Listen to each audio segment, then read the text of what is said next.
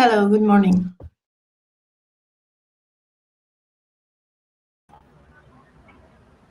Very warm welcome. Good morning.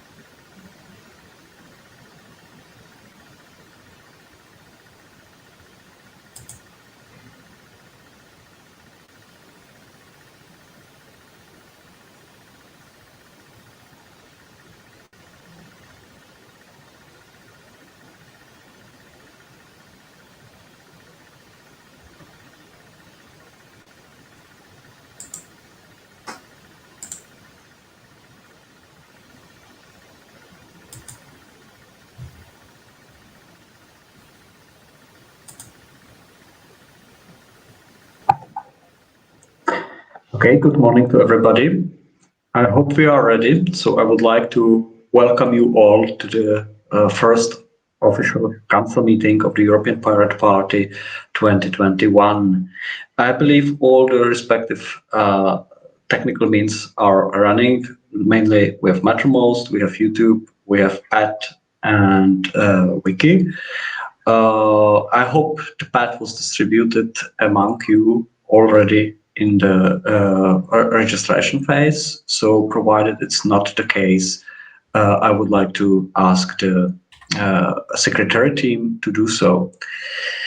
When it comes to the responsible Orca team, I would like to introduce you everyone. So on behalf of the secretary team, there is Alessandro Ciofini from Pirate Party of Italy.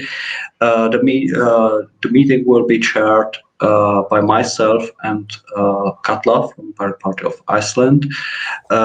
We have streaming that is being covered by Bastian, and the media team, which is covering the social media, is led by Lukáš Dolezha from the Czech Pirate Party. Provided you need any support or you have any recommendation for the responsible teams, please do not hesitate to contact the people. And sorry for my mistake already at the beginning. We would like to test as the board a system for counting of the vote, which is called Assemblea, and was provided by the Pirate Party of Catalonia. The system is being operated by Pirate Party of Catalonia, and the responsible manager of the system would be Dario. Castañez. So, provided you have not yet done that, please contact Dario and request the respective token that will entitle you for the voting. That's so much from the initial part. I believe you are all provided with the respective pad for taking the minutes. Alessandro, could you please post it to the town square of PPEU team in the Mattermost so that all the members can get into that? And there is a proposal for the agenda as it is tabled. No mistake. May I ask the assembly, is there anyone who is objecting the Orga team as it was proposed? Are there any suggestions to change it?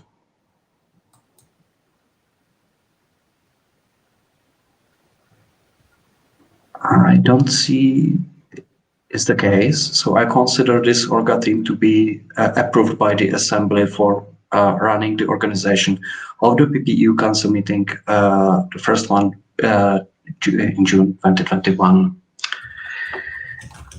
So in the pad there is an agenda that is proposed, and that's on the line 25 plus. So I hope all the delegates can look into that and assess it. I will give you some 1 or 2 minutes to get used to that and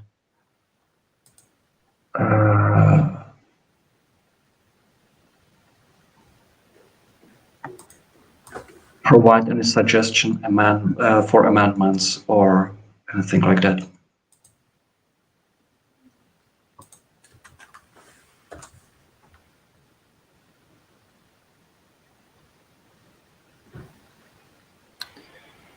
Is there some more explanation on some of these points? Some are very vague to me.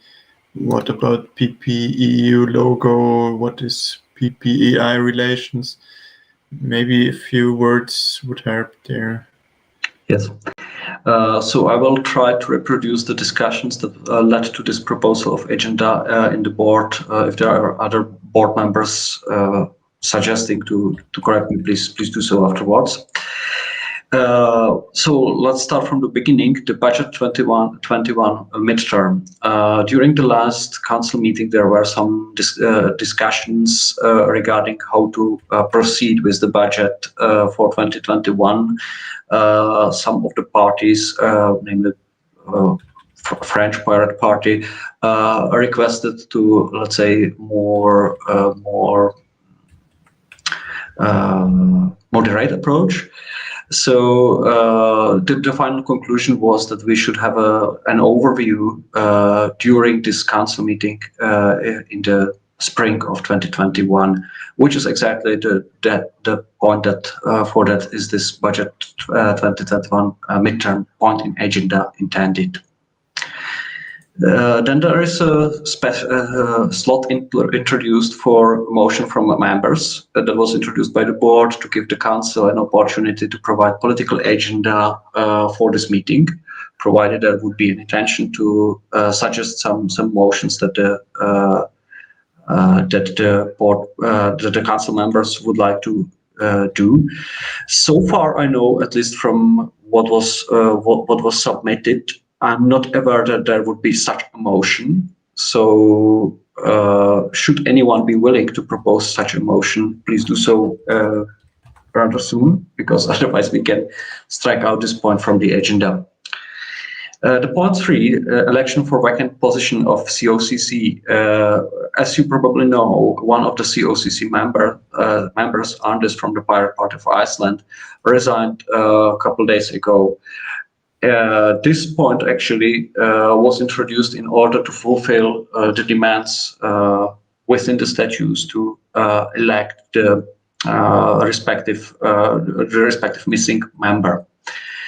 I know that this particular point was objected by the Desertort from Pirate Party of Austria, as and he can present the objection that was sent it by email verbally here. Maybe it will be best should Desert all do it here and now.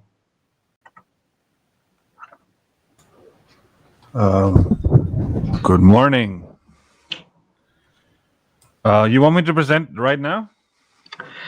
I think so, because I would like to also introduce the interpretation of statutes that is being supported by the board, and our reasons for why we have actually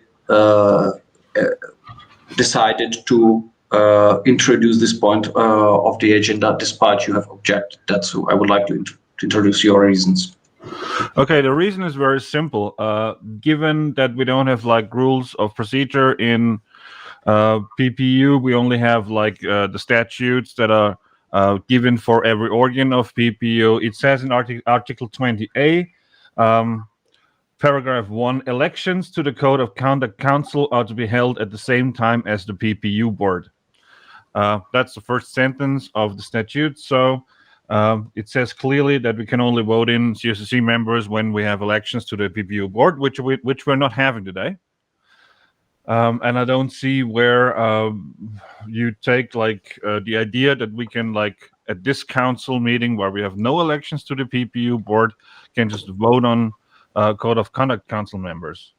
It says again in Article 7, Article 20A.7, that the appointment of a member of Code of Conduct Council is in keeping with the appointment time of the PPEU board.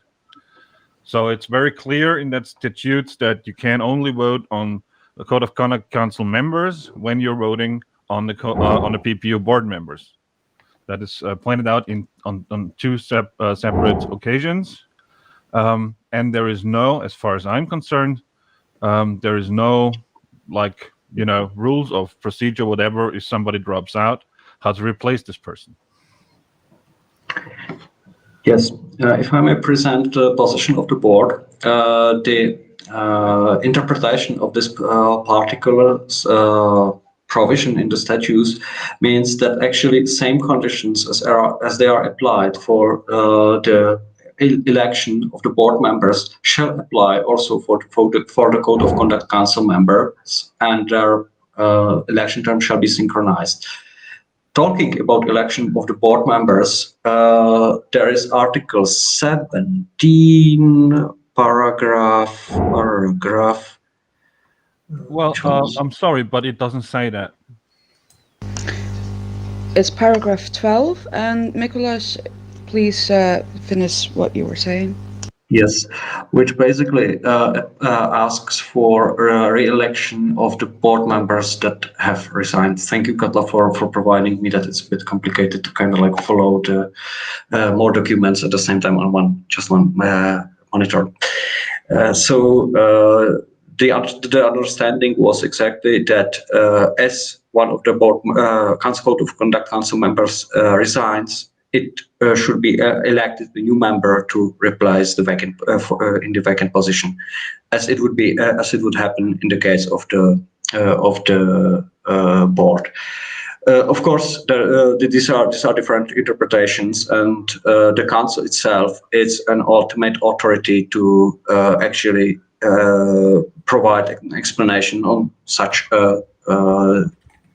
different interpretations, or like decide which of the interpretation is correct. So I'm suggesting that we would put this objection to be voted by the council and follow the result. Would it be fine for you, this are told? Well, first up, I just want to make clear that rules of procedure that are made and created for one organ of PPEU do not translate to any other organ of PPEU. It says very clearly that the CSCC is just prone to the rules of procedure about the CSCC. It says nothing in there that some rules that may apply to any other part of PPEU applies to the CSCC. It very clearly states that the CSCC is an independent body. So I don't see how that could work out. And I would really recommend, I don't know if this is possible, I think it is possible to make a statute change, add an 8 point to this rule of procedure for the CSCC that deals specifically with somebody leaving the CSCC that can then be voted in again. It would be a much more clearer way of dealing with the situation instead of just taking a rule from another body and putting it like on the CSCC or applying it for the CSCC. Thank you very much for that. Point taken. Most unfortunately, the situation occurred so close before the council meeting, so that it was impossible to propose a statute change. As you know, that this one is actually limited to be submitted 1 month prior to meeting. So we should take it as a point of the agenda for, let's say, future meetings of the council to actually correct this part of statutes. I see hands raising up by first Katla and also by Sven Clement. So Katla, speak. Thank you, Chair. So I just wanted to argue on the side of the case from the board that we can actually replace a person in the Code of Conduct Council in the same way we would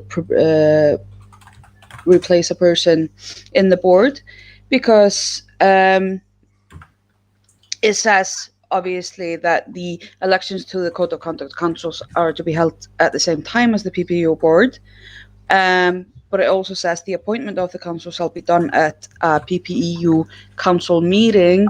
And also statutes, like laws, are there for interpretation, and we can indeed interpret it in the both ways. It's just a matter of like how narrow-minded we want to be in the PPEU, I guess. But I definitely support the motion from the board in this matter. That's all. Thanks for that. I would then handle the word to Sven. Before, I think there is a comment from Matti in the GC chat, which refers to Article 17, Paragraph 3, that all nominations shall be done at least a month prior to the meeting at which the election takes place. As we have seen no nomination, there would be a need for a motion that actually reopens the nominations again, as we have seen in some of the previous council meetings. Sven, please. Thank you, Chair, and good morning, everybody. I support and PP Luxembourg supports the interpretation of the board in this context, as we read the relevant articles as being applicable mutatis mutandis for the COCC as well as for the board. The only issue that Matti raised is right. Article 17.3 actually asks for a nomination period of a month, but in the past, if my memory serves well, this council has voted to ignore that article on multiple occasions, so I don't see any issue in proceeding with replacing a person. But if the council doesn't want to do that, that should be put up to a vote.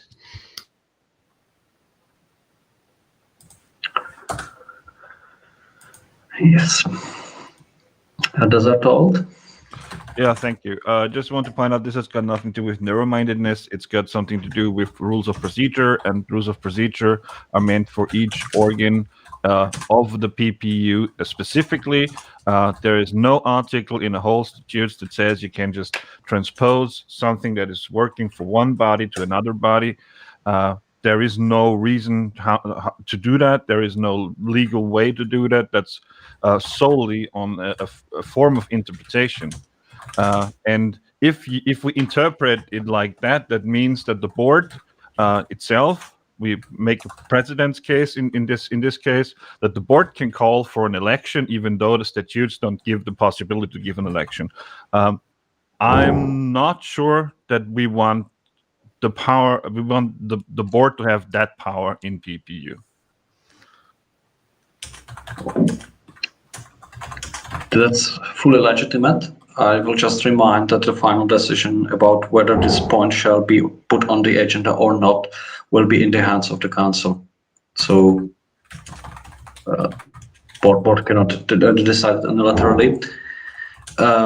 There is a hand risen from, Matti Brandt from Party of Sweden. Yes, thank you, and good morning. While we can, from the Swedish side, agree to the board's interpretation of the statutes, there has not come in any form of nominations for this position, and that should have arrived at least a month ago. And so, yes, I don't think we can actually vote on this matter. Yes, I do agree. From the procedural point of view, I would suggest to resolve it in the way that in the agenda we will have a separate vote first on this particular point on the agenda, whether the Code of Conduct Council election shall be actually introduced to the agenda. If it will be introduced, then during the respective point of the agenda, we will have another vote whether to actually reopen the nominations. And provided the nominations will be reopened, we can do that. Otherwise, the position most likely in the council stays vacant until the next council meeting. If it's acceptable for anyone as a procedure. So I will continue to visit the introduction of the points on the agenda. I would just like to remind that you are asked to register. That means report yourself as a delegate of your respective party, provide the respective information, and request a token for voting in Assemblea from Dario. That shall be done. That shall be done during this agenda, so that we should be when we came to the end of this introductory talk, we would be able to vote. Yeah, but it functions. If you move it around, Map, may I ask you to switch off your mic, provided you are not given by the word?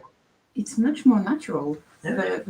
That's really good. I'm sorry, Map. I have to mute your mic because obviously it was open for non-intended reasons.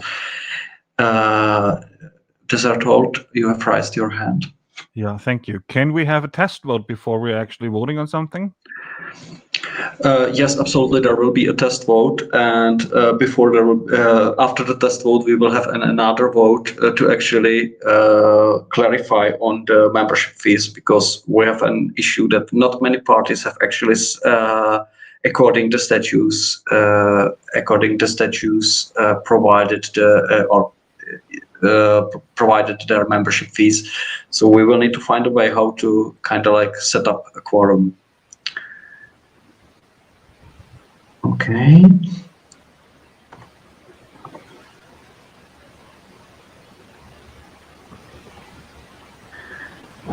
So I will continue into the introduction. There is a conference on the future of Europe, introduced as point 4 on the agenda currently. The idea is that there is currently ongoing discussion facilitated by the European Commission to actually propose a reform of the European Union. As citizens are broadly invited to participate, as well as other relevant political stakeholders, we believe that the European Party shall provide its input for this process.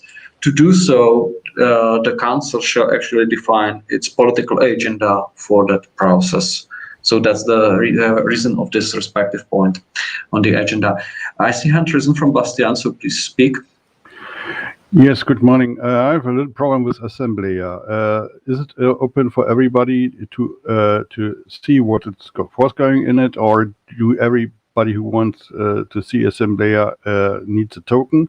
And if it's needed, I don't understand it. And we are open to everybody, and I think the results of Assemblea should be presented public, not secret. Thank you. Yes, in my understanding, confirm with Dario, please, that it is the case. The assembly works that way that you first use your token to have to cast your vote, let's say, secretly, and then all the votes, including their, let's say, authors, are published subsequently. Maybe Dario, you can show the respective pictures so that the council members are aware of how it works. Yes, Chair, but where? We need to know where it will be presented. Yeah, if you allow me, I can explain that. Yeah, Assemblea is well, it's still a work in progress, but it has been used in consultation and assemblies with even 5,000 members online, so it had been battle tested. But anyway, the results, okay, in this case, will be shown after each vote is done. I will share the screen to show them, okay? Because currently there is no way to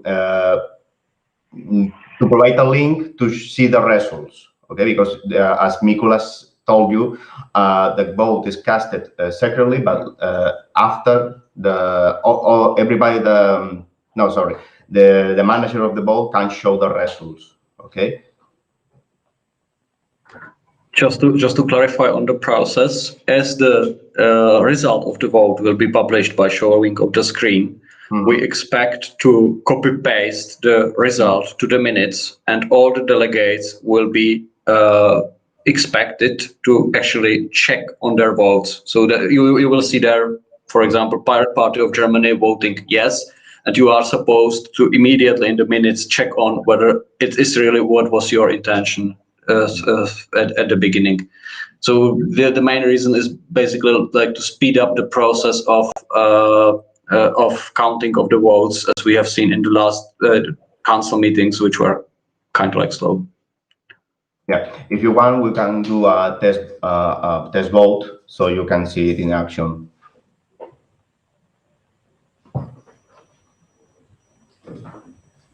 I see no hand risen regarding the Assemblea discussion, obviously. So I will go to the next point, which is lunch break.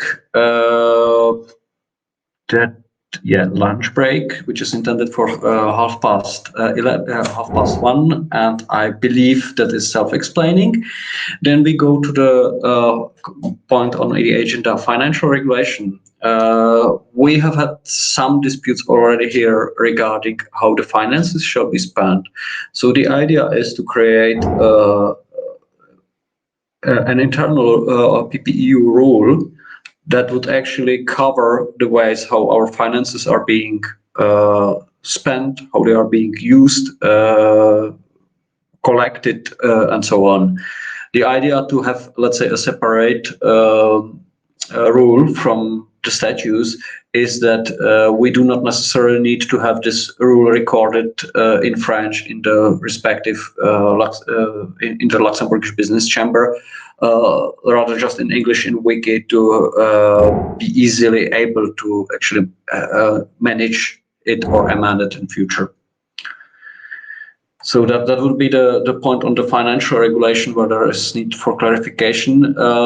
Then, as the board kind of like started having regular contacts with the PPI board, we would like to present you the results and possible ways how to proceed in future in relations between the PPEU and the PPI.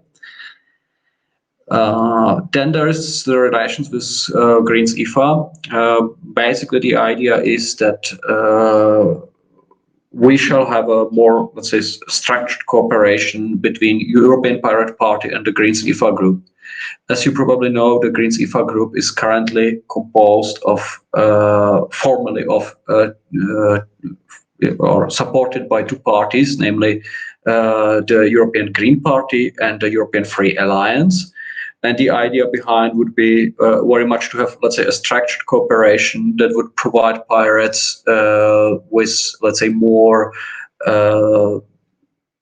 stabilized conditions for the work, because as you probably know, currently it works that the pirate members of the Greens IFA group are members on, let's say, individual base, which means I'm a member, but if there would be another Czech pirate or Luxembourgish pirate or whichever pirate from Europe elected to the European Parliament, basically the procedure of admission of the new members to the Greens IFA group would start from the very beginning, including all the negotiations and stuff like that.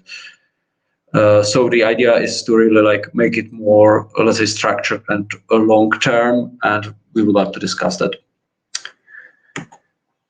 Then the PPEU logo, this is mainly point of the information, because there are certain European regulations about like how the parties shall present their allegiance to the European, how the national parties shall present their allegiance with the European parties, and we would like to discuss actually how the European pirates would proceed to actually fulfill these respective conditions and work on that issue.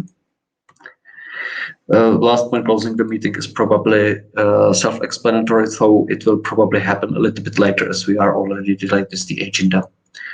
So those are the agenda points that were proposed by the board. I see hand risen from Alessandra, so please speak. Yes, thank you, Mikuláš. I see that after your introduction, and I thank you very much. I think that the first official act should be to elect let's say, the chairperson of this meeting. Is it right? Or maybe we already did and I missed. Well, my idea was to actually propose the Orga team as a whole and let it be approved by consensus. As no one objected that, I consider that to be sufficient. However, if there is a request for formal election of the chair, I think it is very, very much fine to have a vote on that. I don't think, but maybe we need some let's say, official chairman. I agree with your proposal at the very beginning to have the whole Orga team, and as you proposed. I saw no hand raised, but maybe formally, I don't know. But I'm just asking. Maybe we need an official chairman. So I would propose the following procedure. Let's first of all have the test vote on the Assembly. Then let's have a formal vote on delaying of the deadline for paying the membership fees, so that we are actually formally entitled to vote. And then let's have the proper election of the chair, if you don't mind.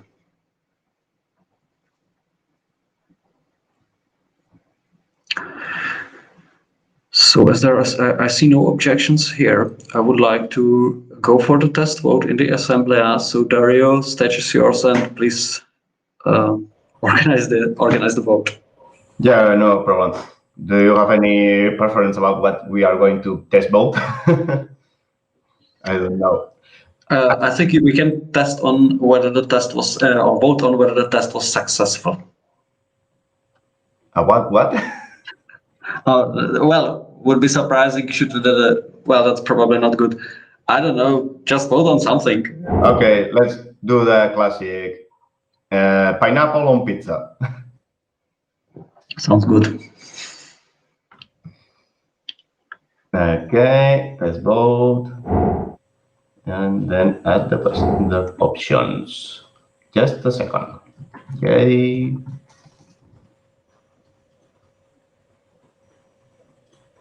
May.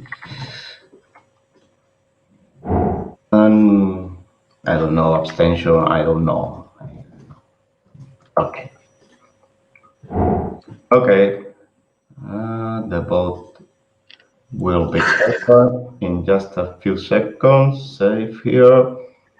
Open the question. Delegates, please refresh your page.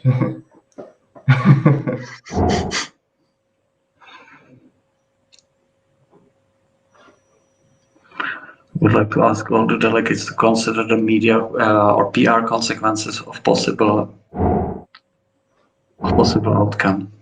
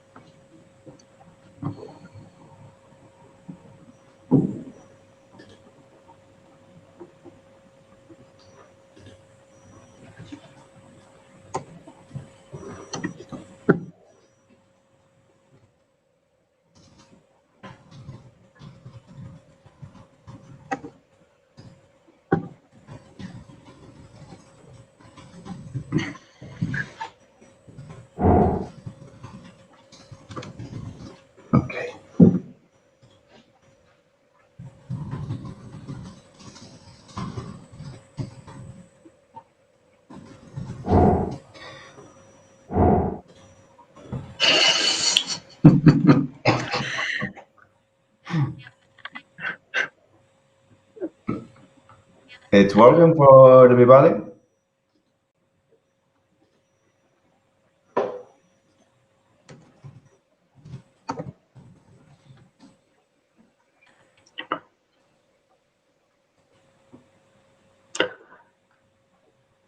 Meanwhile, just to inform you, I have given the moderator rights for Jitsi also to Katla. I feel the power flow through me.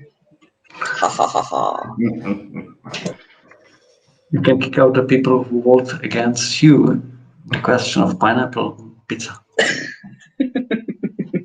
I'm gonna silence them all. Joke.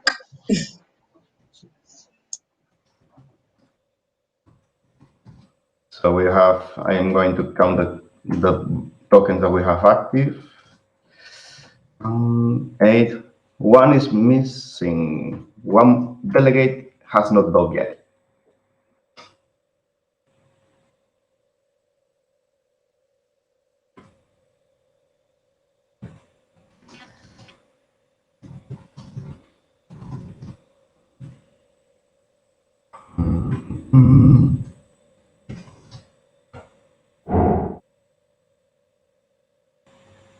I think who's missing?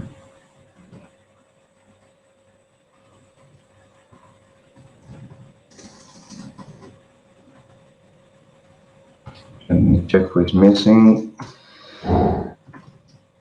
Oops. Okay. Both are being registered properly. Let's find out who didn't vote. Sorry. Okay, now we have it. Yeah, everybody voted now. Okay, cool. So I'm going. Sorry? You said you want to go and share your screen. Yeah, that's why. But we need to trust you. Okay, so I'm going to close the vote while sharing the screen. Just a moment, sharing my screen right now. You should see it. Are you seeing here the backend of administration? Yes, we are. Okay, cool. So let's close the vote. See the results. Well, we have all these votes. Please, yeah, they fit on the screen. Please check that that everything is fine. I would like to ask you to copy paste the results Yeah, to sure. the minutes so that we can check it also in the minutes. Okay, cool. Pineapple pizza. So I'm going to copy this. Let's see what happens. Oh, well, not bad. Just a matter of formatting a little bit. A2. Sweden didn't want to say that what they are feeling about pineapple on pizza. Okay. Oh, Iceland is against pineapple on pizza. It will be recorded and submitted for the official purpose. Now we are going to know the truth about the pirate parties. Oh, Catalonia voted against pineapple on pizza. I didn't expect that. Okay, so the results are on the pack too. Everybody agrees with what is on the screen.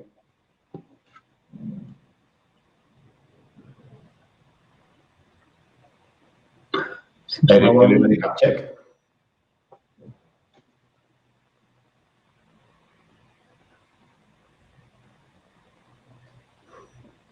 Well, let's see the final reveal. Well, pirates like pineapple on pizza.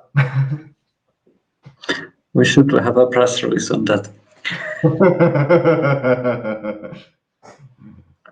Well, is there any objection, or shall we maybe test it with another ingredient besides pineapple, or are we fine with the assembler to be used? Bastian? Yes, Party of Catalonia said nay and is counted with 1.0, but normally it's half vote, right? I checked this against the wiki page, and it features that we have one vote. I don't know why. Yeah, the half vote is in PPI. PP Europe is different. Ah, okay. Sorry for that. I missed it. The Pirate Party of Catalonia has its proper share of pizza. I see hand risen from Peter from Pirate Party of Austria. Just to clear this up, if we find some, let's say I do a vote for Austria and we find that on your screen share it would be wrong, could we correct that? So just in the case that this happens. What do you mean? If we find that something goes wrong and the vote is not correctly displayed or counted, can we correct it? So formally, if I see I voted this, but you show us something different, or do we just need to trust this tool and accept whatever it says? Well, when you voted, a fingerprint of the vote appeared in your screen. So you should, if you are not sure about the tool, you can save those fingerprints, and later we can set up a screen sharing session so we can check that all your votes were properly tallied.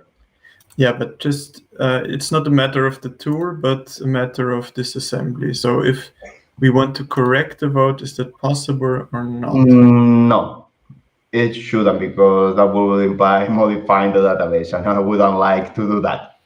No, not modify the database, but modify the minute. The minutes. The minutes. Yeah. From my point of view, I would be open to accept such a demand. As my experience in the Czech Parliament is that it happens kind of like quite often that someone has such a request. So no problem from my side, so to say. Okay, yeah, I'm fine with that. I mean, it should be an immediate correction if it is noticed, and not later on, 10 minutes later or something. That would confuse things. Exactly. It should be It should be immediate correction, and provided that the result of the vote would be kind of like put in doubts, then it is very much reasonable to demand a repeating of the respective vote. But I hope we will not have to go through this procedure.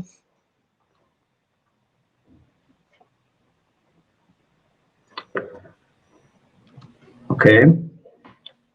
But if we are fine then with the test vote, and there are no objections to that, so that now we need to do the formal step, and that's the one regarding the membership fees.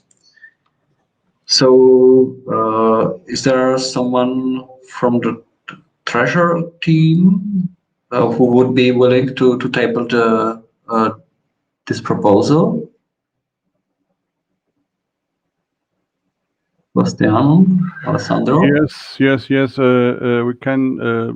We have the proposal made in the board meeting. I should have a look in the minutes. Sorry. No problem. Like if you could formally phrase it, it would be great.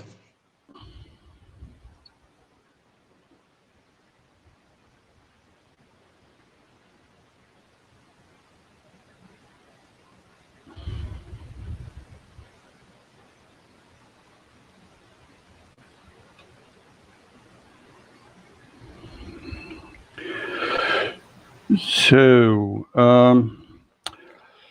we have a membership fees overview for 2021. Nobody paid something. It's not that problem. we have another council meeting this year, and the board proposes suspending 2021 payment of membership fees until the second council meeting of 2021. All members that made payments for 2020 membership have voting rights during this council meeting on June 5th, 21. I will put it in the minutes, and then you can read that. It would be great should you have this text in written form on the minutes and could inform us which line of the minutes it is. It's already done. It's line 96. Thank you so much. Are there any questions, comments, or objections to this point? I see hand risen from Peter from Pirate Party of Austria, so please speak. A question and a request. Did you inform the parties that they should pay their fees and how much they should pay? And if not, please do so. I personally did not inform that fees, but the fees are formally the same, 50 euros per each vote, and so you can calculate it by yourself. But if you insist on the invoice for 2021, then we can prepare that on short notice. Thanks. I see no other hands risen. So I would give you, Dario, the opportunity to prepare the vote, so to say. We are voting whether the council is in favor of this motion or not.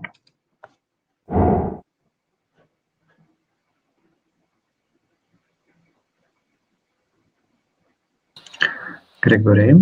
Can you please read out the complete motion? If you're saying we are voting if we're in favor of this motion, if I was looking at the minutes pad, I would not know what you're talking about still. Yes, I will read it once again. It's on the line 96, proposal regarding payment of annual fees.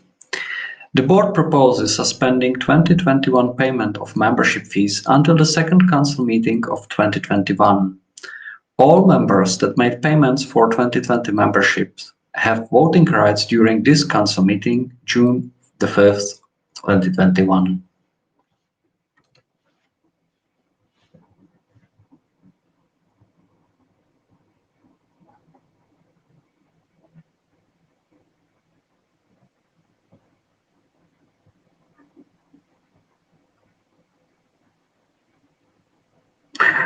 I see no hands risen, so I would like to ask you, Dario, to formally open the vote. Yeah, just a minute. Okay, sorry. Although it will be helpful for next questions if somebody can write down that question on itself. Anyway, now I'm copying the first sentence in the pad that says the board proposed suspending payment of membership, etc. Okay, and I will say, and I will put the questions yes, the options yes, no, and abstain as usual. Okay, that will be the faster, the simple way to do it. Okay, just a moment. Now abstain. Abstain. Cool. So we are now going to open the question. Please refresh. If doesn't appear, the question doesn't appear, please refresh one more time or twice. That's because it's active on a special mode to handle a lot of participants.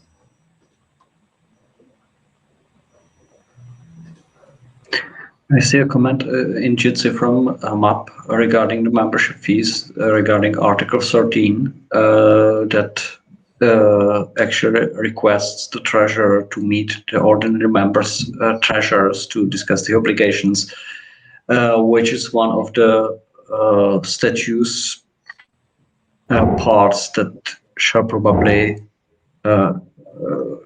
be reconsidered during the financial regulation, because such a meeting have never ever happened, and it's sometimes quite complicated to organize, as the ordinary member parties' treasurers are sometimes not even able to hold a conversation in English, which is pretty legitimate for their offices in their respective member countries. However, makes this whole discussion within the EU complicated, so we need to find a different procedure how to resolve it.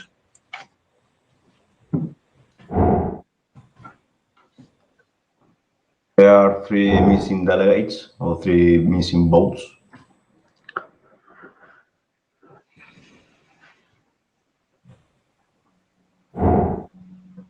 Okay, 1 left.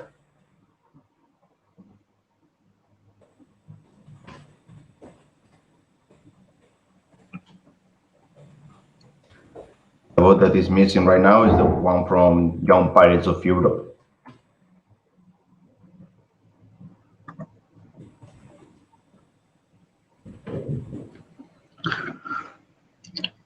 Okay, cool, thank you. Let's share a screen and show the results. Okay, closed, results, and here we go.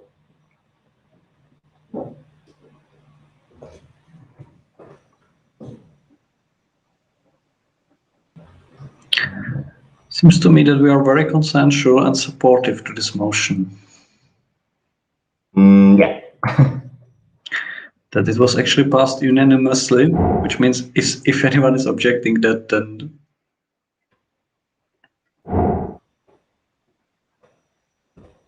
do it now, or it passed. So we are able to actually hold a meeting because we are able to establish a quorum. Is it so?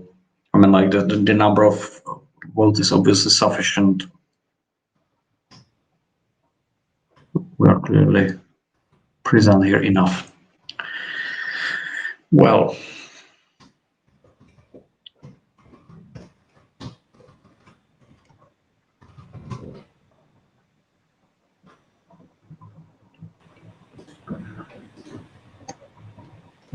so now we are formally able to hold the meeting. Now I would like to vote on the chair. There was a proposal for the chair from board to have this meeting being chaired by myself and Katla. Are there any other questions, proposals, objections, comments, and so on?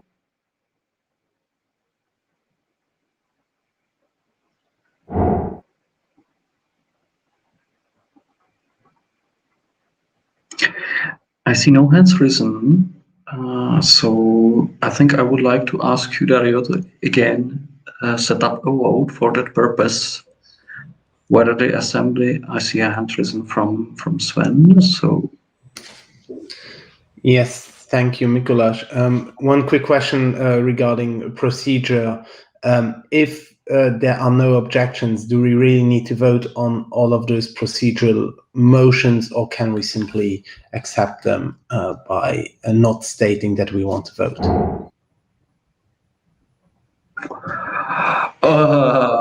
Yes, but I'm a little bit in conflict of interest as being proposed chair. So in that case, Mikuláš, let me propose to the council meeting that we, if there are no objections, that we should simply accept the proposal. And if anybody objects by raising his hand, then we will proceed with a vote.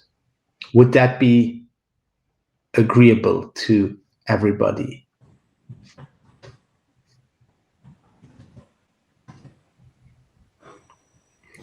Mr. Chairman, I don't see any hands raised, so I think that motion passed.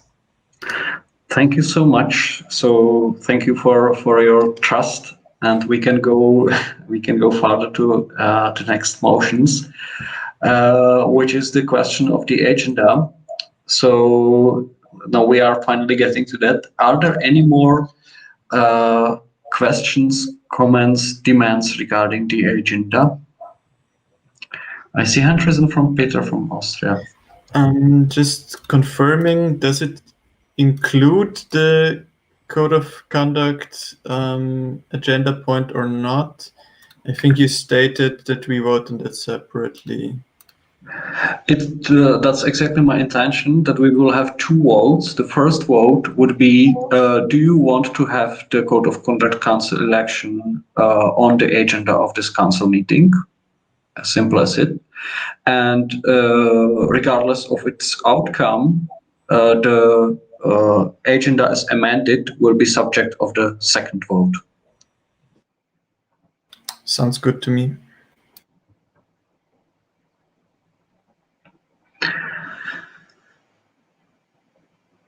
I see no hands risen, so I guess we are first voting on the proposal or amendment from Pirate Party of Austria, whether the Code of Conduct Council agenda election shall be part of the agenda of this council meeting.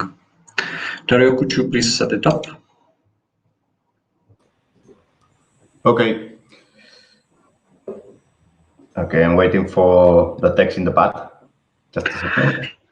I see hand risen from Veronica. Could we just please clarify whether we are voting for removing the point or keeping it in? Please. We are. Yeah, that's good. Yeah. I've just written down in the wiki, but maybe I misunderstood. Should we removing yes or no? Remove or to include? The wiki says include. Include, and sorry, I think include. Yeah, sorry. Yes, exactly. Just a second. And thanks for that, because that clarifies the case for, let's say, a tie in the vote. Okay. The question. So, provided there will be tie, it is not included. Okay. Please, delegates, you can. Correct.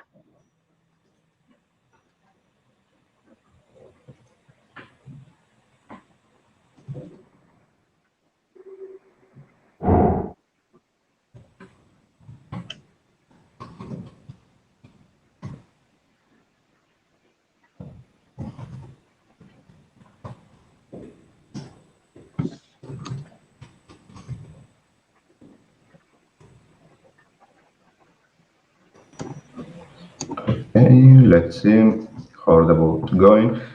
3 votes left. Yes, I believe that's from PPIS. I do not see actual votes in process. I've refreshed the page multiple times. Okay, yeah. The one that is missing is Pirate Party of Germany. Please, can you type? Okay, done. Perfect. Let's share the screen again. Okay. Done and closing. Question closed. Results. Please check your vote while I'm copying this in the pad and later formatting it.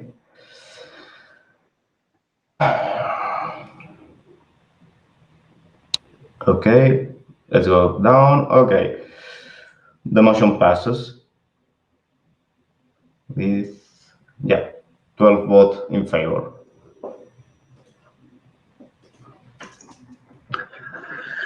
Yes, seems the motion has passed. Are there any more questions, comments? I see hand risen from the Zertold. Thank you. Just wanted to make sure, did you establish quorum today? I never heard anything about that today. Yes, I tried to stress out that there are 20 votes delegated to the delegates after the previous vote, which is clearly more than half of the respective votes within the council. But I would like to ask Alessandro to actually clarify on that, to have clear confirmation, including the numbers of votes. Yes, sure. I'm updating the pad right now.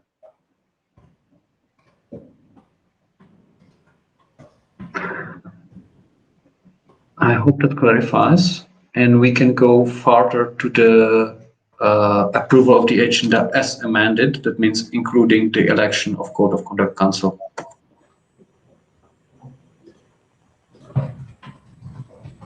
I'm setting the next question then. Approval of the agenda.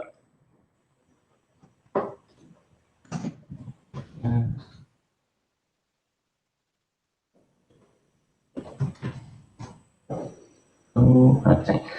Sorry, we try to automate this part of the process. I didn't expect to be creating votes so fast. But anyway, okay. Mikuláš, should I open the question for the approval of the agenda? Please do so. Okay. Open.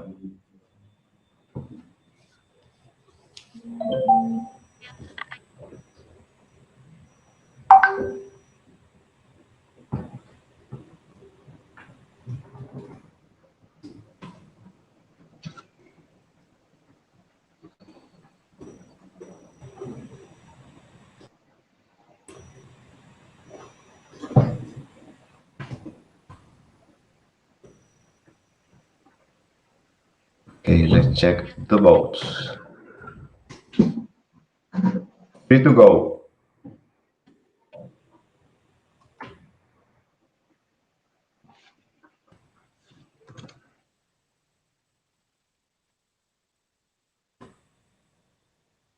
Okay, Sweden has already voted. 2 left.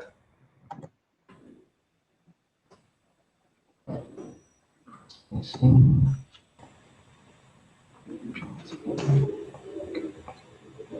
I see that Austria hasn't still casted the vote, and I think Lux. No, let's check again. Okay, done. Let's close the vote. Sharing. We can close it. And the results. Okay, here are the votes.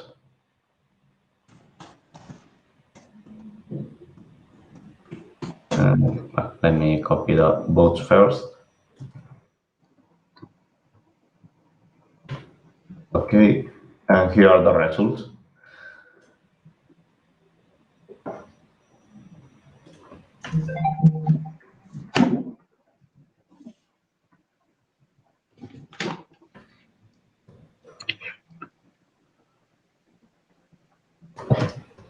You don't have the automatic sum of votes, so I cannot make any mistake manually adding them. Sorry?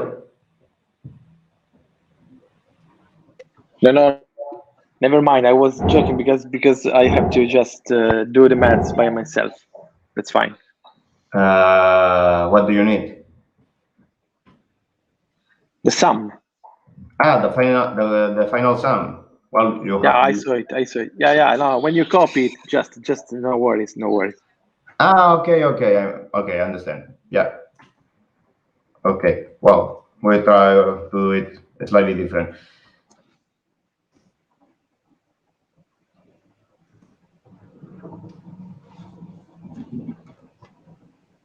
If you want to proceed, Mikuláš. Yes. So it means that the agenda is approved. Sorry for being disturbed by some other agenda. Now we can go to the first point of the agenda, which shall be the budget 2021 midterm. And I would like to give the floor to the treasurer to actually clarify what is the current financial situation of the European Pirate Party.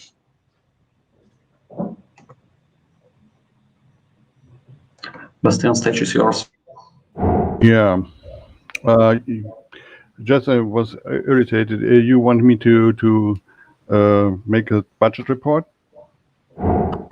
Yes, a short one would be great for that purpose. So I see only the assembly here and nothing else. Yes, I made a budget proposal for 2021, because we voted about that in the last council meeting, that we have only a provisional budget. And I sent a budget proposal to Mikuláš. Can you put it in, or should I, or may I put it on my screen? I have no idea. If you could put your screen, would be great, because I'm kind of like following the meeting and following whether someone is raising hand and so on.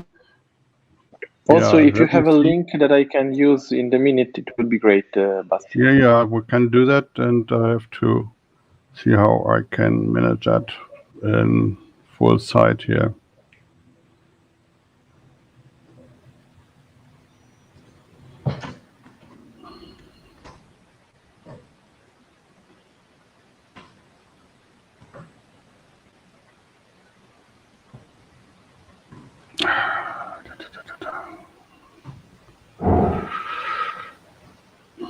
I have to close so many windows now, and so it costs a moment.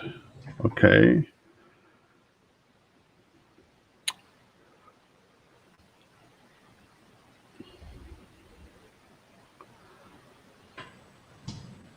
Yeah, hopefully you can see that now. We have the membership fees counted together. It's 1,400 euros. There are some who are not addicted to pay something. It's YPE and MAPs to Article 8.2, and the membership fees you can find Article 33. I calculate some donations depending on the expenditures of the Technic. We have a server for the PPEU. It's costs namely 300 euros a year. Maintenance 600 euros, and the domains until 2018 are statute or expired. So that's 207 euros, and altogether it's 1,107. You can see that. We have to pay the domains from the 1st of January 2018. That's 243. And we have current domains for 2021. It's 88 euros. MetaMost is paid already with a video server on 185 euros, and Jitsi is hosted by PP Czechia. So very nice idea to do though. And I calculated office costs 100 euros. We have to spend some registration fees to Luxembourg, maybe. That's not more than 100 euros, I think. And we discussed to register our logo, and maybe we need 190 euros for the lawyer and 900 euros for the EU IPO. That's for 2 brands, picture and text. So if you only want to register one, it's 850 euros, so it makes no difference in real. I calculated travel expenses 1,500 and a React reserve of 1,000 euros, like my colleague did it for the last year. So we can, and some incoming 2,507 and expenditures 5,813. It's more minus, I know, and we have a balance of 2,306 in minus. We have only one-time expenditures, so like logo and so on. I calculate that with 1,540. Normally we should pay that or not. It's in the future maybe. And then we have a balance of minus 1,766. Our bank account from yesterday is 13,692.25 euros. And if we calculate it all together and I plan the rest of the year, we have 10,971.25 on our bank account. If we pay the things we want to do, it's a little bit less. But maybe we have no travel expenses. Maybe we do not use a React reserve. We do not need a logo and so on. So we have more on our bank account, of course. That's my point of view, and that's it for now. And you can ask me if you want something to explain. Thank you. Thank you very much, Bastian, for presenting the financial outcome. If I may just add from the procedural point of view, the spending for logo and the lawyer was not yet formally approved, as far as I know, which means this is subject to the discussion that shall take place later on this afternoon. Yes, of course, but it's provisional in the budget. I have to calculate whether we can pay for or not. So it's only we have no travel expenses had in 6 years. So I do not know whether we need some, but it's provisional, like we do within a React reserve. So we can have, or we have an overview what it costs altogether if we use it, and we have an overview which its cost if we don't use it. Thank you for that. Sven, you have Yes, raised the hand. Nicolas.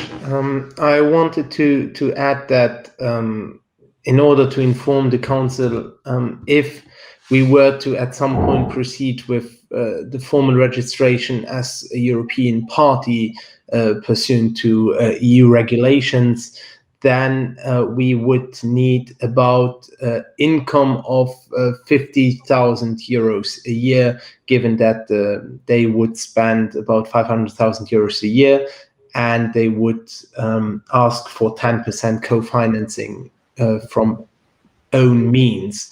So looking at this budget, I understand where we are coming from and what we are trying to achieve with it, but I just want to raise awareness at this point that if ever we would register as a European party with the European Parliament and the authority on political parties of the European Union, that the own resources or the budgeted revenue is certainly not sufficient to make best use of public financing.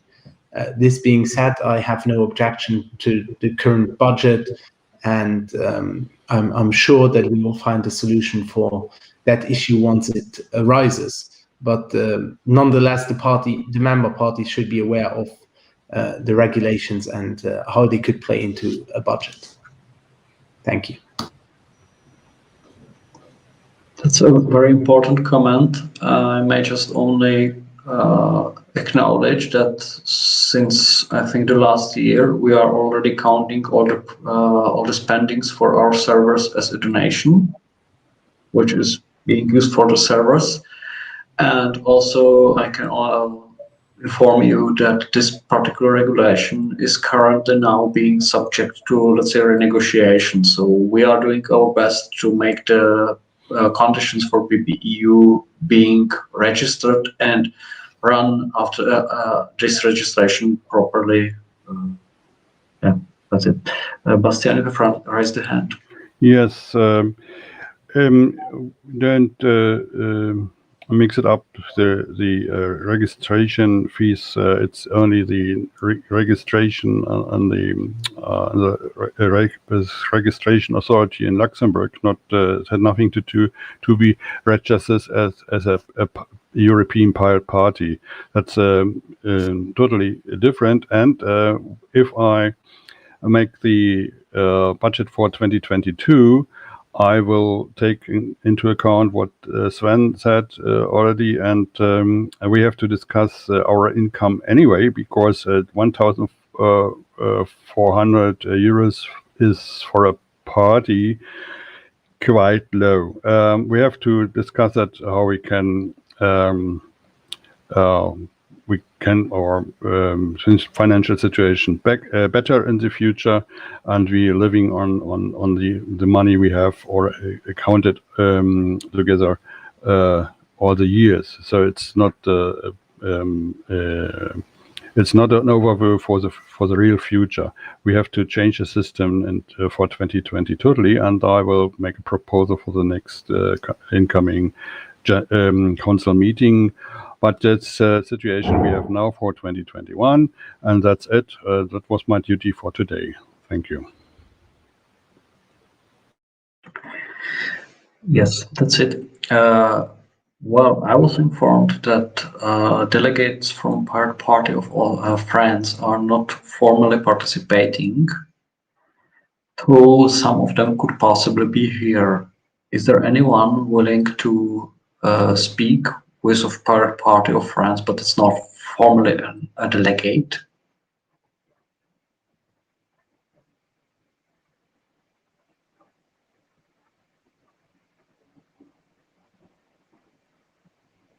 I see no such person. So, provided there are no more questions or comments to this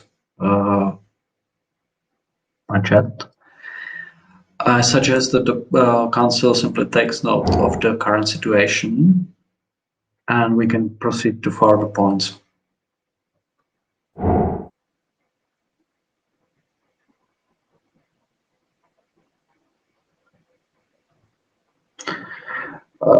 May I ask the delegates who are present here and are discussing in the Jitsi chat to either to formally state their positions in the assembly, if needed. Katla, please. No, I'm just. What are you asking about exactly? What position? I'm asking about whether there are more comments regarding the budget midterm, or if someone wants to, let's say, raise the concerns that were raised in the Jitsi chat, to raise them in the public, because otherwise I would consider the point of the agenda budget 2021 midterm to be resolved and go further with the agenda.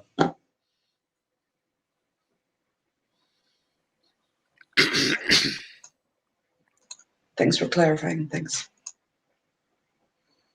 I see no hand risen, so I don't think anyone is willing to raise the respective issues to the assembly, and we can go further. To the next point. Yeah. Mikuláš, sorry, it's me. Please speak, Alessandro.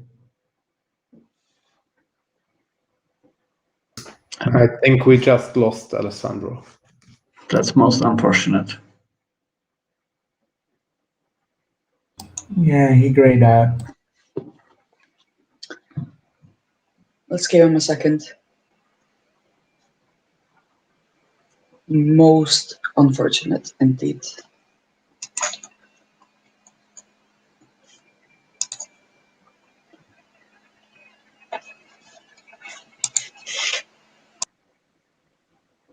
Seems to be reconnected. Alessandro, we have lost you. Can you hear us? Can you see us? Can you reply? Yes, and you? Yes, we can hear you. Not again. What? Can you hear me? Yes, hopefully it stays. Yes, sorry, I was just answering if we need to vote. No, I don't think we need to formally vote whether the council takes note of the respective motion, of the respective information, because it happened implicitly, and I would go directly to the further agenda.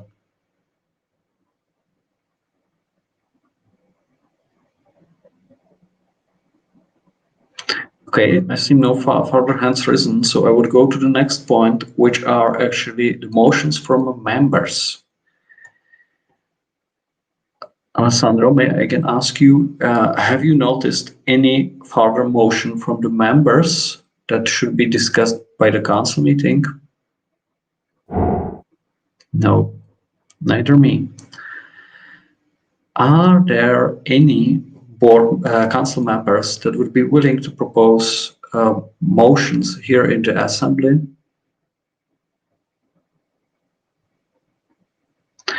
I see hands risen from Sven. Thank you, Mikuláš. Quick note, I'm not sure if we should put it in a formal motion. Sorry to take up some time of all of you, and I know you're all very busy, but given that the point I raised before when we talked about the budget for the European Pirate Party being a formal European party, you all know about the regulations, how many member states need to be represented and what are the rules for that. So we would need to have numbers in 7 countries that are part of the European Union, and either regional MPs, MPs on the national level, or MEPs. As you are aware, we are currently standing at 3 countries with pirate MPs and MEPs. Being that the Czech Republic, Germany, and Luxembourg. Sorry, Iceland, you are not a member of the European Union, so you sadly enough don't count on this one. The question is, if we want to proceed quickly with the registration, and I strongly believe that we should, given that we leave a lot of money on the table that could be used for political education and projects, we should, as PPEU, move forward to either form a task force or a working group or whatever to pursue other MPs and MEPs from countries to join as observer members of PPEU so that we can formally register as a European party pursuant to the Council regulations. That being said, not sure if we should do this as a motion here or if we should give simply a mandate to the board to pursue other parties. The question is, with what mandate would they do that? My strong opinion is that we should move forward and that we should try to get 4 regional or national MPs or independent MEPs on board before the September 30th deadline to request money from the European Union. So this is something that could be done quite quickly if only we have a mandate to do something. Thank you. And that's my proposal. Not sure if that should be a motion or not. I leave that to the more statute-affine people.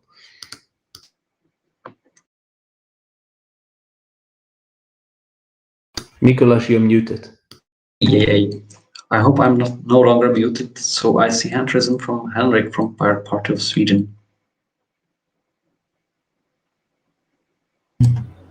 There. Can you hear me? Yes. Good. I would just like to ask, given what Sven just said, I generally support the idea, but I would like to ask, isn't there a topic on that on the agenda for later? Or did I misunderstand something? To a degree, I mean, like,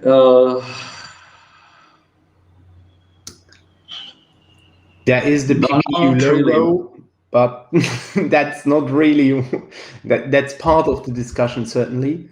And there is the Greens EFA relationship, but that's regarding the group in the European Parliament, which is something else. So it's really about registering as a European party, which I'm bringing forward. Oh, I see. Thank you for the clarification.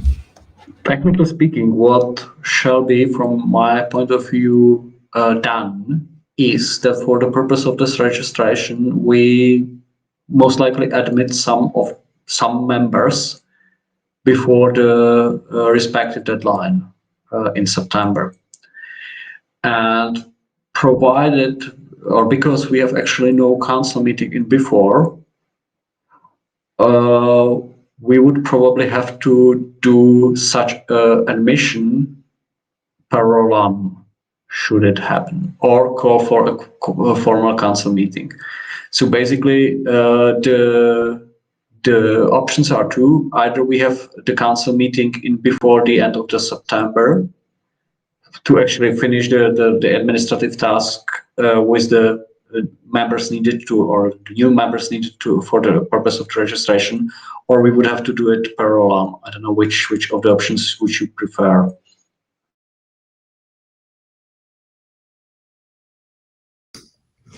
If you are addressing the question at myself, I'm strongly in favor in moving swiftly, and in that sense, I would strongly prefer but also recognizing the need to adhere to the statute. So either we could find a way to give a mandate to a task force to approach potential new members / allies, and then allow those to be provisionally admitted pending a postal vote from the council in order to validate those new observing members. This simply for the reasons I'm sure that we need to do some statute changes as well later on, but to reflect the how to say the changing reality of what PPEU is.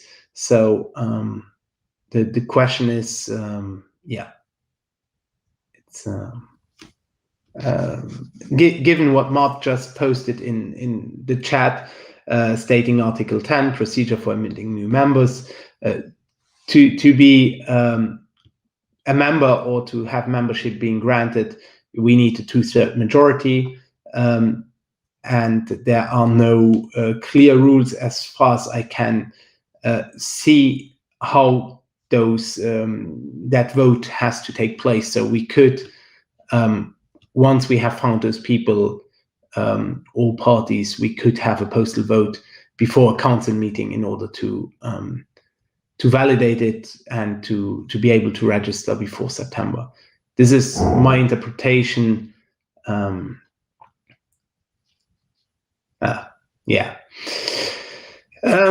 You see what Mark just wrote. I leave that discussion up to you all because I believe that we will need some statute changes as well. But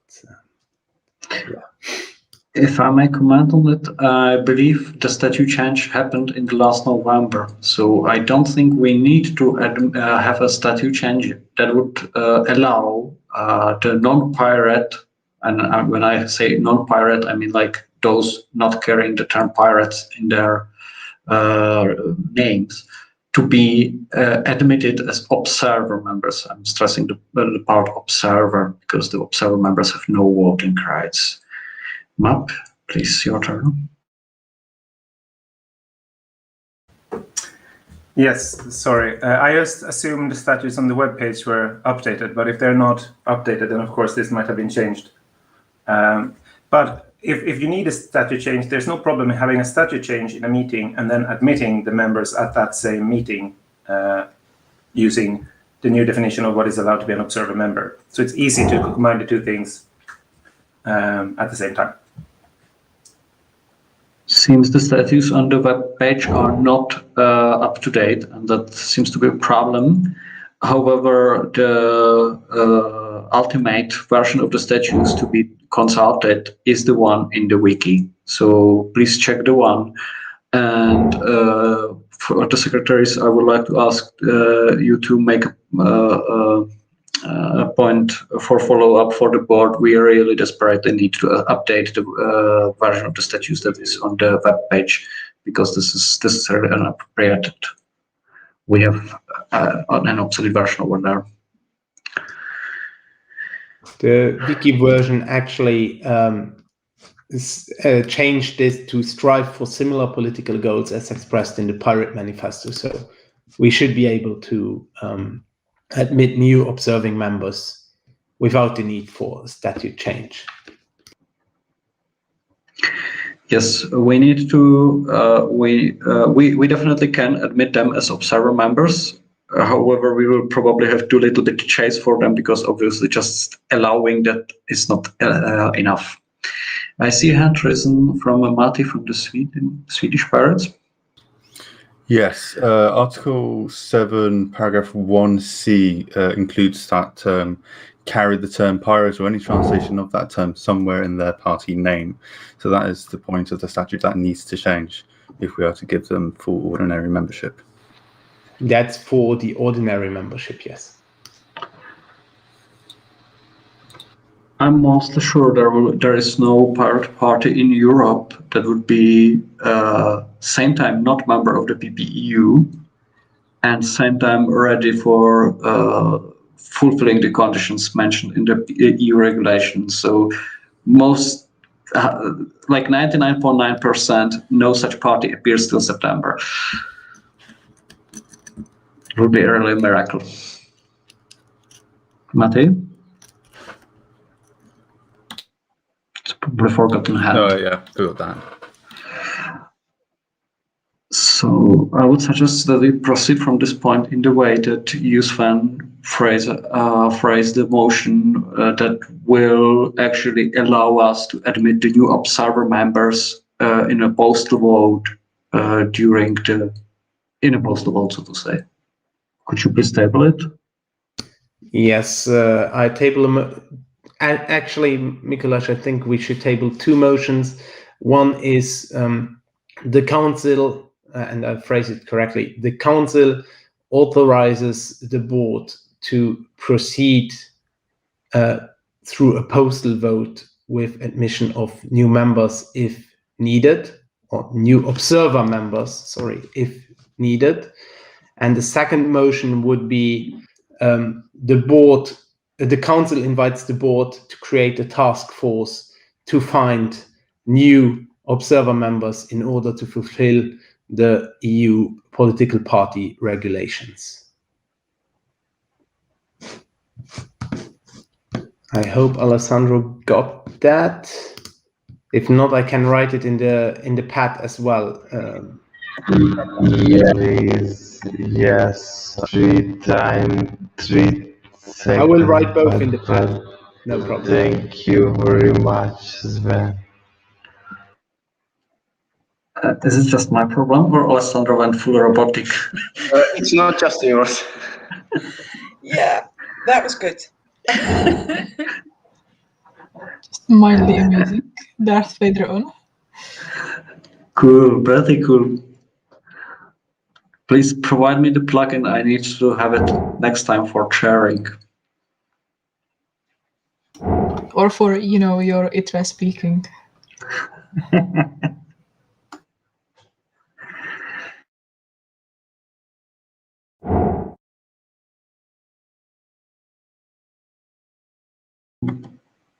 So for all the members to follow, currently in the minutes on the line 193 and 195, Sven tables the proposal for the motions.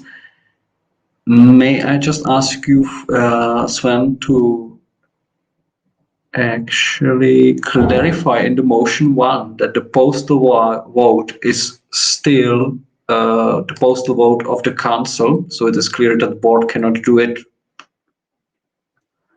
without permission of the council.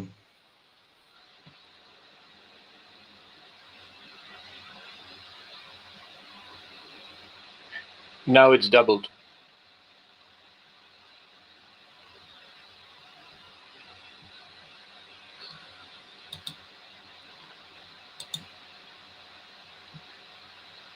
So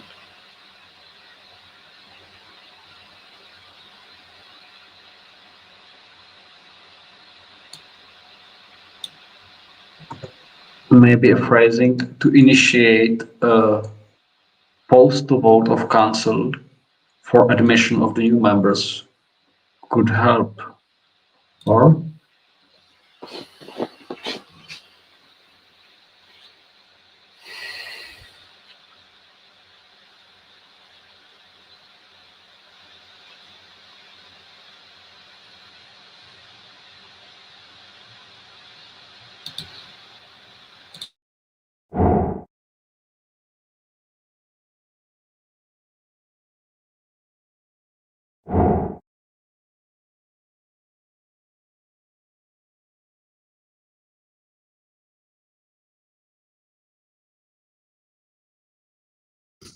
There you go. I think postal vote. Yeah, it's Katla. It could be email as well.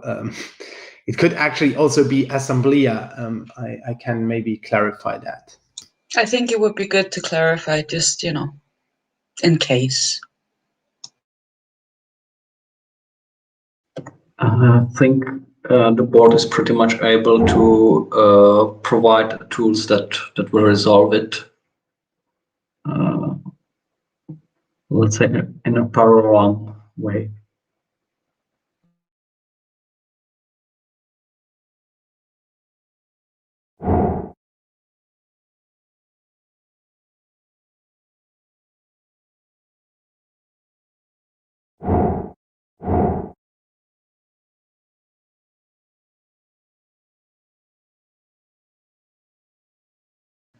I see hand risen from Map and then from Matti. Yes. So on the first motion, the way I read the statutes, there's nothing that prohibits the board to call for a asynchronous council meeting to only deal with the topic of admitting a new member, i.e. Vote online through email or through the platform that we're using today over time on this matter. It would be a council meeting. You don't need to have another term for it because there's nothing in the statutes prohibiting that behavior already. So I wouldn't use the word permit, but rather change it for encourage. To clarify that is not something we allow the board, but that is something we actually want the board to do. I see hand risen from Matti. Yes, thank you. I'd like to redirect the council's attention to the note on line 197, which says that observer members don't count for registration as a European political party. This is the understanding I have as well of the regulations in place for European political parties. Thank you. Sven? I actually don't share the interpretation that observer members don't count for registration, given that when you register, you just need to prove towards the authority that you that all those people that are eligible signed the paperwork. The authority doesn't check on which rights internally in the organization they have. The EAFD decision that has been referenced is actually a decision which states that some paperwork was missing and that they couldn't prove that the members they claimed to have actually existed. So anyway, having had discussions over the past weeks regarding this topic, I have to be honest and open with you all that probably the first attempt to register will be rejected based on formal grounds, and then we will have a year to fix all those issues. But the problem is, if we don't try to register this year and we get rejected next year, it will take 2 years before we can benefit from the system and not only 1 year. So it might be that Matti is right, but I don't think so. But that's a personal opinion and interpretation of the texts. I can only admit that I'm no lawyer, but my understanding is that the term observer member is actually internal PPEU definition. There is no such thing in the respective law. From the point of view of the law, it makes no difference between full member, observer member, and even if we would create a third category of part member or fourth category of shadow member, the law doesn't care. It's simply a member, and the membership is certified by, let's say, formal act of admission. But besides that, I think there is not much to confirm. So I would not hesitate to take the papers to the respective authorities and try to register the organization, because worst case scenario, we will not get registered, as Sven said. The best case scenario, we get registered and get access to state funding, which will help us to to do a lot of stuff.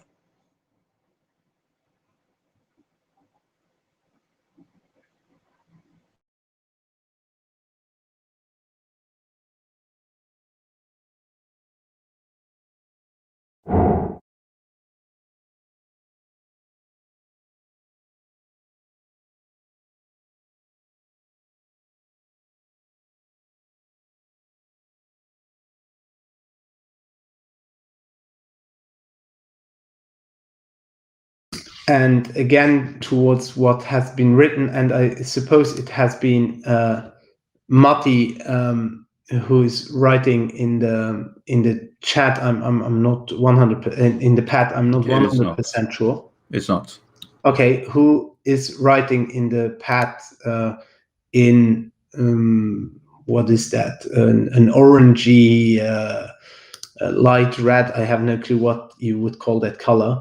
The authority, when ruling on the EAFD, and I reread the decision, was that individuals don't count as member parties, and that they would need to form a party, but that should not be a limb we fall over, because individuals can claim to be a party in their respective countries, depending on the national regulations.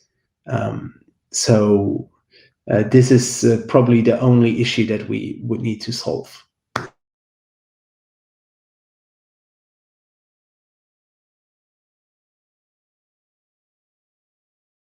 I see hand risen from Honza and then from Petter. So Honza, please speak. Okay, can you hear me? Yes, of course. I'm using a weak microphone, unfortunately, but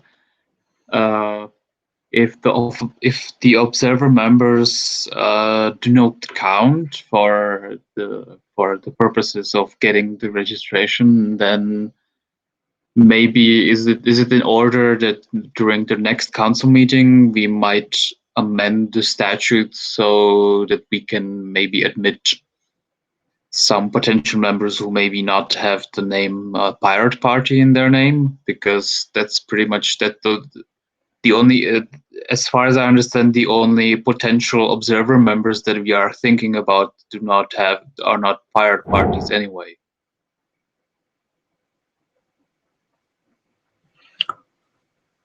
Yes, that's pretty much a possible solution, or we can also adapt the conditions for observer members to actually fit with the demands of the regulation. That's the other way how to do it.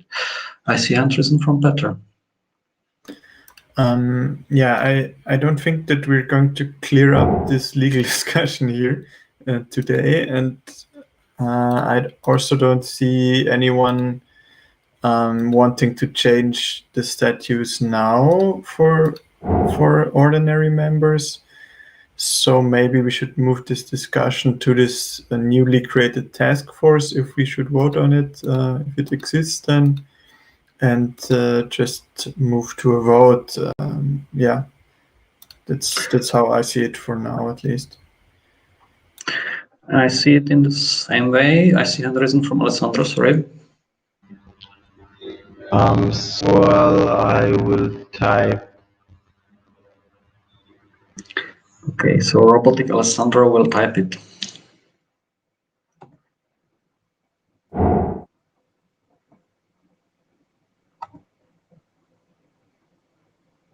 Okay.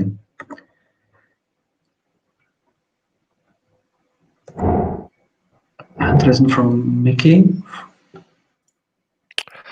Yes, if we want new observer members, we have like this European signatures collecting for this initiative. Maybe the people who are, or the groups that are working there, could actually become observer members to maybe speed this up. And they're all working, they're all known groups. Maybe you could ask them in this initiative to join as observer members. We have contacted them and we have people working with them together. Maybe that could be a way to move forward. Okay, thank you. Alessandro has an important secretary comment in the Jitsi. Everyone could help to write down the minute, but please do not delete anything. Thanks a lot. So please don't delete things from the minutes that someone else has written. You can use the strike out to mark that you don't want to have it there, but for the purpose of it would be better if you do not delete anything. As it seems that there are no more comments, and basically the question of how the authority operates, it's to be clarified, and maybe we need to change our statutes into November.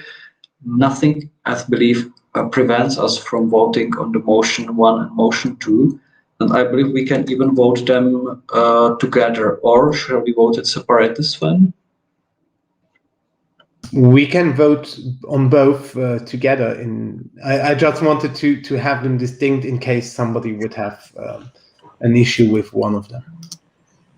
But if we all agree, we can vote on both of them together. So is there a demand for splitting them? If you want, we can vote it separately. So because I already set up the two motions, two different questions. So actually, I think that okay. Yeah. If you are ready, then let's vote on them separately because we want to speed it up. Okay. So we can open the vote, Dario, because there are no requests. So please open the vote and let's start both of them, please. The vote is open for both questions. So when you vote the first one, the next one, the other one will appear too after the first.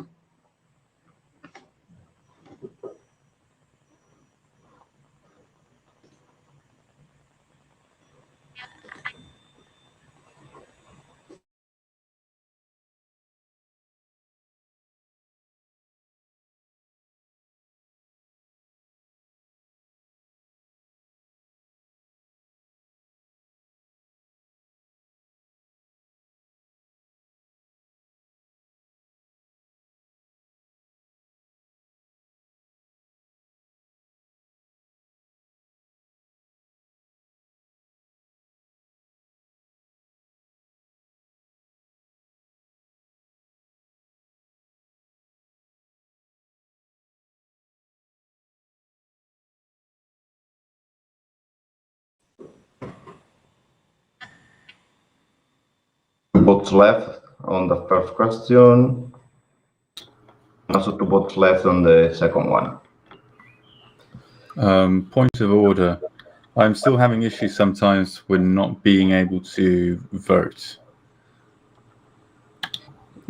Just refresh it. Something that yeah, so refresh it constantly and nothing shows up. Wait a few seconds. That's because there is a catch in there, and as I said before, that was for a big vote. Sometimes maybe it has some issues. All right. I think that's only missing John Parrott, yeah.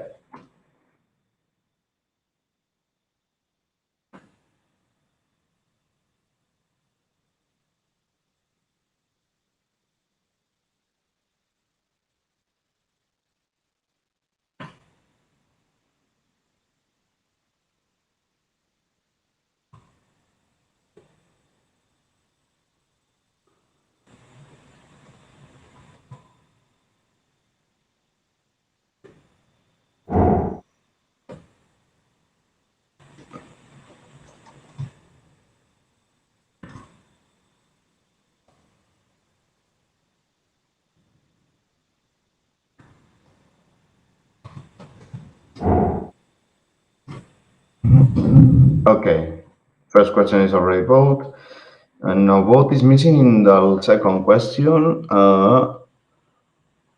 Sweden, do you have any issue with the second question?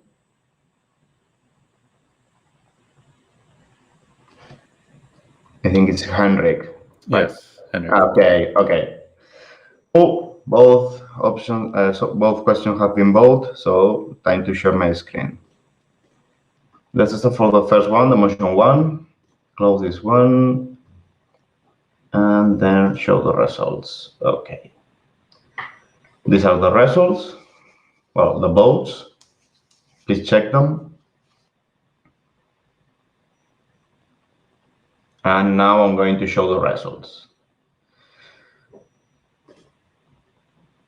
The motion passes. I'm going to copy and paste everything.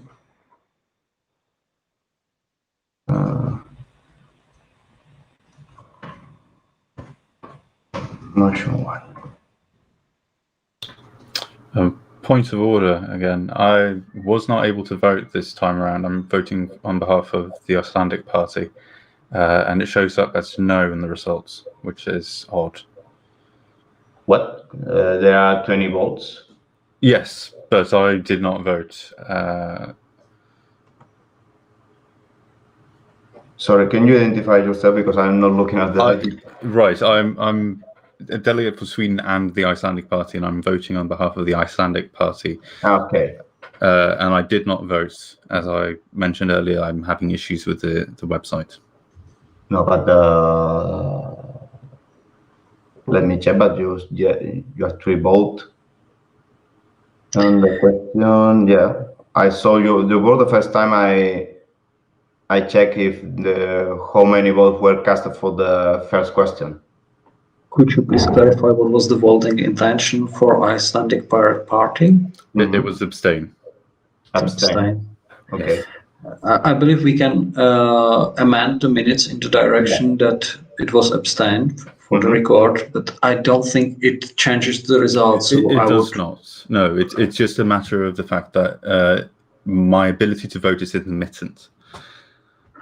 Okay, good to know. It would be great should you be able to resolve the problem, but for the time being, I would to speed up the meeting. Yes. I would take the motion as passed and just record that the Icelandic Pirates abstained.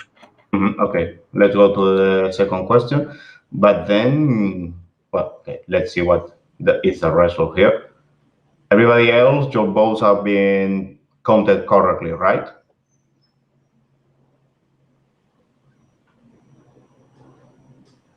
That's also abstain, yes. Okay.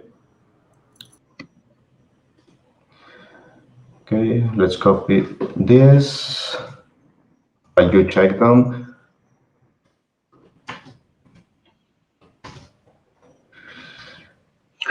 So for me to understand, you were not able to cast the vote. I was not, no.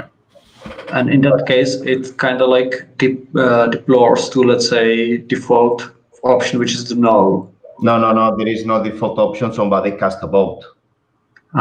Who else has a token? That's why I am very strange about that. Yes, who else has a token but me for the Icelandic Party? Okay, you didn't cast the vote. No, I did not. Let's say that. But what did you saw? I saw nothing. I saw a refresh, and then I refreshed, and then it just, this consultation has no more questions. I see. Could you please regenerate a token for Icelandic Pirates? Yeah, but that shouldn't be an issue. It's something strange. Anyway, I'm going to issue a new. Is there? Sorry. Can you open a new browser? Yes. So it might be an issue with Firefox. So I'm going to try a Chromium instead. Yes. Please be careful when kind of like showing your screen, because it's possible that someone have seen one of the tokens in the list. And as well, I believe the token is not part of its password. That is theoretically sufficient to actually cast a vote. I'm not sure if it's the case, but please be careful when sharing the screen so that the tokens are hidden. I mean, like, I hope it's fine for now, but we should be careful about it for future. I'm going to issue a new token for Iceland. Now let me check which one is. Because technical meeting is being streamed, so theoretically a lot of people can use it if they see it. You're right. Sorry for that. No problem. I mean, like we are learning, and it's much faster than it was in the last council meetings, I would say. Okay. Let me see the token. Yeah, it's possible that somebody outside of the streaming has saw the first token. Yeah. Okay, I'm disabling it. I hope.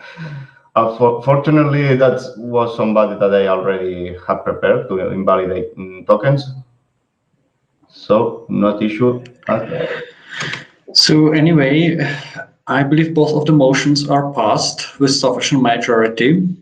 So we can take them as approved by the council. And are there any more proposals for motion, or can we go to the further agenda?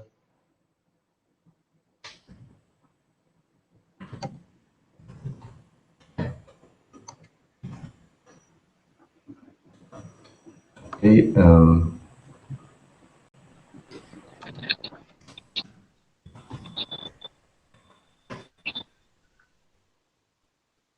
3 votes. Okay.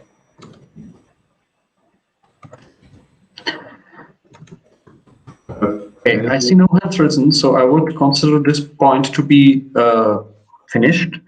The next one is Conference on the Future of Europe, and I would like to transfer the chairing to Katla for that one. But maybe it makes sense a little bit do the break. So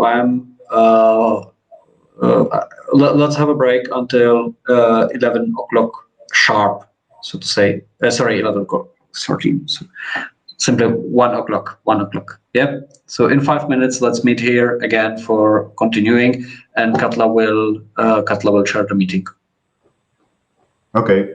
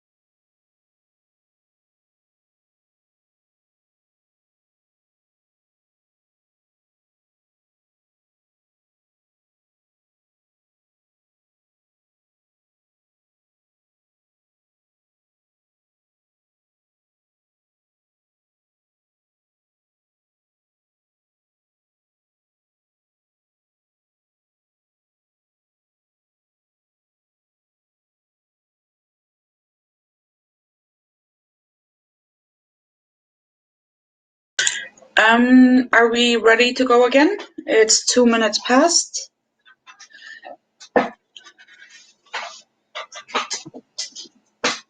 So I hope everybody is back. Veronica mentions in the chat, what about the Code of Conduct Council election? And I guess we need to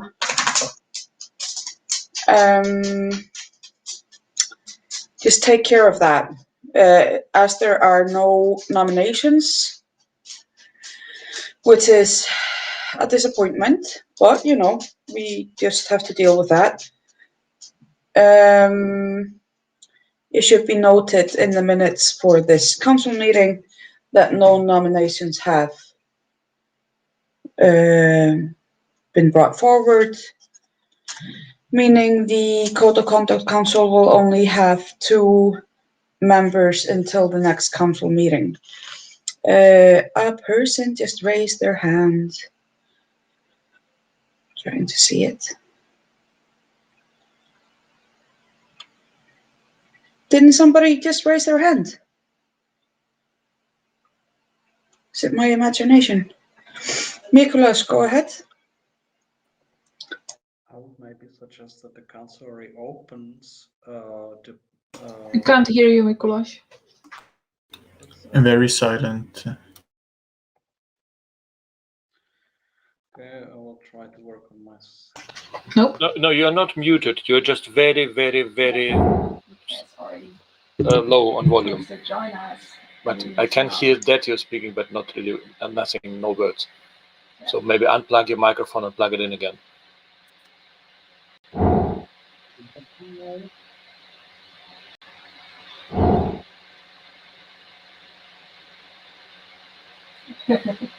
Yeah, our colleagues do that. Oh, Gunnar Gunnar suggests, Ingeberg. Gunnar Hi. suggests that you scream.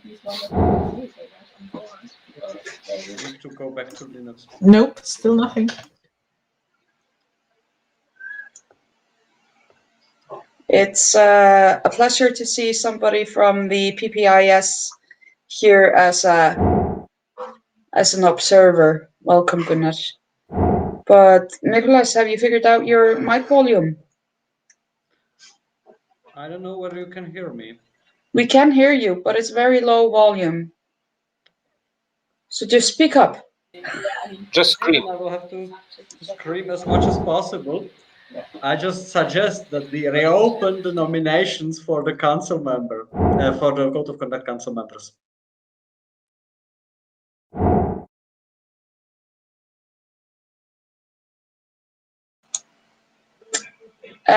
But you know, as this is the next topic on the agenda, and we have not received any nominations, is this something that we should move until the end of the meeting and see if anybody has showed interest by then, or is this just something that we have to take care of as a, you know, there won't be any vote? So if the council would like to postpone this agenda topic until the end of the meeting, I guess you raise your voices if that is your will. Otherwise, we will have to just, you know, take care of it as there won't be a vote.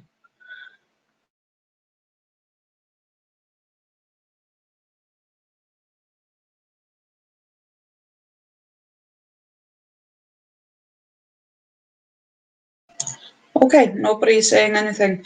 So please put it in the minutes, Mr. Secretary Alessandro, that due to lack of nominations, the vote will not happen and the Code of Conduct Council will only have 2 members until the next council meeting later this year.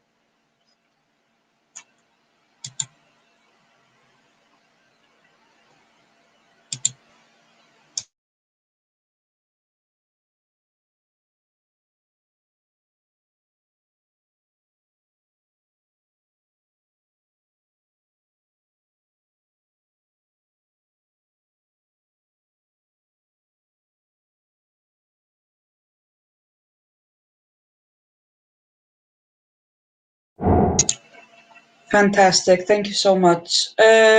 So, Nicholas, you are presenting the next topic, which is the Council of Europe, or what was it? Go ahead. Yes. I hope you can hear me now. Shit. Or we can hear you, but it's very low. So maybe we can just like turn up our volumes to hear you properly or something. That's really unfortunate. Okay, then I have to really ask for. I'm very certain you're using a different microphone than you think you're using. What is it? The one now? It's becoming louder if your head moves forward. So probably the microphone is somewhere in front of you. Okay, I will try to restart my browser because it behaves weirdly.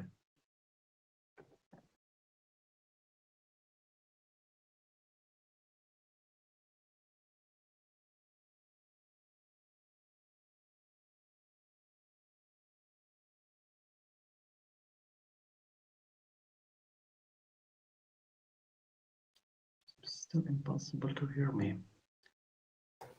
What about now? I think it's better.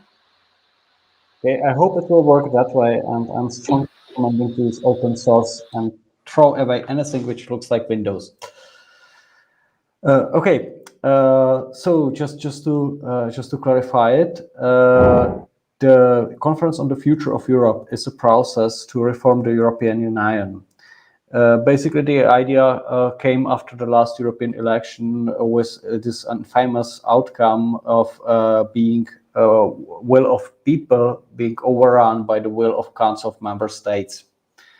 So finally, all the institutions, including the Parliament, the Council, and the Commission, agreed to start the process, and now we have like official process that started like in May, and will take about a year in order to include citizens' voice into this reform.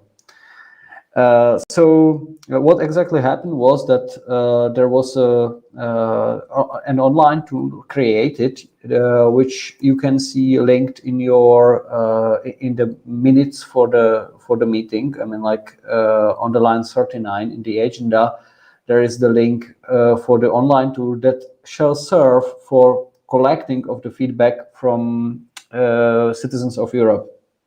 You will probably find some people there already providing their proposals. There is also a certain possibility for them to vote on the proposals that they consider to be relevant. That's one part of the story. I strongly believe that pirates shall use this opportunity in order to promote their own or our own political goals and include them to the agenda and even get proper visibility and by means of recommending them to people for voting. This is something which requires, let's say, a collective effort because it cannot be done from one single country, but shall be done by, let's say, or across all the respective member states, so that we get the best visibility possible for our goals as possible. As it is possible. Besides that, there should be an assembly meeting where there will be representatives of various institutions, including, for example, the European Parliament. And we are currently trying to push forward a pirate nominee for participating in this assembly and promoting the political agenda directly among the representatives. And hopefully, if we will succeed over there, Marketa will get one of the seats. So that's the state of the play. But what is important here to say is that the PPEU member parties shall actually provide their inputs for this process. I mean, like political inputs, what actually you want. The MEPs prepared a draft proposal, what could be used possibly for that purpose. I mean, that's a draft proposal for the MEPs and can be subject of further discussion. And I hope it was delivered. but I'm a bit afraid that now our, let's say, communication lines a bit failed and it was not delivered to the board. So if you don't mind, Katla, I would like to propose it here and now. I will do it by linking a pad with the content to, first of all, to GC chat and also to the Mattermost. So you see the link, what the MEP delegation considers to be, let's say, a relevant list of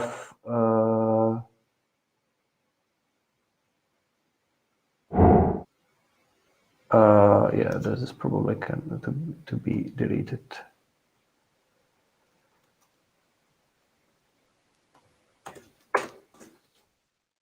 What can be the proposed, let's say, political agenda we would like to the council to take into account? So far from my side.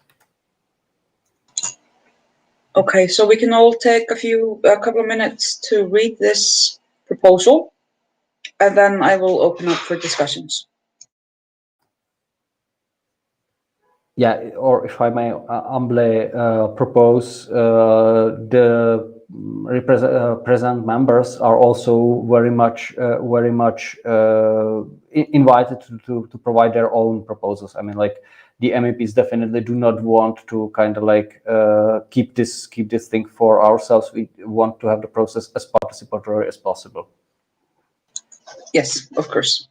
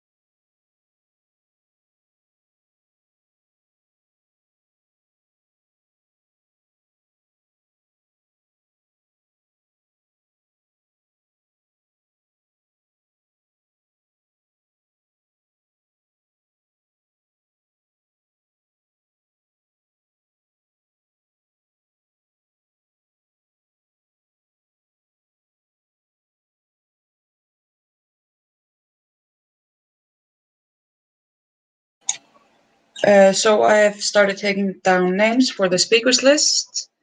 Detroit, you can go ahead.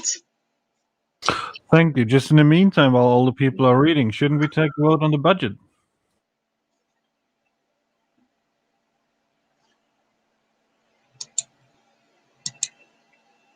I thought, like, wasn't that taken care of before in the agenda? Please correct me, but as far as I know, we didn't vote on the budget yet. Okay. I will concur with other chair and the secretary.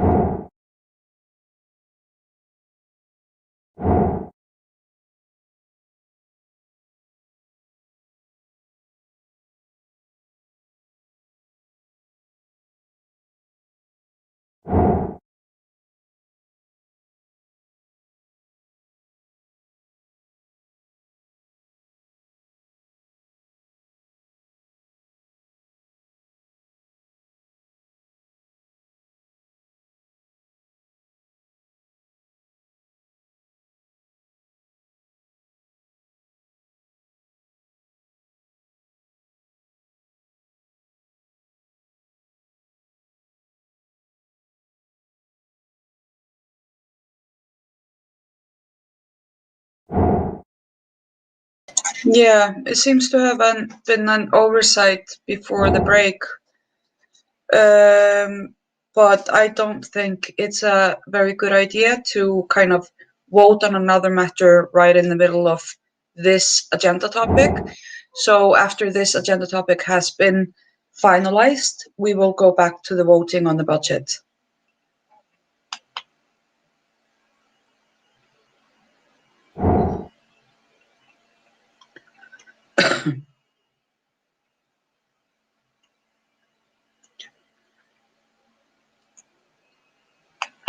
I see a question in the chat if I'm following the speakers list. At the moment, what I'm trying to do is just keep an eye on hands risen. So if you are trying to get on a speakers list with another method, please just let me know. I'm only keeping my eyes on the Jitsi window at the moment. So it's the chat or the hand risen factor.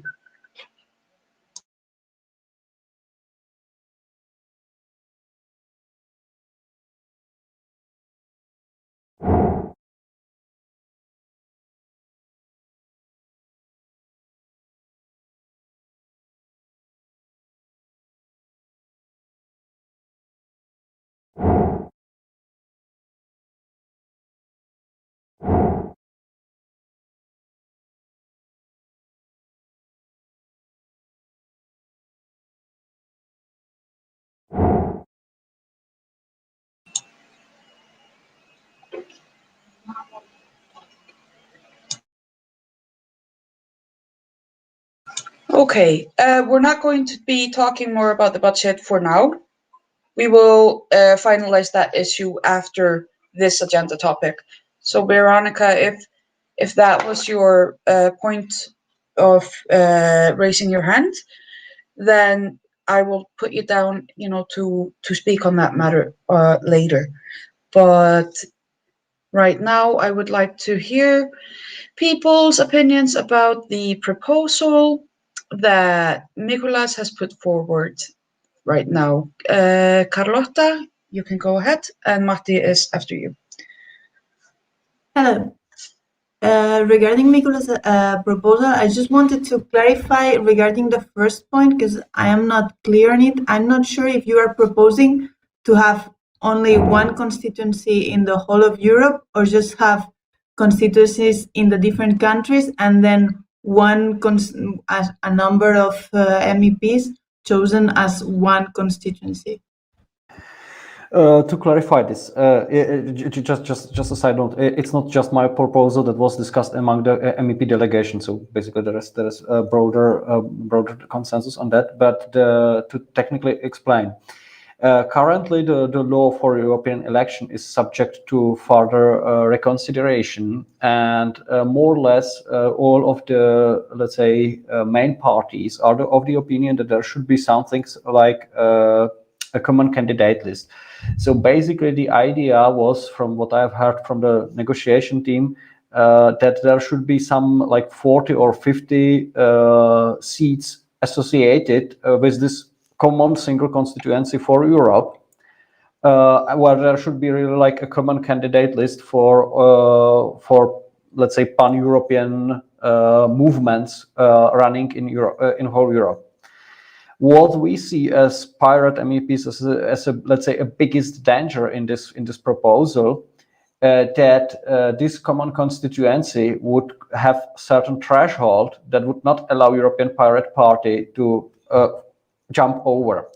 So we consider to be an important priority that this particular threshold will not be introduced while introducing the common constituency. Of course, it's a question of process. How shall we set up a candidate list for such a common candidate list? But that's a problem of our future future European Pirate Party. While having such a constituency would, of course, mean a certain tactical advantage in the sense that we would be able to actually run even in the countries where our presence is weak or is being hindered, or the participation in the election is being hindered by some administrative obstacles. I mean, like, for example, in France, it is very much obligation for parties running to actually print out their ballots.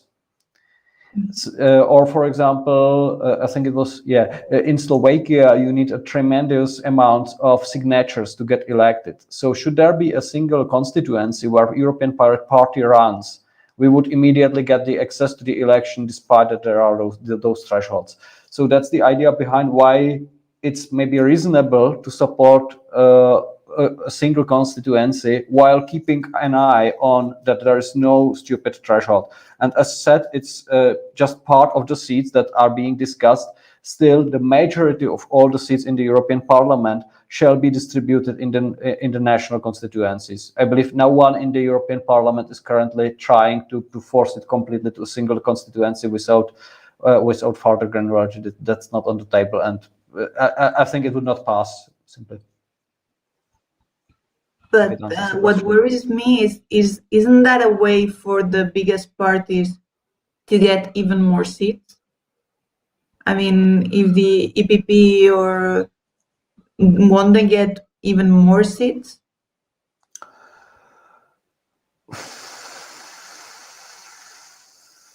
Oh, well, maybe it kind of like complicates the situation for movement that are not pan-European. I mean, like if there is a movement that is clearly like located in just one single country and does not overlap to the other countries, then using an advantage of the single constituency is quite problematic.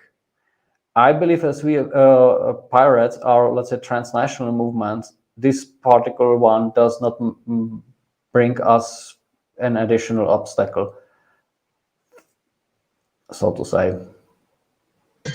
Are you satisfied with those answers, Carita? Yes, thank you. Okay. I hope you're okay with this manner of like ask and answer if you have questions about this, and Mikolas can help you out with that. Matti, go ahead. Yes, thank you. The ending of national vetoes goes against a policy stance that the Swedish Pirate Party has. We have a position which essentially says that we want to have the national parliaments be able to go against national EU legislation or vote against it. And I also do believe that this is very much in line with the whole idea of a bottom-up democracy. And this also prevents larger countries from imposing their views on smaller countries. May I clarify on that? Yes.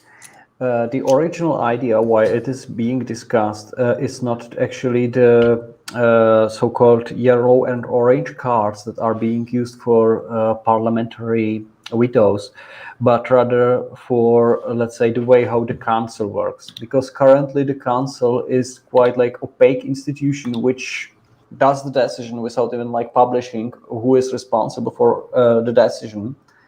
And it works that way that the national governments represented over there can effectively veto measures in the foreign policy area and in the tax area.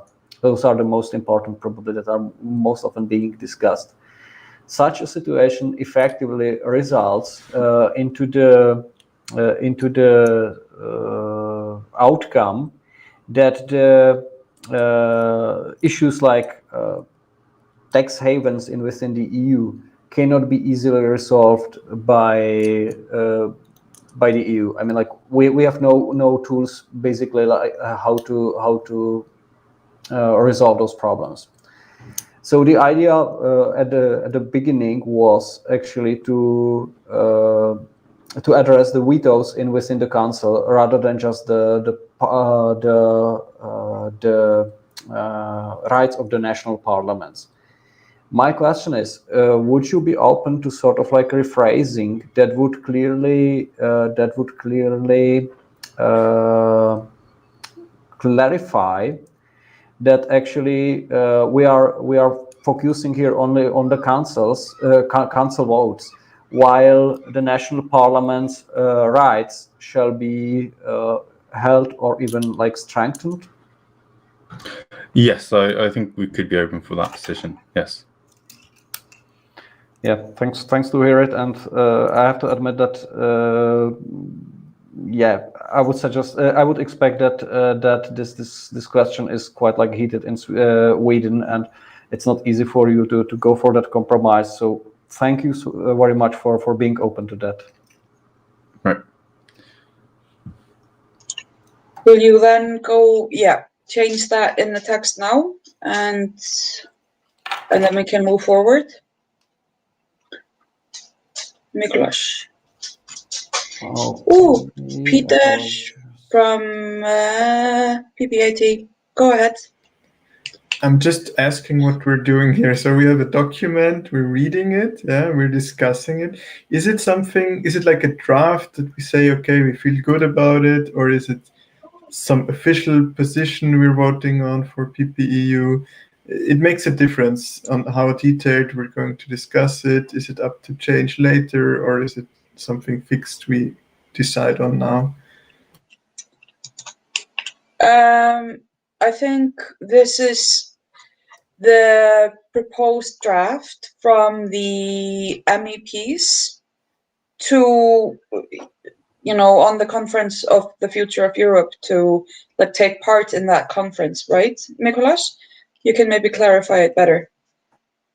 Yes, exactly. This is a draft proposal from the MEPs. That was that's let's say our internal pre-agreement of what do we consider to be important in this conference. Of course, should it be approved in some amended form by the PPEU, then the delegation will gladly take it into account and include it into its decision making further in the parliament. I mean, like, basically it works that way, that in a certain form, like I think 3 different committees, I mean, one of mine, one of Patrick's, one of Marketa's, are being involved. So we need, let's say, a guideline how to proceed, and we are trying to kind of like consult this guideline with the PPEU, if it answers the question. Of course, if the Council of PPEU decides not to approve this document or approve completely different document, we are fine with that, and we will try to do our best to, let's say, adapt to whatever Council asks us for. Does that answer your question, Peter? Yeah, thanks. Yeah, it's yeah, we're just trying to agree on a draft that we will, the Council can vote on as guidelines for the people who are working in the Parliament for this conference on the future of Europe. Are there any other considerations about the text that people want to point out?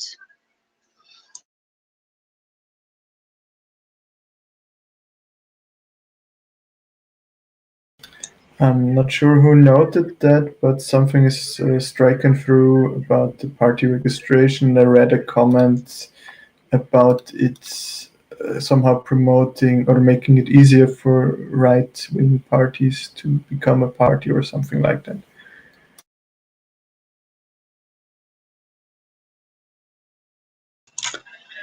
Mikuláš, do you want some time to finalize the document before we put it to the vote? Well, from my point of view, I have proposed in the green some changes that shall hopefully accommodate the concern raised by Swedish pirates. When it comes to the striking out the yellowish part, I don't know who did it and why. Of course, like, very, very much open to have this discussion.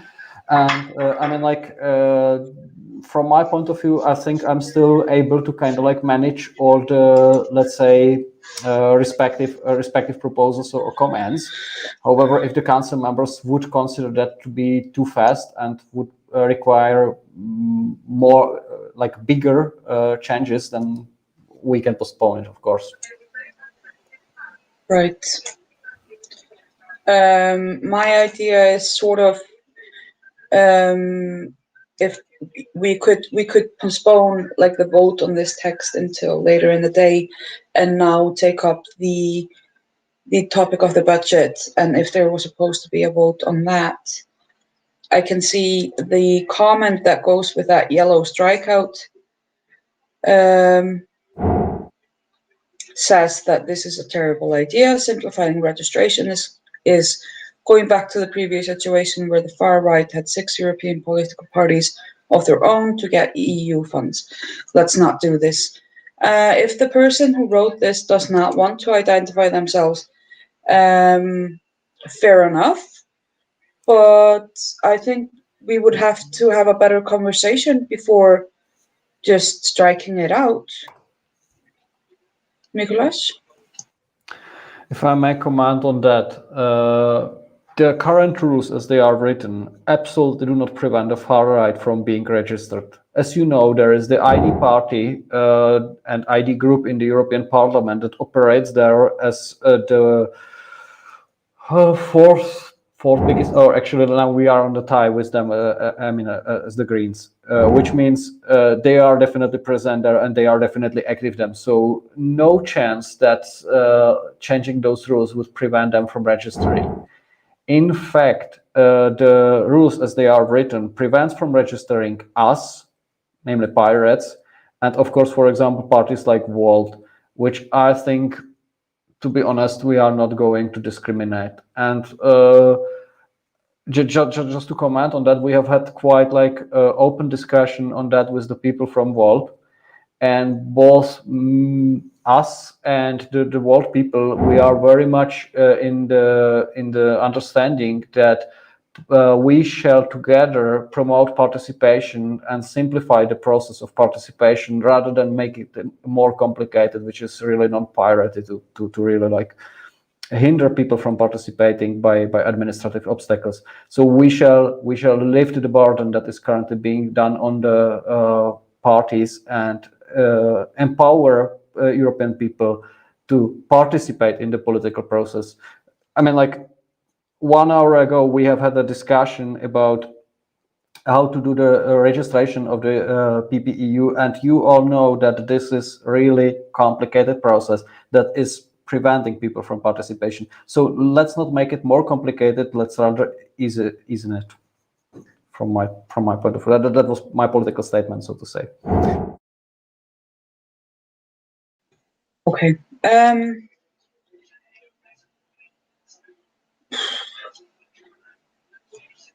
I think it's best to postpone the vote on this text until later in the day, because there are more comments coming in there. And honestly, I have a bit of a difficult time leading the conversations about this text through comments that are made in another document instead of just having a conversation here with the rest of the council members. So I say that we will postpone the vote on this until later in the day when the text has been finalized, and then we can vote on it. Are there any objections to this procedure?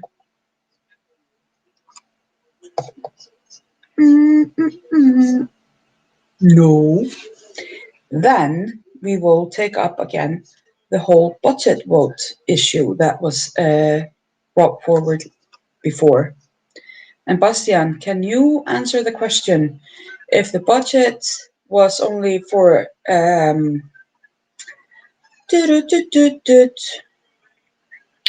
as Veronica asks, just for information purposes, or if it is something that we need to vote on. Can you clarify, please? Yes, normally we have to vote on, that's true, but if nobody objects, it's normally accepted as I prepared it and presented to you, but you can easily vote on it, that's no problem.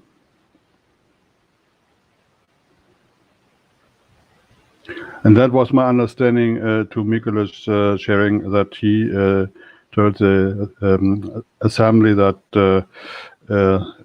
nobody objects, and we discussed it and so on. We can go further, or we can exactly vote on it. It's in a minute here. You can click it, and then you have the content. Thank you, Bastian. This is right. Go ahead.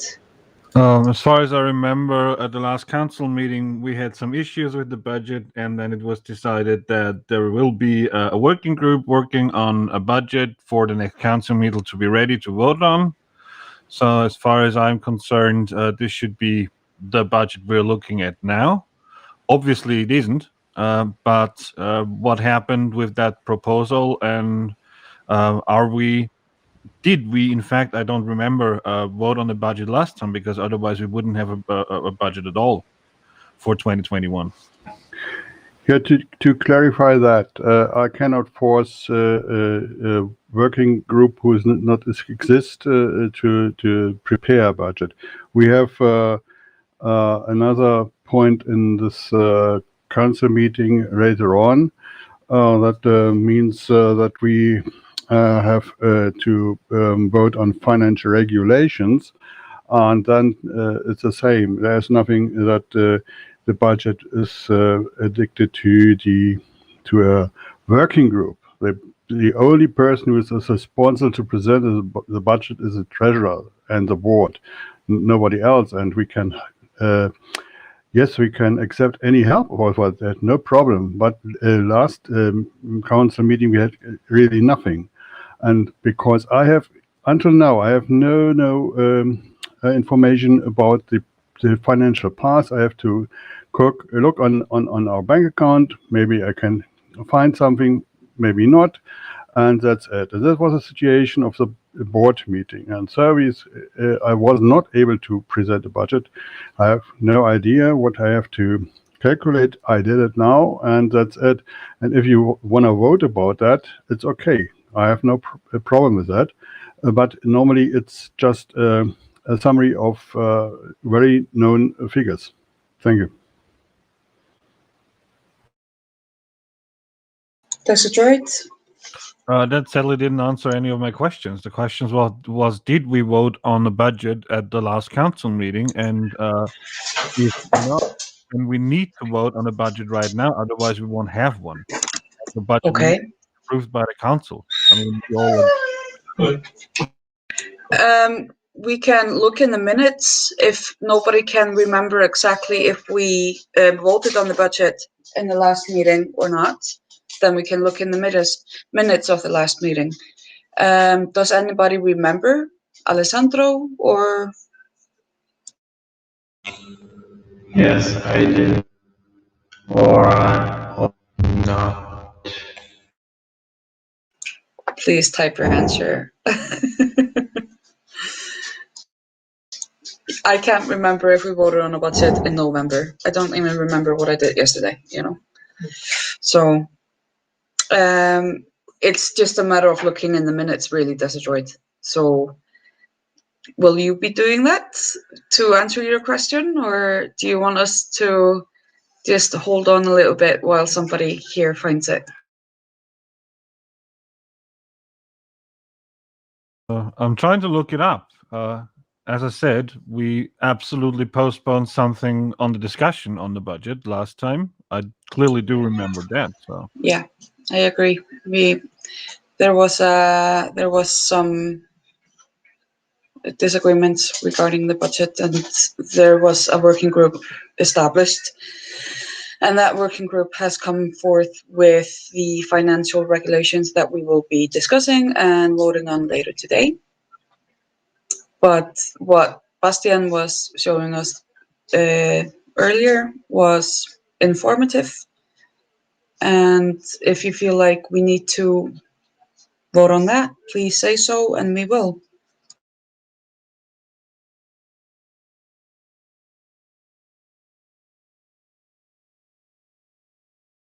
I'm still trying to find the minutes. That's all. I just found the minutes. Veronica, yeah.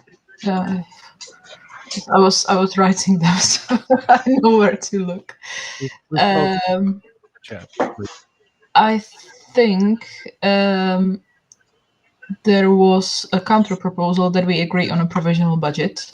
Mm-hmm. It's in a day one minutes towards the end. Mm-hmm. And there were some motions. Reduction of the React budget line. And adopt the proposal. Right, so the last motion that we approved was to adopt the proposal from the board as amended, and that was adopted 13 to 3 to 6. It's literally towards the end, so we have voted on the budget. Yeah, so we have an approved budget from last council meeting, and the information that Bastian shared with us earlier today were informative, data, nothing more than that. And we don't have to vote on it. I hope this answers your questions, Desiree. Yes. Okay. Okay. Well, it says in the minutes that the council agrees on a provisional budget, that the amounts can be spent proportionally to the months passed, and the budget will be amended at the next council, which is today. That's what it says in the minutes. Then we shall vote. Yeah, I do think we need to take the vote. Thank you. It's a yes or no vote if we are going to approve the updated budget that Bastian presented earlier today. Nicholas, please go ahead. I would just like to clarify, because if I'm not mistaken, during the last council, there were a couple of proposals that were discussed, and one of them won, but it's not the one you are referring to, because if I understand it correctly, we should have this one, we should have the budget approved, and it should be subject of review in this meeting. And that was exactly for the where the first point was included. But I'm a bit surprised that actually you have not tabled any motion to amend it in the first session, and we are returning back to that. So I would say I would expect you to kind of like table an amendment to the existing budget, because otherwise it applies as it was approved from my point of view. And correct me if I'm wrong.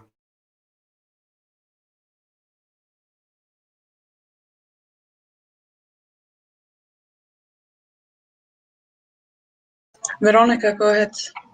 Sorry, I just added the link to the council meeting minutes from November, as well as the last vote that we took, that the council took, and it was to adopt the proposal from the board as amended, and the motion passed. Mm-hmm. The budget had been approved.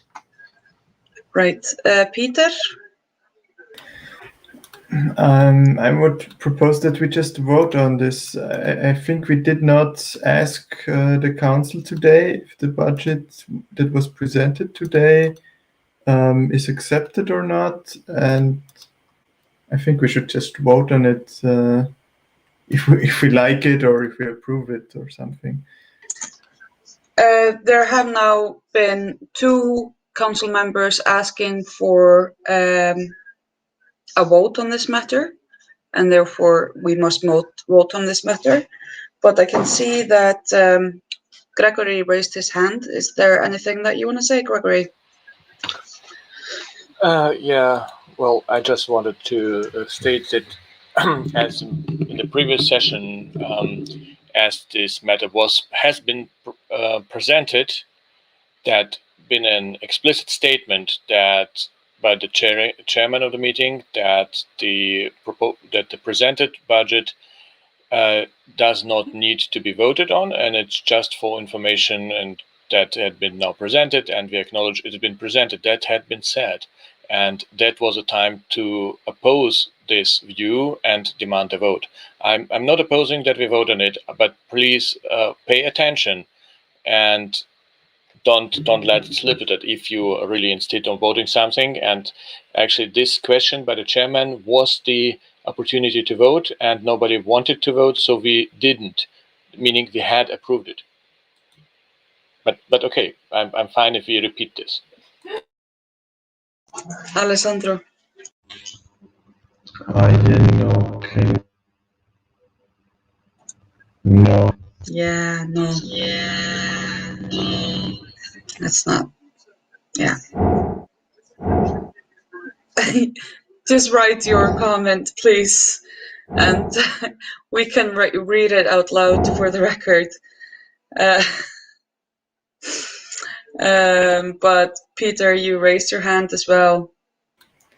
It's just a short comment to Gregory. It's not noted in the minutes that this was said, that it's just informally and so on.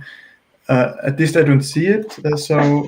And I don't remember it. Yeah. But yeah. I'm tired of this discussion. We're just going to do the vote because there are 2 members that have asked for it, and this is what we need to do.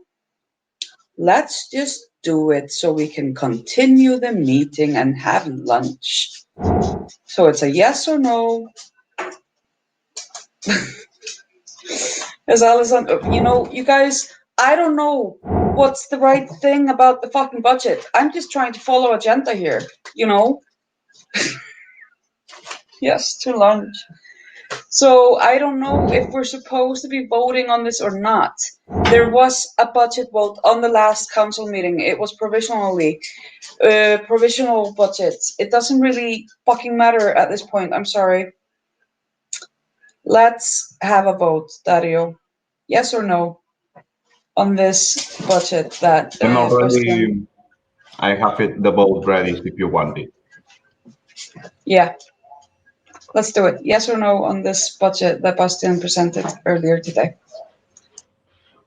The vote is open. Please, delegates, vote. Thank you.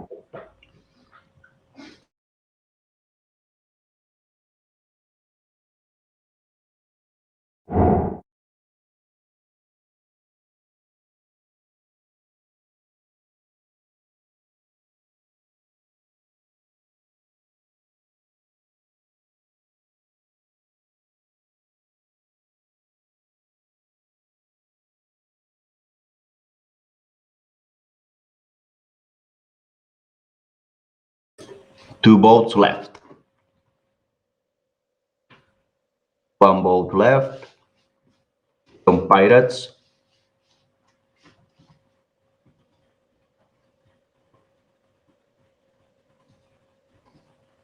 Okay, cool. Closing the vote. And sharing before that, sharing my screen. Hiding the tokens, just in case. Approve the meeting, closing. The vote has been closed. And results. Okay, cool. These are the votes. Copying them to the pad.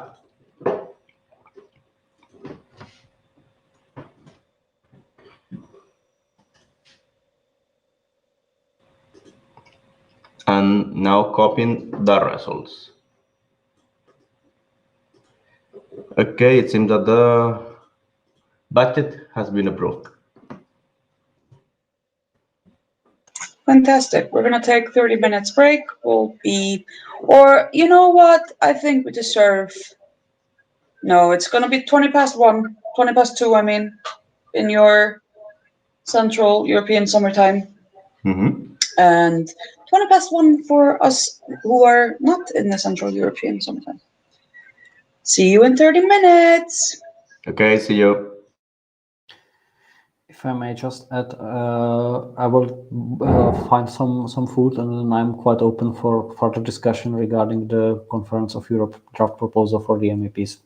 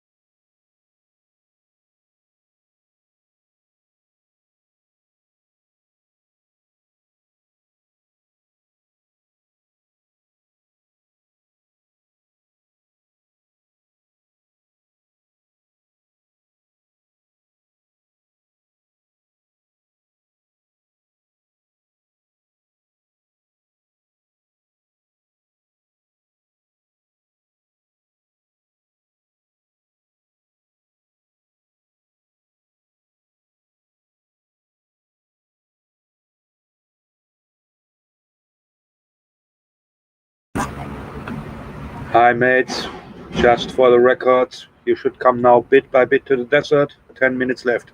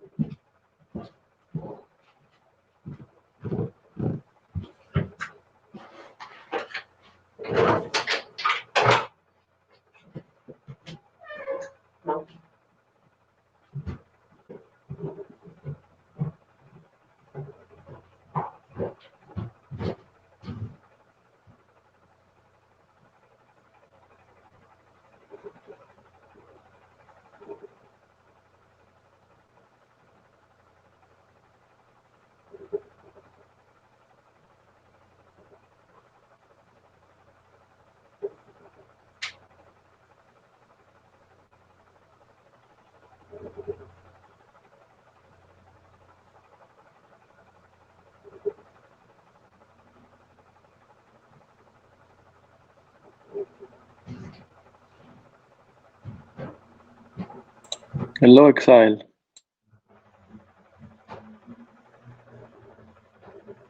Alessandro, hey.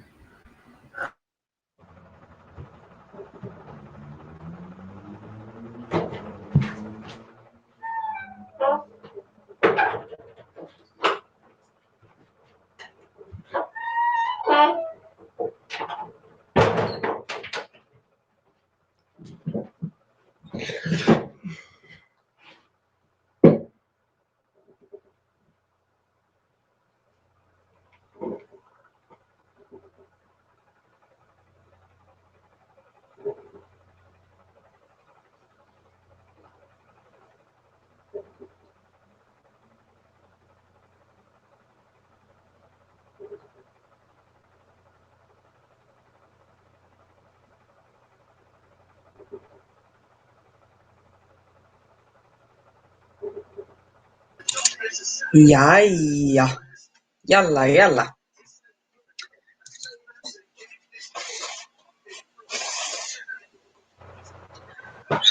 What did you guys have for lunch? I had yogurt and muesli. It was nice. I did pancakes. Nice. I'm still The waiting syrup? for delivery. I've been having vegan curry for like the 5 days because I cooked way too much. Yeah. Nobody is having pizza with pineapples. Coffee. Of course not, because it's awful. Fridays are pizza nights in my house. So there was pizza last night. With pineapple. I think I might have a pizza once all my exams are over, just to celebrate. And to celebrate twice, I shall put actually pineapple in there. Nice. That's really good. That's good. I'm not really sure if enough people have returned. We'll give it a few minutes, I guess. Just to make sure. I have returned. Then we can carry on. Mickey is here. We can go on. Return from their lunch break, Alessandro. Maybe you can just ask everyone to quickly switch on their cameras when they are back. Yeah, that's a clever idea. Yeah. And we should all have a photo. Be nice. Yeah, absolutely. I was kidding because Mickey was, I am returned. I'm see from where? Right. Well, you're not sounding like a robot at the moment, Alessandro, so that's nice. Yeah, I changed my career, let's say. Okay. My dog is being very needy. He usually gets very needy about this time when I'm at work. And he probably thinks I'm at work right now. Just leave it then. No. I think he just wants me to sit down in the couch with him and have a cuddle. He's very needy that way. Yo! Come on. Cole, you gotta show yourself. Come on. Back here. Come on. Okay. Silly Pooh. Look at the camera here. Oh. No. Let's have a round of pets. Lucky. Yeah, we adopted him in January. He's a lurcher. No. Like a sight hound. I adopted this one last year in May. So. Yeah. I like dogs. Yes. Dogs are good. He also likes to take part in all my discussions. Well, Cole mostly wants to take part in all the cuddling. Sight hounds are the laziest dogs I've ever met. They like to sleep like 20 hours a day. It's very easy city dogs. Well, not this one. Just almost jumped out of window because there are some dogs playing outside. So. Considering I live on the 5th floor, it's a bit. My lady takes care of 2 dogs twice a week. There's a mix from a poodle and a spaniel, and there's a chihuahua. Oh. It's quite funny. Those are loud species. No, types. My colleague has a very weird hybrid. It's a mixture between an Unstuff and a Chihuahua. Oh. Yeah. I didn't really know it was a mixture until she told me, and I was like, wow, how did you do that?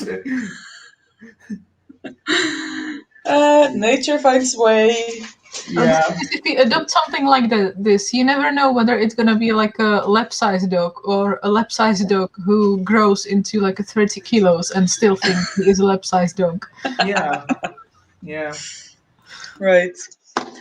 So, Nicholas, what do you think? Should we continue? Do you want to take over as chair, or is there a lot of discussions that you will be a part of? Well, I think we can continue. I'm not sure what is your plan, whether we want to finish the issue of conference on future of Europe, because in that case, I'm definitely in the direction of participating in the discussion. I just think it's very important that, you know, the issues raised in the document are resolved, and that the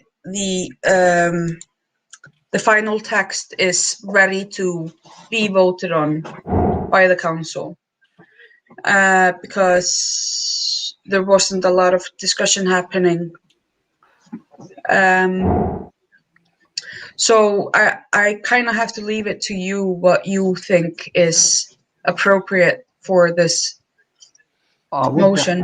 Definitely think it is worth to have more discussion on that, because I mean, like, I was a bit expecting that someone will raise something. I don't know whether the Icelandic pirates want to address their issues with EFTA. I'm not aware. I mean, like I hope you have discussed it in before as the point of agenda was announced.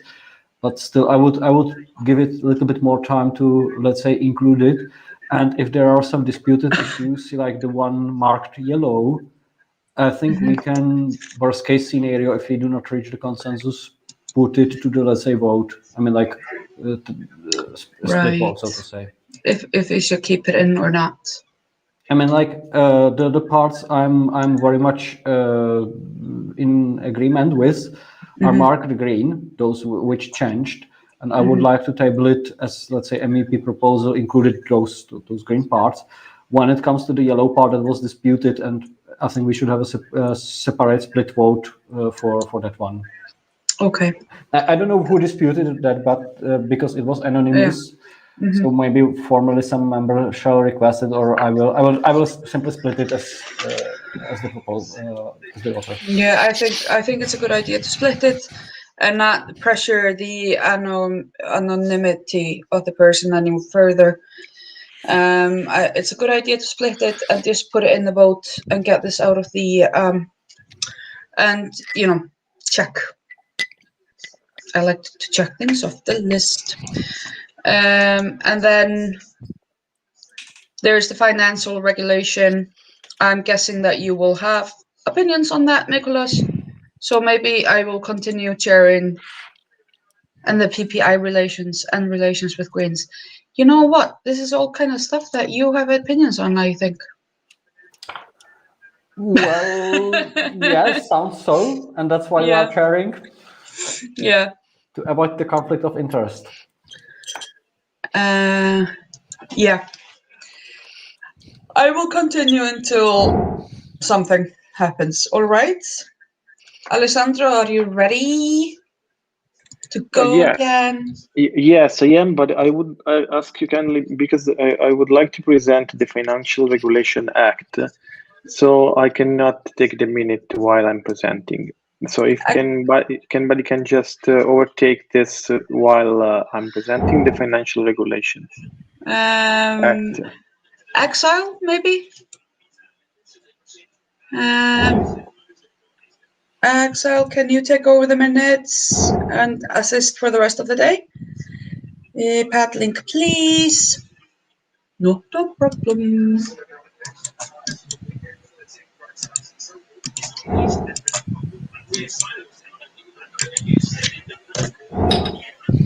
There you go, Excel. And then I think with that, the organizing team has set their clocks accordingly. Great.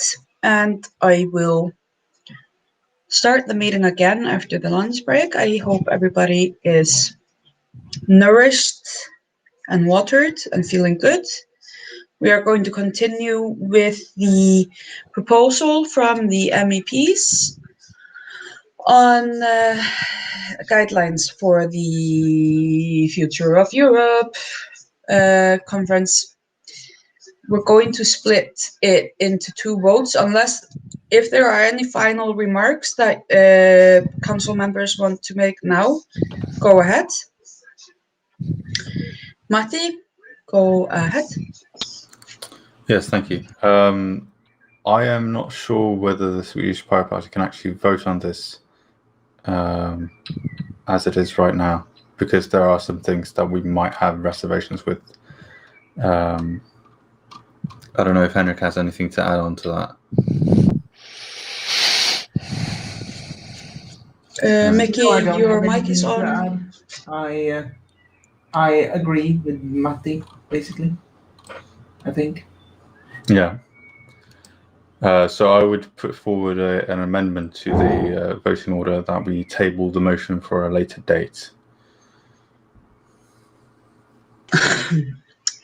Can you bring that in writing to the secretary, please? Yes, I can. In the meanwhile, Nicholas was going to split this up into two votes. First of all, just about the whole text, and second about the line that's in yellow in the document, assess simplified registrations of European political parties, its access to funding and cross-border participation in the election, if that should be kept in or not. And then we will have the motion from the Swedish Pirates about tabling this whole thing altogether. So I guess we have to do that first, yes? Mikuláš. Yes, correct. I just would like to ask what are the respective concerns. I mean, like, I don't know whether we are referring to the same lines in the pad. I added some text which is marked green that shall actually accommodate the question of national vetoes in the council. And if there are more objections you could have, I'm more than happy to actually include them or include some changes that could accommodate your hesitations. I believe there might be some objections on the European elections, but primarily the reason why we're objecting right now is because we do not feel we have a mandate to vote on this. That is the primary issue here.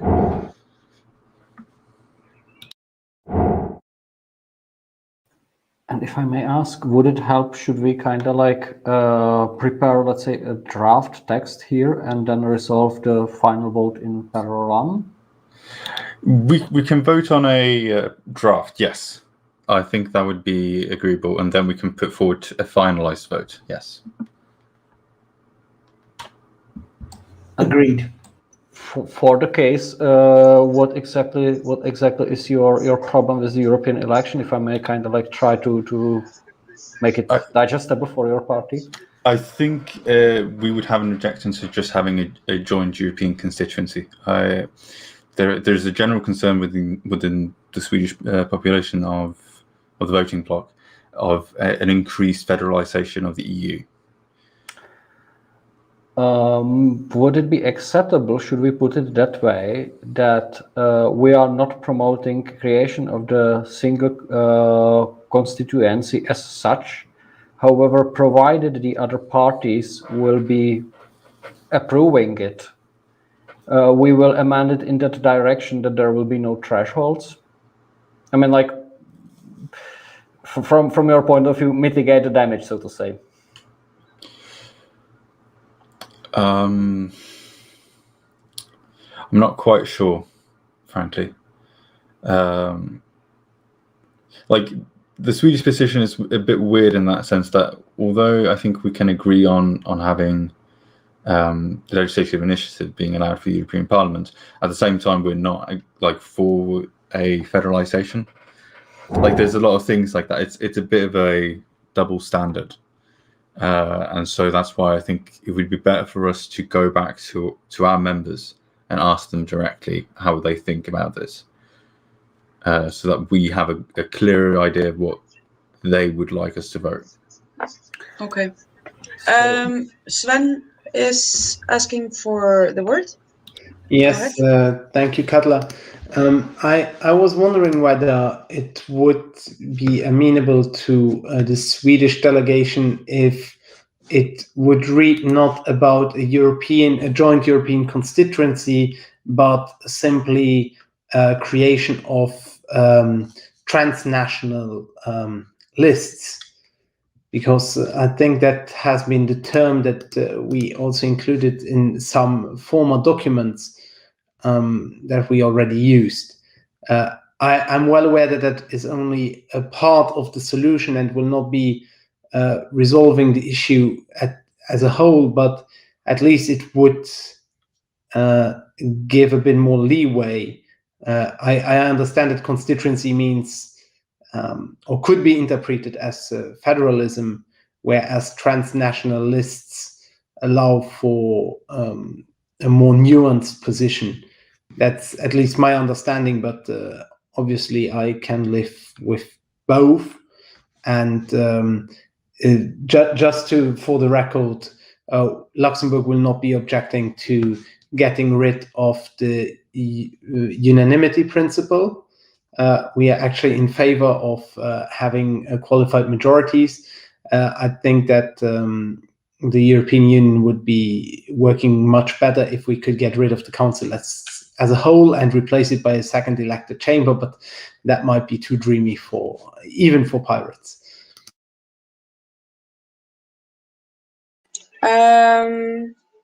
So Matti, would these changes change your position? I don't think it would. No. Again, it's a question of whether we have a mandate to vote on this, and I don't believe we have. We're currently in the process of expanding our policies again. We're doing that in a very coordinated effort, and as such, we would have to formally ask our membership whether they could agree to a plan like this, a proposal like this. Well, then moving forward today, it is best that you present your motion, or what's it called? Yeah, whatever, your motion to the secretary, so we can vote on that before we move on voting on the text itself.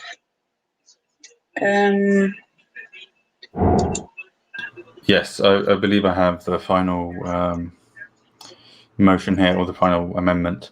It is that the final vote on the priorities for the Conference on the Future of Europe is tabled and voted on at a later point. Right. Have you gotten that, Dario? It should be on line 301 in the 301. Yeah. Okay. I copied the line 301 as it is and open the vote. Just a second. Okay, updated. Okay, please elevate. Cast your vote.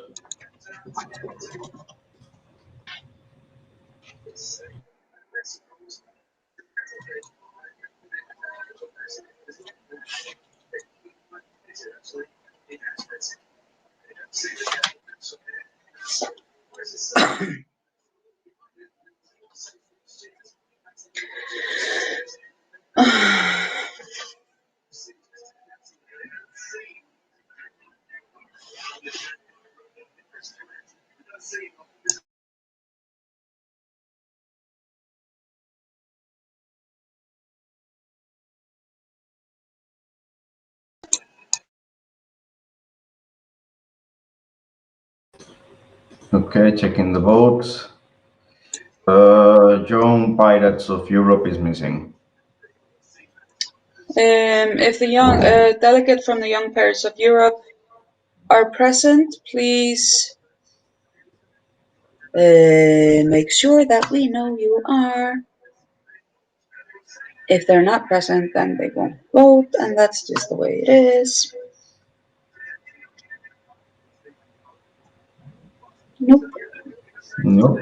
Who was the delegate that was here before the break? Let me check. It was Maciej Bielohudek. yeah.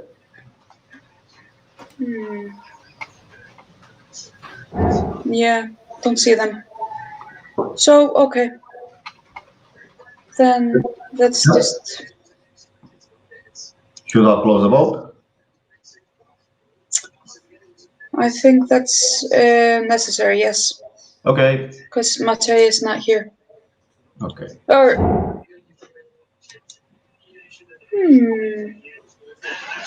Okay, no. In any They've case, had their chance. the vote can be reopened later if required.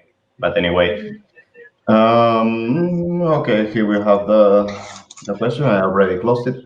So here we have the results. The individual votes. It looks like, well, this is the result. Let me copy the yes. So we have a tie. That's a tie. We're gonna have to vote again until there's not a tie. Point of order. Wouldn't an abstention mean that the yes side actually wins? Because it doesn't actually go counter to the outcome. Okay, yes. You are correct. I'm sorry about this. So the motion passed.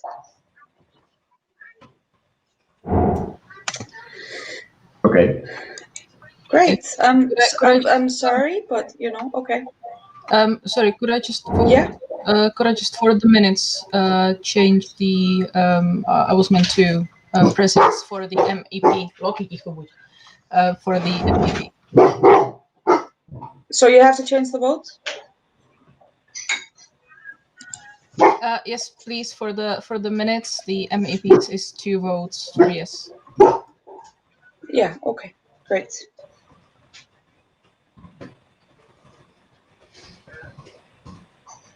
So this motion has passed, which means that we will not carry on with the text. Nicholas, go ahead. I just would like to ask the Swedish Pirates to stay in contact with the board of PPEU to kind of like finalize this and let's say bring it for postal votes later on.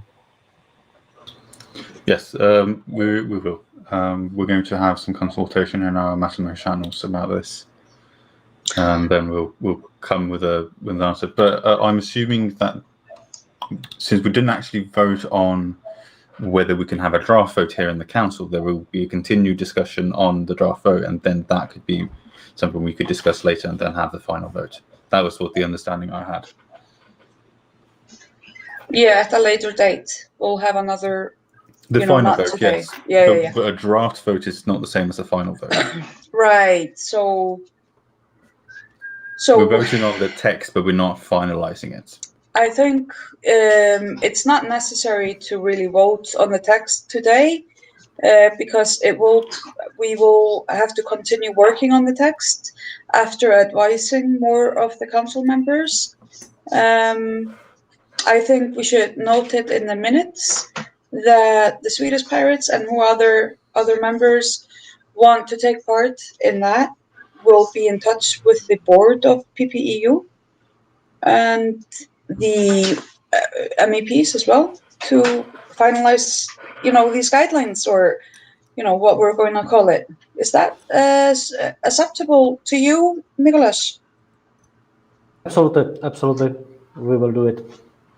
Is there any other objections to dealing with it like this? Peter, the one, go ahead.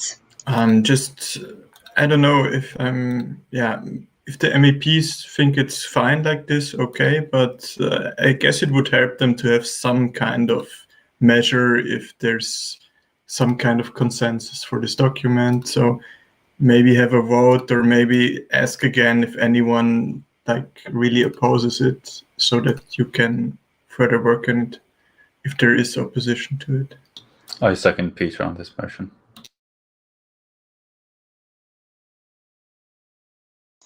So the vote would be if the council approves that this draft will continue, will be the ground for continued work. Is that what Matti and Peter? Would you like that? If I understand Peter correctly, he's essentially concurring with what I said, that we can continue on voting on just to get a measure of what the council thinks about the text as it is right now, so that it gets better feedback to the MEPs and the other people that will be working on it going forward. And then we'll continue having contact with the different member parties to finalize the text properly. Exactly, yeah. Mm-hmm. If I may suggest, the council can give it to the board as a draft for further work on the text, so to say. It's called foundation for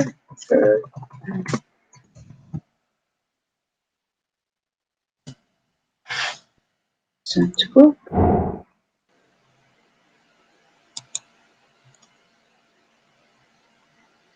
So I just posted in the chat. suggestion for the vote. And then I think we should also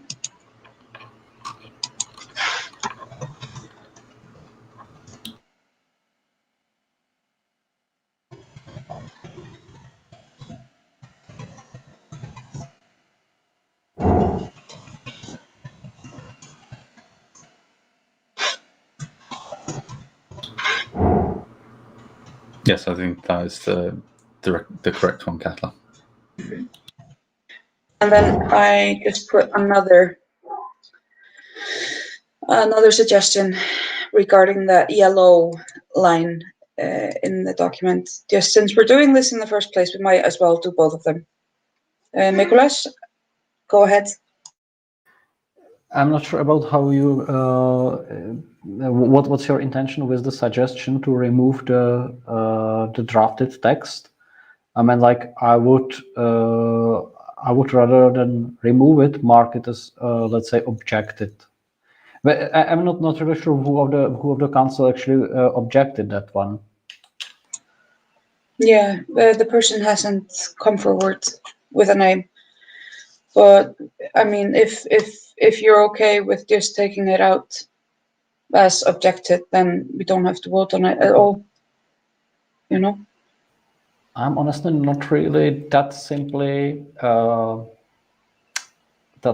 accepting that this part should be removed, because what I would like to ask for is really all the help we can get in order to simplify the registration process for PPEU, because it's already, I mean, like we have spent a lot of time discussing that this is actually a hard task. So for me, this is one of the crucial parts of the text from the point of view of, let's say, tactical agenda in the European politics we as Pirates have. Okay, Map is pointing out in the chat, for the record, if there is not a name behind the proposal to remove the text, then it should be ignored. Only delegates can propose changes. This, of course, is correct, what Map is saying. I thank him very much for this point, because, you know, crowdsourcing the chairmanship, it's very good. Nice, I like it. So that is taken out, just like that suggestion to remove the line is taken out. Dario, are we ready to vote on the council approves this text to be foundation for further work? Yes, opening the vote right now. Please, delegates.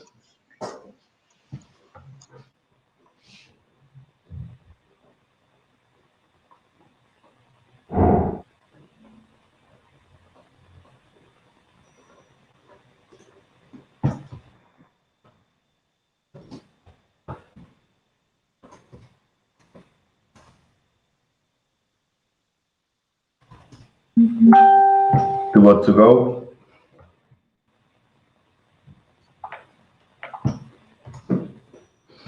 Okay, perfect. Just sharing my screen again and hiding tokens. Closing the vote. And then results. These are the votes of each delegation. Well, it seems that is unanimous. Fantastic, thank you. There is a vote missing. Can it? 100%. Nice. Who didn't vote? Well, anyway, the result is the same, no? But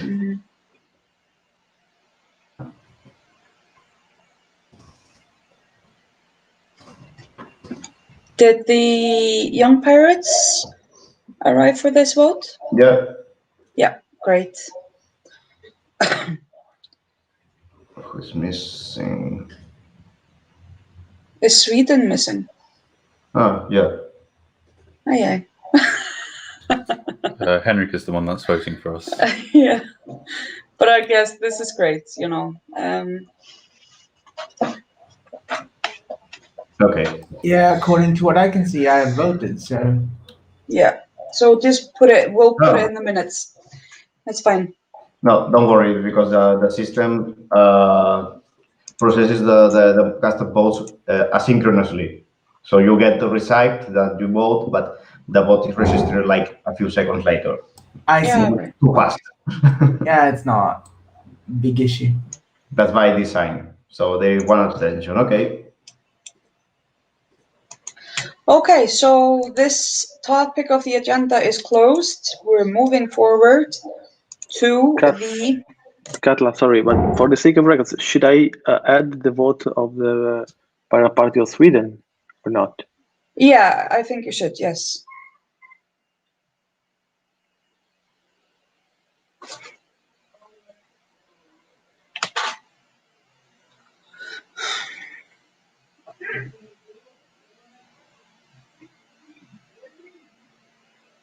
So I just put in the chat the financial regulation.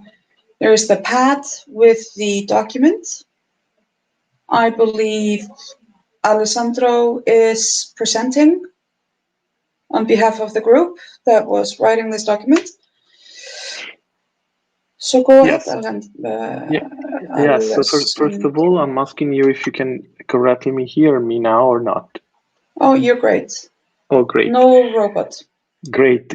I recharge my batteries, and also I would love if just Lucy or Exile or whatever Lukasz can just take over my duty on the minute, because I won't be able to present and write minute as well.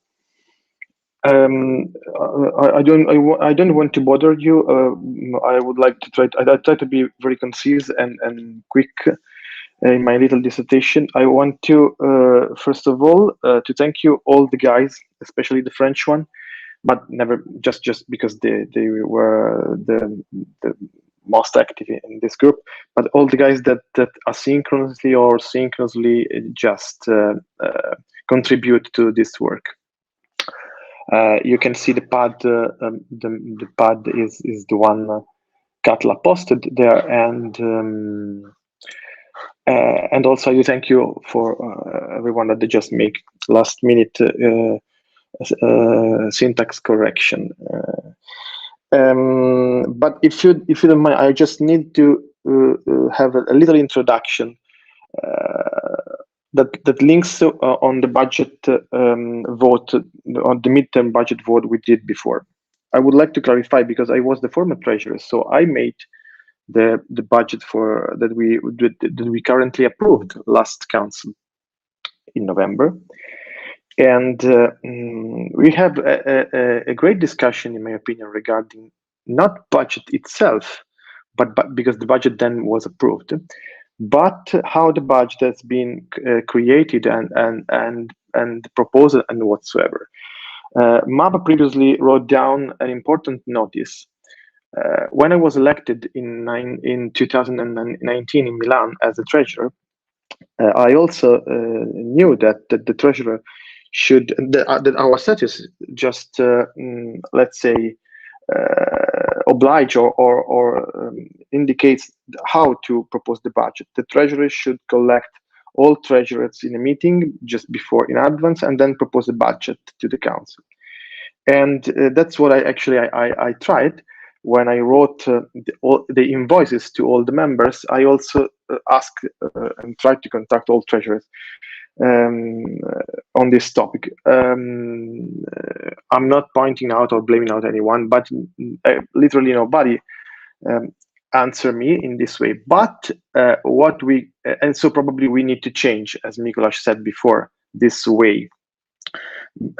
So what happened is that in 2020, I just created the first draft of the proposal budget by my own, and I proposed to the council, to the board meeting, and finally the board meeting approved and proposed this to the council. We actually did a couple of times, because we did twice. The first was for as far as I remember, in May, and then we had another one in November. In May, it was for 2020, and in November, it was for 2021. Just to be maybe I don't have to talk about the previous budget, but what does the budget mean? First of all, in my opinion, but I would like also your absolutely your honorable opinion on this. A budget is a political choice. So when we are creating a budget, we are saying, okay, we would like to achieve this goal with this money, and we have this resource. So, a budget as principle, when you create budget, you can have some goals, and you can also lose money. It's up to us. It's absolutely up to us. Like in all our families or individuals, or we have our own pocket, and we decide what to do with money. That's what a budget is for. And for instance, I have to say, once again, I don't want to blame anybody, but I just want to point out that, for instance, if we are talking about donations has to be money that come into our bank account, not just let's say. Of course, when we put this donations item in a budget, right? Otherwise, if I just donate a T-shirt to the PPEU or a server, just something, things, material things, this in any case should be, in my opinion, in my humble opinion, into a budget, right? So because otherwise you're just putting donation and incoming fees in the same row as income, But this is not true. It's not an income, because if it were an income, we would have 2,507 euro to spend as much as we want. And of course, it is not, because all the, let's say, IT donations are actually already spent, right? So this is actually a mistake, in my opinion. Donations are money that come into. Then we, of course, we can spend this into several features. Let's say IT stuff, or T-shirts, or logos, or whatsoever. And that was exactly the proposal that I made to the board, and then the board made to the council last November. If you have the link, I can post it, but never mind. I see it's not relevant right now. What we had is that we had some income, provisional income, that basically comes from fees, our member fees, reduced by my proposal, accepted into and adopted starting from May 2020 by the council, to 50 euro, in order to enlarge the participate. Because in our system, no matter if you like it or not, our rules right now is that if you don't pay, you don't have rights to vote, right? So to be very inclusive, we decide to reduce from 300 per vote per single member to 50 euro per vote per single member. And because we realized that we have actually not quite a lot, but still 14,000 euro doing simply nothing in our transparent FIO bank account. So after that, especially French pirates pointing out that last November, that budget has to be, let's say, prepared in a better way. And I do totally agree. Absolutely, 100%. That's why the financial group and working group started especially with the collaboration of French pirates, in order to provide some guidelines that are the one that you are probably looking at now in the other part, and in order to, let's say, the financial staff be managed at this level. Of course, this is not a one-time solution, because it's just an improvement of our current situation. Okay, that means that we are just proposing something to be, let's say, just a regulation act that has to be, in our opinion, separated by and not forced into the statutes, so it can easily changed from year to year, or even name any extraordinary meeting, council meeting, in a very easy way, in order, but at least to have something to follow. Okay, so the point number one is just 3 sentences that basically introduced what I've been introduced by in the longer version by myself. And the chapter number 2 is regarding membership fees. Membership fees, you know, it would be, in our opinion, very, very easy to be collected if we have a clear period where we send invoices and collect membership fees. So let's say that from from the future years, from the year to come, we have clear already a budget. For instance, we approved the budget before, right? The, let's say, mid-budget. I don't know why we did, because actually it's also a question for all of you.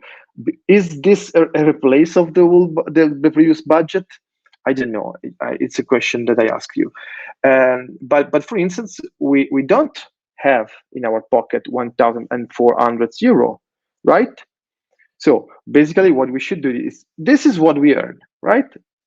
Membership fees. So in the first, let's say, part of the year, we collect, or at the end of our year, we collect money for the future.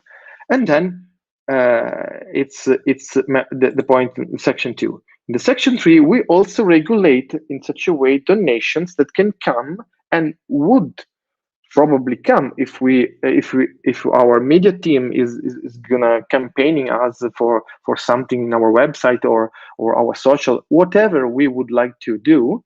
We have to take care about donations that could be even more than membership fees, right? So single or, for instance, companies. I saw that French pirates objected that companies they do not prefer to receive donation from companies.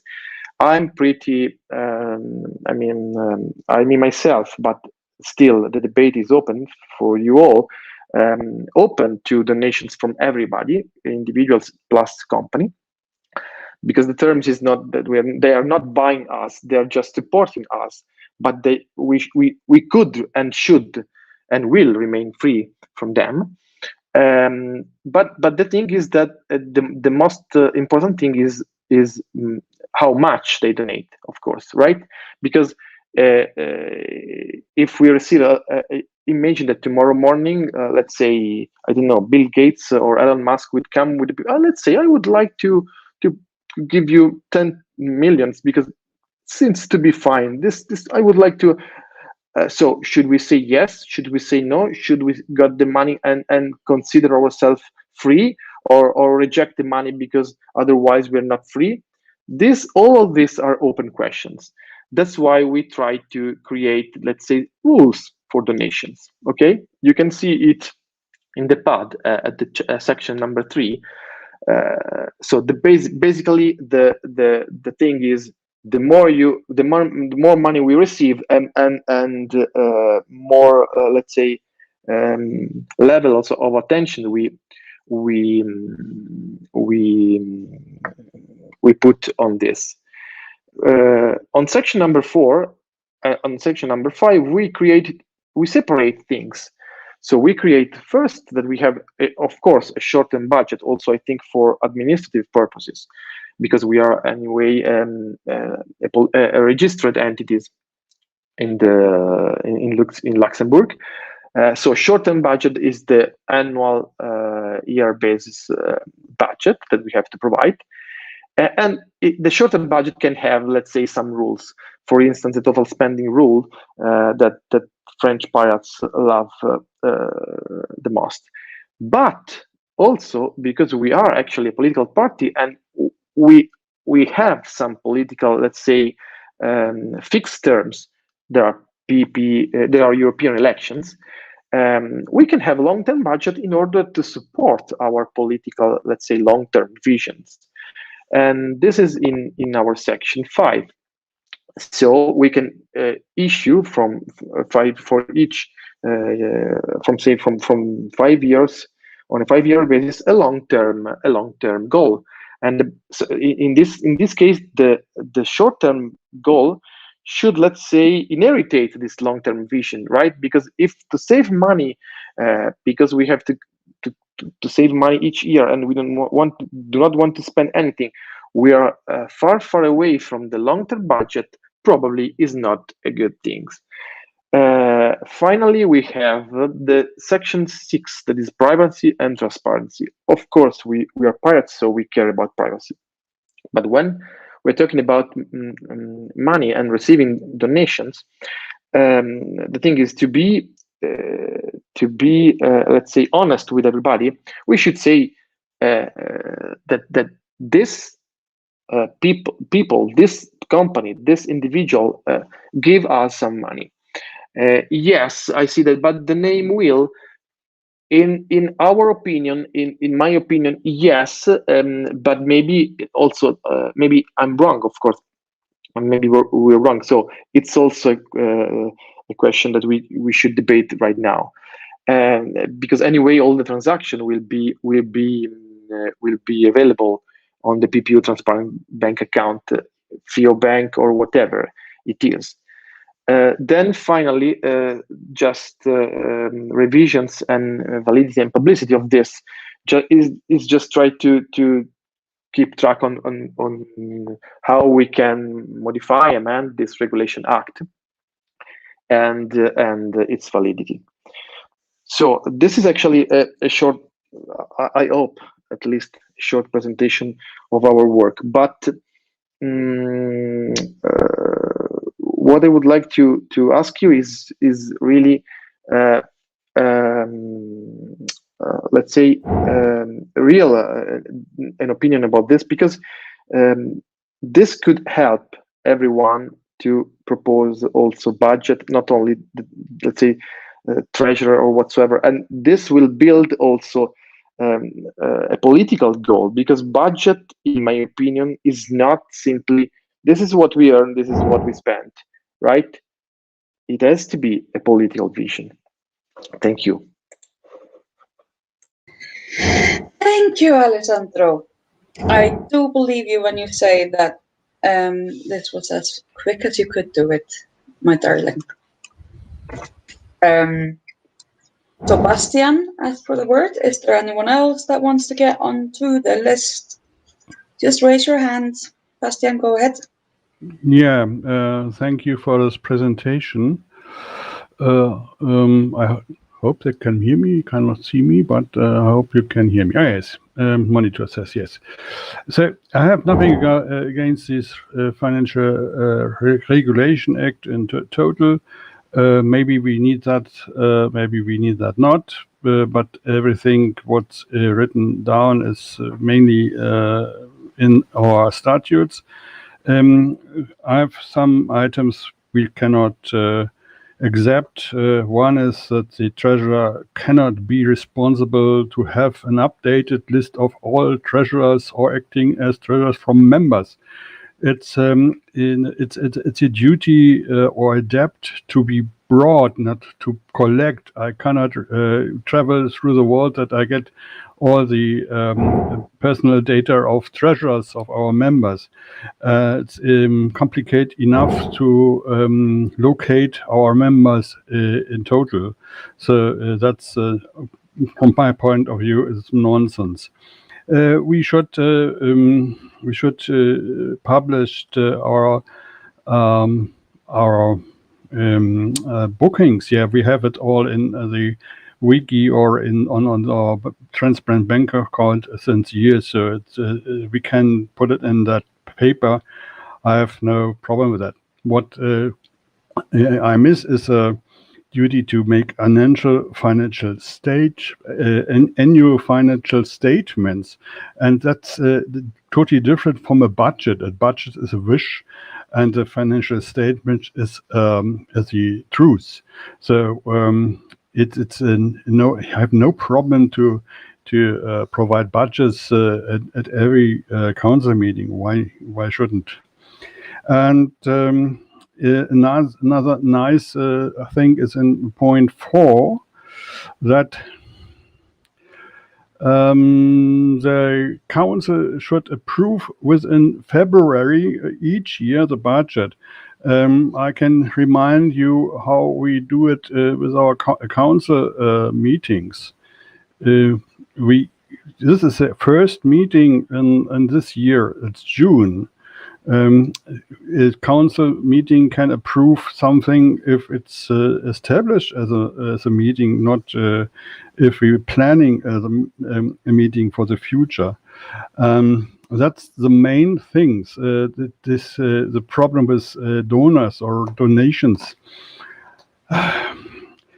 Yes, we can clarify what we should do with donations. And of course, if I have a bill or an invoice which I have not to pay with the bank, other one pays it for me, then it's a donation. That's a normal work for that. And yes, we can make some obligations for, let's say donations when we have to publish it. But we publish everything anyway. So you can maybe you can vote or not whether we can prove that we want to have that donor. Yes, okay, if it's big enough. And if I get a donation about let's say 5,000 euros, I would ask the board anyway. So it's a duty by a treasurer. But we can write it down if there is a misunderstanding or I think that I am doing not my work. A long-term budget. Yes, ladies and gentlemen, I am not a clairvoyant or physics. Yeah, what we do in 5 years, it's really, really. That's not the truth. It is really nonsense if we say yes, in 5 years we have to do something. But it makes sense if we are a big party with some millions turnover, and maybe we need this 5 years plan. I know other establishments who use 5 years plans. But in total, it's no problem to have that financial act, but not with that only the duty that the poor treasurer has to collect all data by looking all over the world where they are. And then we have it, and we do a lot of things we do by our own since years. Thank you. Thank you, Bastian. Nicholas? Yes, thank you very much for the word, and thanks a lot for actually elaborating on this regulation. And I would like to maybe provide also some little bit comments on that. First of all, I would like to second the Bastian's comment to the paragraph 2. Which actually, I mean, like putting all the information burden on the treasurer, it's really not fair. I mean, like the treasurer should be responsible for keeping the list.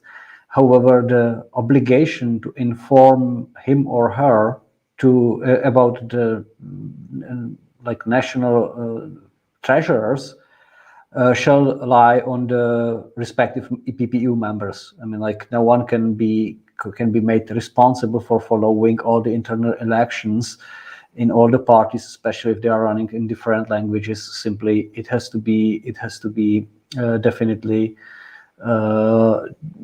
done by the local international coordinators who will update information. The PPEU treasurer shall rather be a contact point for them to actually report those data.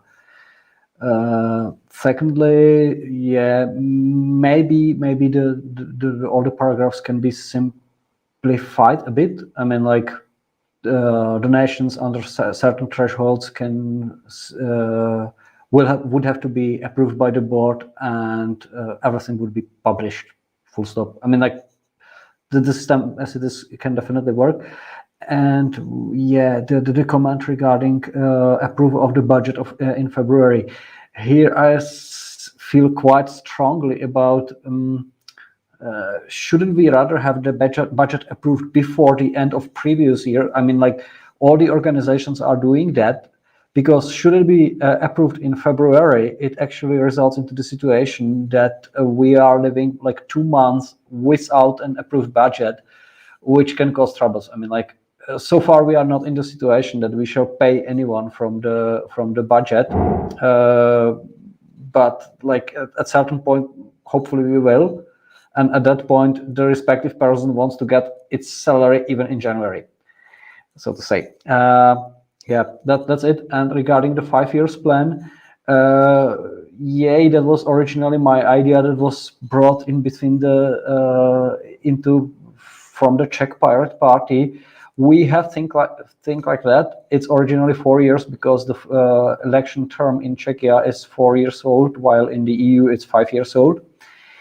And this is something that could be subject, and that is regularly subject to update every year. So I mean, like it's not put into the stone that it should work for next 5 years that way, but it's rather let's say a supplementary tool for the budget planning, so that even like the people who are employed by the party, so to say, they know that their job will exist even the next year.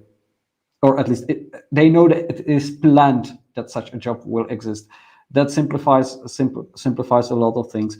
I'm sure that right now it maybe looks not that way, that we have much money and we have much spendings, but we should have a, let's say, proper planning for that, or proper rules for that before we actually get that, because yeah, it's a lot better to be prepared, so to say, than to go into and test it. But yeah, nevertheless, thanks all for elaborating on that issue, and thanks all for commenting on the issue. I'm really happy that we are working on that. Great, thank you, Nicholas. Rather than have Alessandro answer to Nicholas and Bastian, I kind of just want to ask if there are any motions to change the text, or proposals of amendments or anything like that with the text that Alessandro presented to us. Because otherwise we will just go to a vote with the text that is as it is. Axel, go ahead. Yeah, I would like to propose same as we done just a motion before. What about the council approves this draft text to be foundation for a further work? Would this be agreement for all? Alessandro, do you have an answer to that? Yes, if I may, I would answer to all of them. First of all, the thing is that, of course, we have two kind of things. The first is every year in December, we know how much money we got and how much money we spent, right? This is a clear line.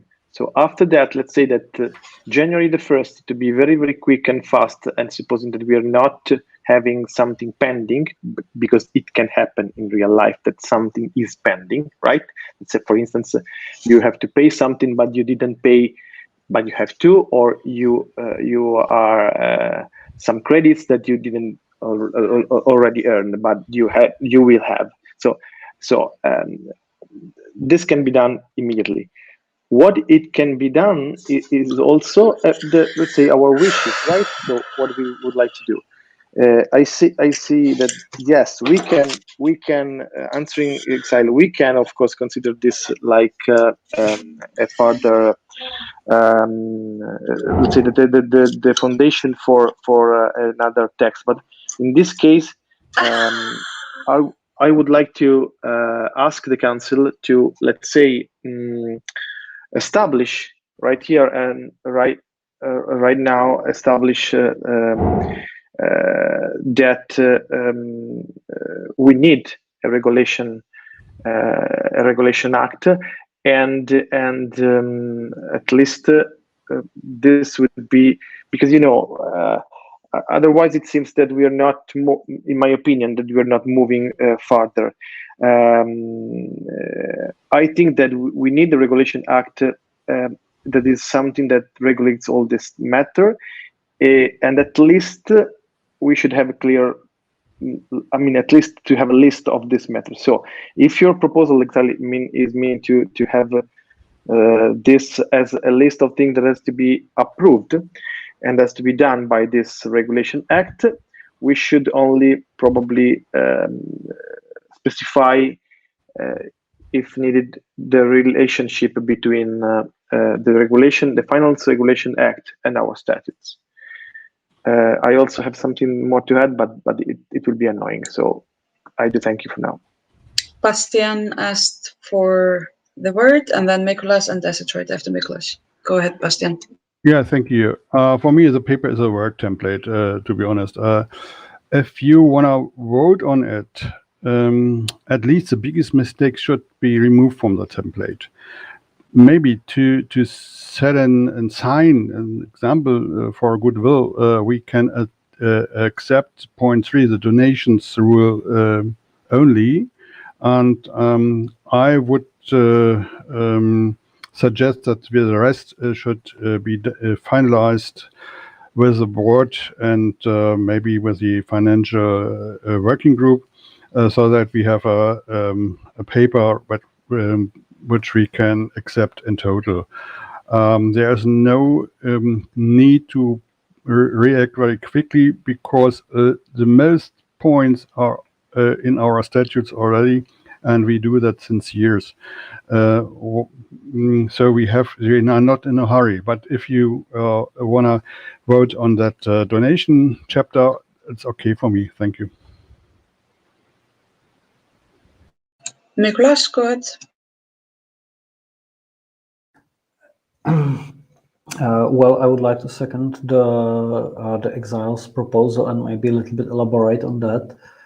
As I'm not sure whether there is 100% or just 99% compatibility with the statutes, I would suggest that we take this as a, let's say, working proposal, and let the board, respectively the financial working group, further work on that, so that it can be tabled in the November council meeting, effectively, plus additionally tabled together with the statute change, because we could probably need to change some obsolete parts of the statutes. Yeah, that's it. Thank you, Nicholas. Is somebody? Axel has to leave for a little bit.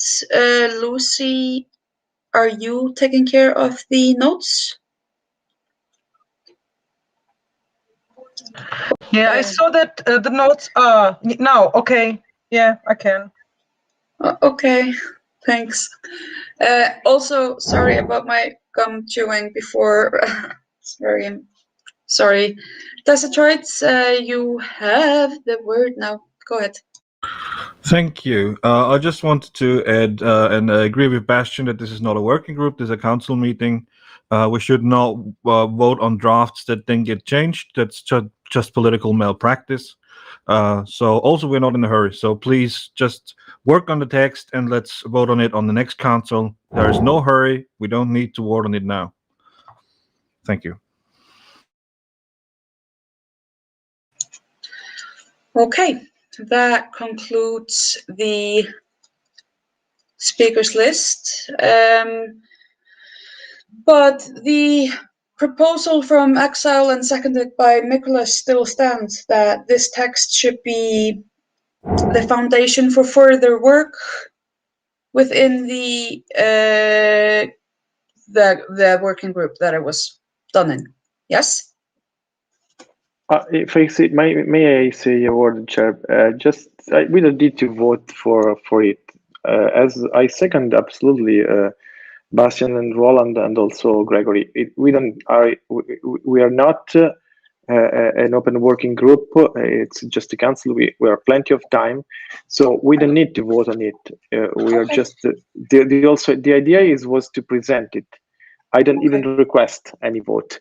I just request probably if we want to vote on something, that we are issue, let's say, this new tool, this new instrument. We as far as I see, we need this let's say, this document. So if there is something on to vote on, is that yes, the council say that yes, we need some kind of but it's also pretty relevant, because as Ron said before, we can prepare a text and in the next council meeting in November, even though if we need to amend the status probably or not, we can propose something and vote on the next council. It's not a problem at all. Okay, so every suggestion of a vote is withdrawn, I guess. Yeah, I have a procedural motion. And I hope there are notes there that the working group can take with them to further this document, and also that people can come and make their comments with the group that is working on this document.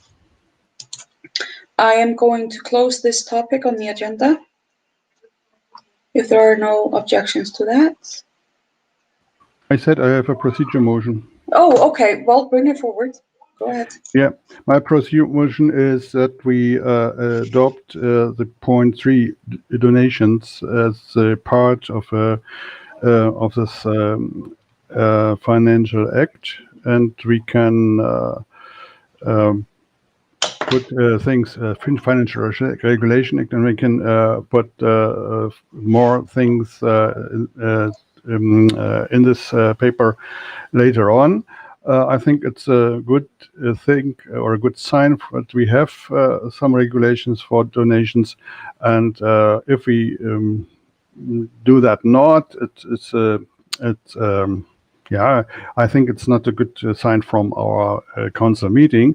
So my procedural motion is to adopt only the part 3, the donations part, as a motion today. Thank you.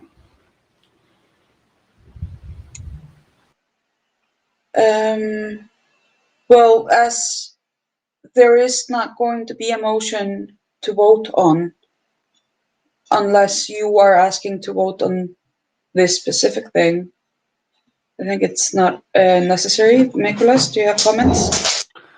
I think there is no problem. Should we approve just this particular part and as a provisional financial regulation, and the final financial regulation deliver in November? It basically covers the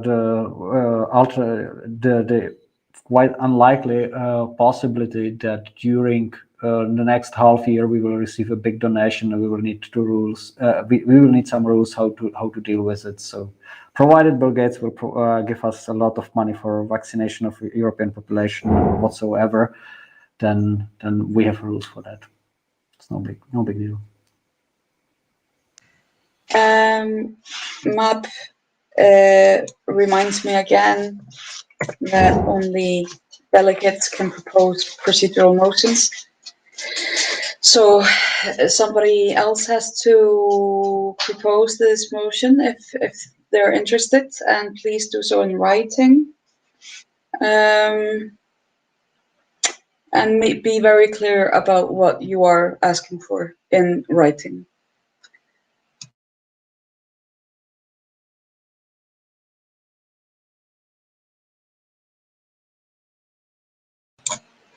If nobody is working on that, then please also tell me.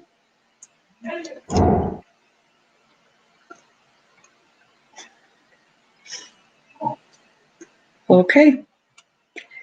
Bastian, you understand that I can't take this procedural motion any further at this time, okay? No doubt about that. That's okay. Thank you. Then this topic is closed on the agenda. And the next one is PPI relations. Who's going to present?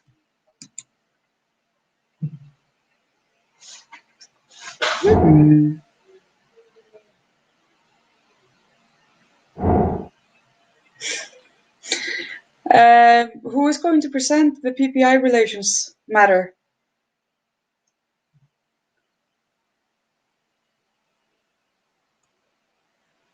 Okay.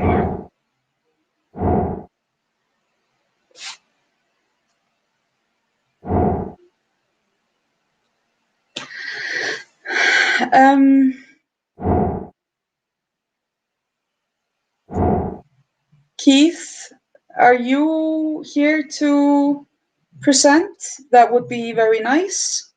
I'll be happy to present. Can you hear me okay? Yeah, great. Thank you so much. Go ahead. Thank you all for having me. I'm Keith from Pirate Party of Israel, presenting live from Japan with an American accent. Nice to be here with you all. I'm just going to share with you, I guess, a little bit of my, personal opinions, but as a PPI board member on our relations with PPEU. I really encourage you all to consider whether these pirate umbrella organizations represent sort of a conglomeration of separate organizations and separate identities, or whether, as the EU is intended, some sort of supranational movement that brings everyone together, and that we really represent something global, a subculture, society, that we can really work together and we're really united.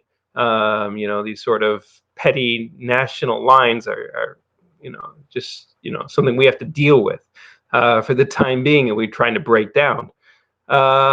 Recently, I, together with Aragon and some other organizations, we presented a DAO proposal. I'm really excited about this, and I see this as a way that we can work together in the future to DAO, what I mean by a decentralized autonomous organization, that we can work together in this sort of format to participate together, to present proposals between each other, to share statements, to get organized.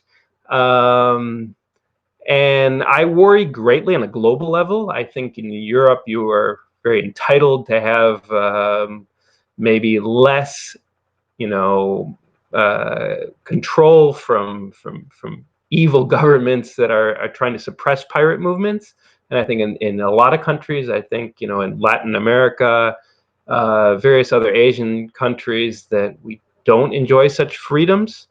And I think that's really important. And I think we have a lot of other organizations that also don't call themselves pirates on a global level that really do associate with us. And I think really by decentralizing our organization on a global level, we can do amazing things.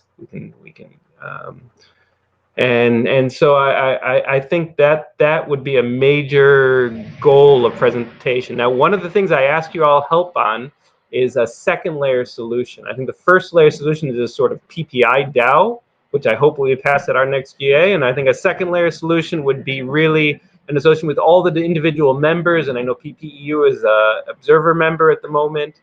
And at that second level, I would really hope that PPEU could also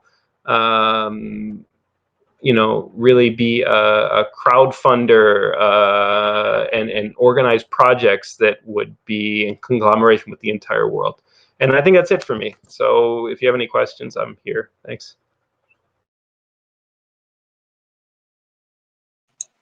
Speakers list is open. Matti Brandt is first. Go ahead, Matti.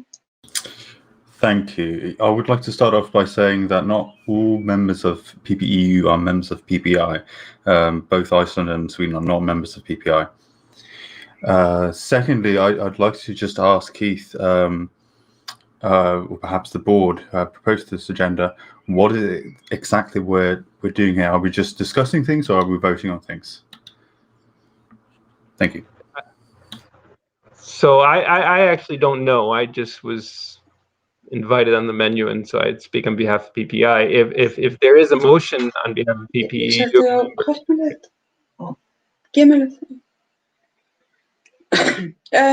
I'm sorry, guys. I forgot to mute myself. Well, I thought there was a member of the board who was going to organize the proposal of becoming PPEU becoming observer member in PPI or something like that. Bastian, do you have anything prepared?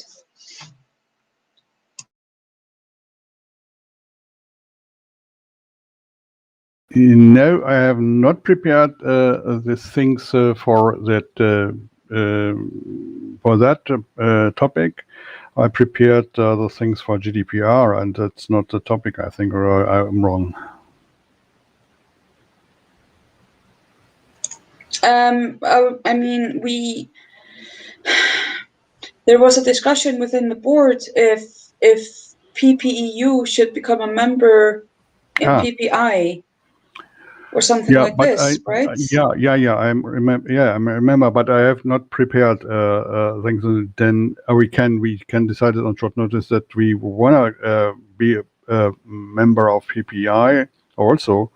But I thought that we are observer member already. But I have to have a look in PPI's board. Okay, thank you. Nicholas, you asked to speak? Yes, maybe I can a little bit clarify. The idea behind was that in order to actually facilitate this PPEU membership in the PPI, there should be a, let's say, short agreement that also covers the GDPR issues.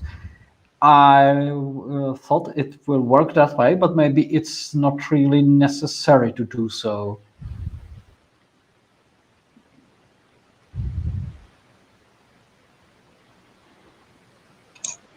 Look, man, I'm just like following the agenda. I don't know what to do with the information that has been here. Like, are we going to? Yeah, Nicholas, go ahead.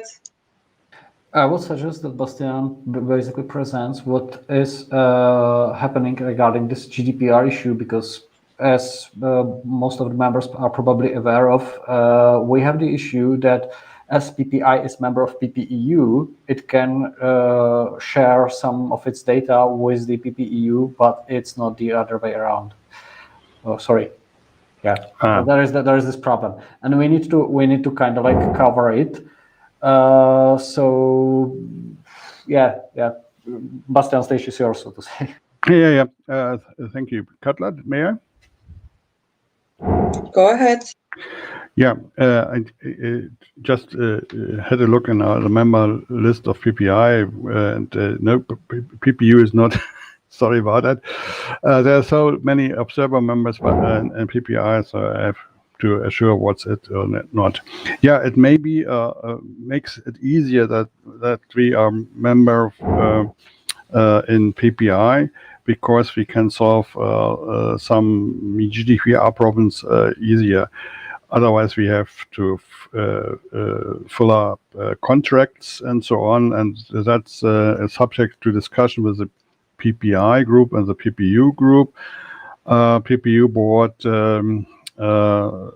sponsored me to fulfill the part from the PPO side and to ask the PPI, where I'm treasurer too, how we can manage it. And that's this process we did discussed on Wednesday, I think.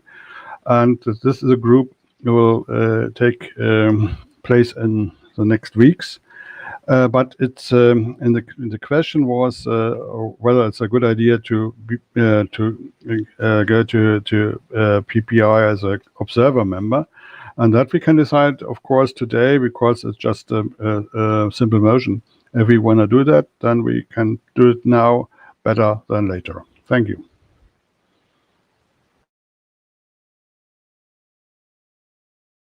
Okay, so as I see it,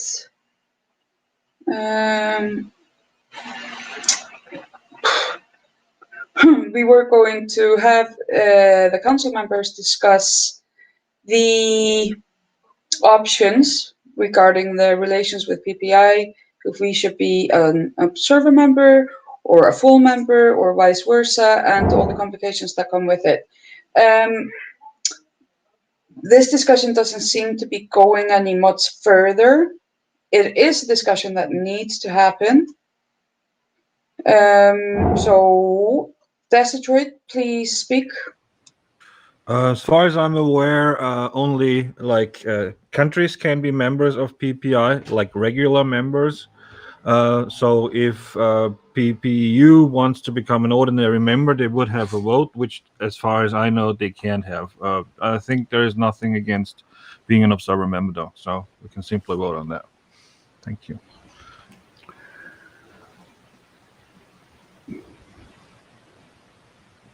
Cutler, may I?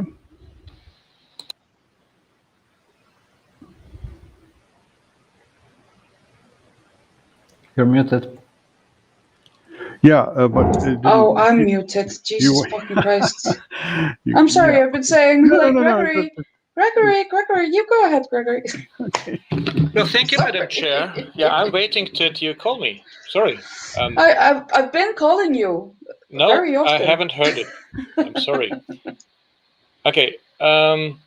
So to Roland, to make Roland's remark a little bit, I didn't quite understand. So the question here, as I understand, is the proposal that the Pirate Party of Europe will become or will apply for observer membership in Pirate Parties International, as the Pirate Parties International is already observer in the Pirate Party Europe since the second, or maybe it was the third council meeting. I know it's been the application for observer membership of PPI in PPEU had been had been submitted before the first or at the foundation of the Pirate Party Europe, but haven't been tabled then because of time constraints. And then we had been in Brussels in this pyramid location in the ex-TV studio, and there we had this vote, and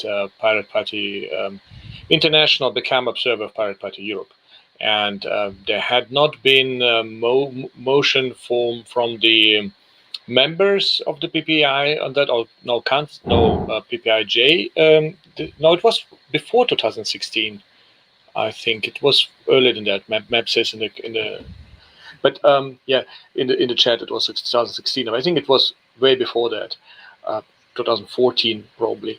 Anyway, that was a decision by the board of PPI to reach out and to submit the application, because we are also observing in some other organizations and cooperating with as I'm talking now as a PPI vice president, vice chairman, sorry. So we are cooperating with other organizations because we have the task by our statutes to represent the pirate movement and the interests of our members also in external organizations. So we come up with the recently we come up with some with some revelation that it would be much easier to work together with Pirate Party Europe if the Pirate Party Europe would also be an observer member with Pirate Party International, or at least we would sign a series of contracts between each other organization in order to participate, like to share IT resources, for example, or to share well, some other stuff that we could participate. So if this is something that needs to be tabled by the PPEU member, which I'm a little bit surprised that it is seen that way, if the board does not feel themselves competent enough to just negotiate or just initiate the application for being PPI's observer member on its own, I would table a motion that PPEU should apply for membership, for observer membership at the PPI. And I'm quite confident that PPI's members will agree to admit PPEU as observer member. But of course, this is a little bit too early to say. The deadline for application is tonight, or is it tomorrow? But we have a GA coming up in 4 weeks' time, and the deadline is today. It needs a statement of acceptance of PPI statutes. Well, that will be according to everything that is laid out there, according to the to the observer membership, a copy of the statutes, and that is okay. So I have been asked to hurry up, so I'm doing that. So if this motion is needed, I will table it. If it's not needed, I think the board of PPEU is just competent enough to do it on its own. Yes, please, everybody, try to use shorter sentences. Let's keep this ball going. Nicholas, you are up next. I'm also gladly ready to help to table the motion. I just think it is very much legitimate concerning the history of both of the organizations and all the relations, that we shall have a, let's say, a clear agreement on that and within the PPEU, as I know that there were some members who are members of PPEU, are not members of PPI on, let's say, on purpose. And those members shall have the opportunity to express their concerns if they wish. I believe that membership of PPEU in the PPI does not create sort of like problem, and I believe that there will be an open approach and goodwill to actually help interconnect pirate organizations. But should it be deal breaker for someone, then we should speak about it here and now.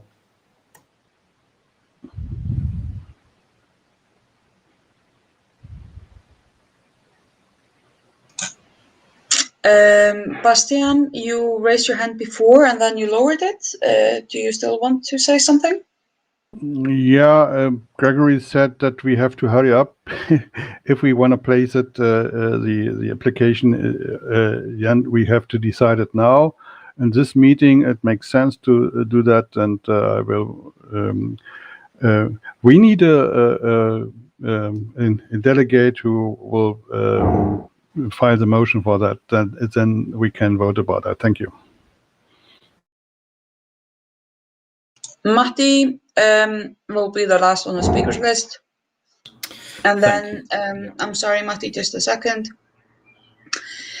A motion must be put forward by you guys if you want it to be voted on. So please put it in writing and send it to the secretary. Thank you. Matti, go ahead. Thank you. I think that this idea that we have to hurry up with an application is misguided. Just because there's a General Assembly in 4 weeks' time or whatever, doesn't mean that we can't apply at a later date. Additionally, I don't think that PPEU should become an observer member without a clear path of how that membership, or a clear idea of how that membership should look like. As many of you know, the Swedish Pirate Party are not a member of the PPI, and I believe that is because of the reasons due to membership fees and things like that. Sweden has a free membership model, meaning that we get all of our revenue from donations. And so if there's going to be some sort of obligation on part of member parties in the PPEU to contribute to the PPI fee, then that would hurt us disproportionately, as we do not have a secure revenue stream. Thank you.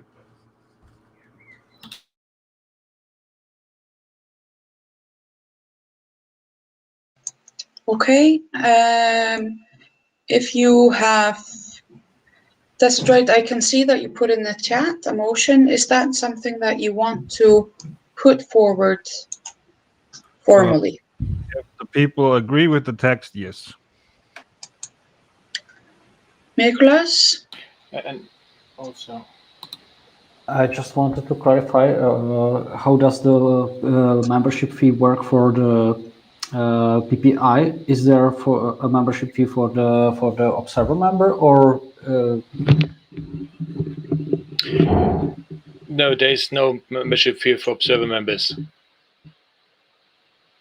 There had been stated explicitly in the rules that had been in place before 2018. It says the observer members are not paying any fee. Then we have changed the rules, but I think that the rules had been changed for how the fees are calculated in itself, but it's always been talking about the regular members. So observer members are not paying any fees, we're not sending them invoices, and since they do not allow to vote, there's no consequences if they are not paying. So there is no fee for observer members. Right, I just want to clarify though that Yes, there is no PPI fee right now for observer members. However, there is the opportunity in the statutes, and that's why we're not a member of PPI at the moment. Yes, I know I said before that I was going to close the speakers list, but this seems to be, it needs more discussion, I guess. I know I'm chair, but I have a question. I need to ask this question. Just how being an observer member is going to benefit PPEU. Can somebody answer that?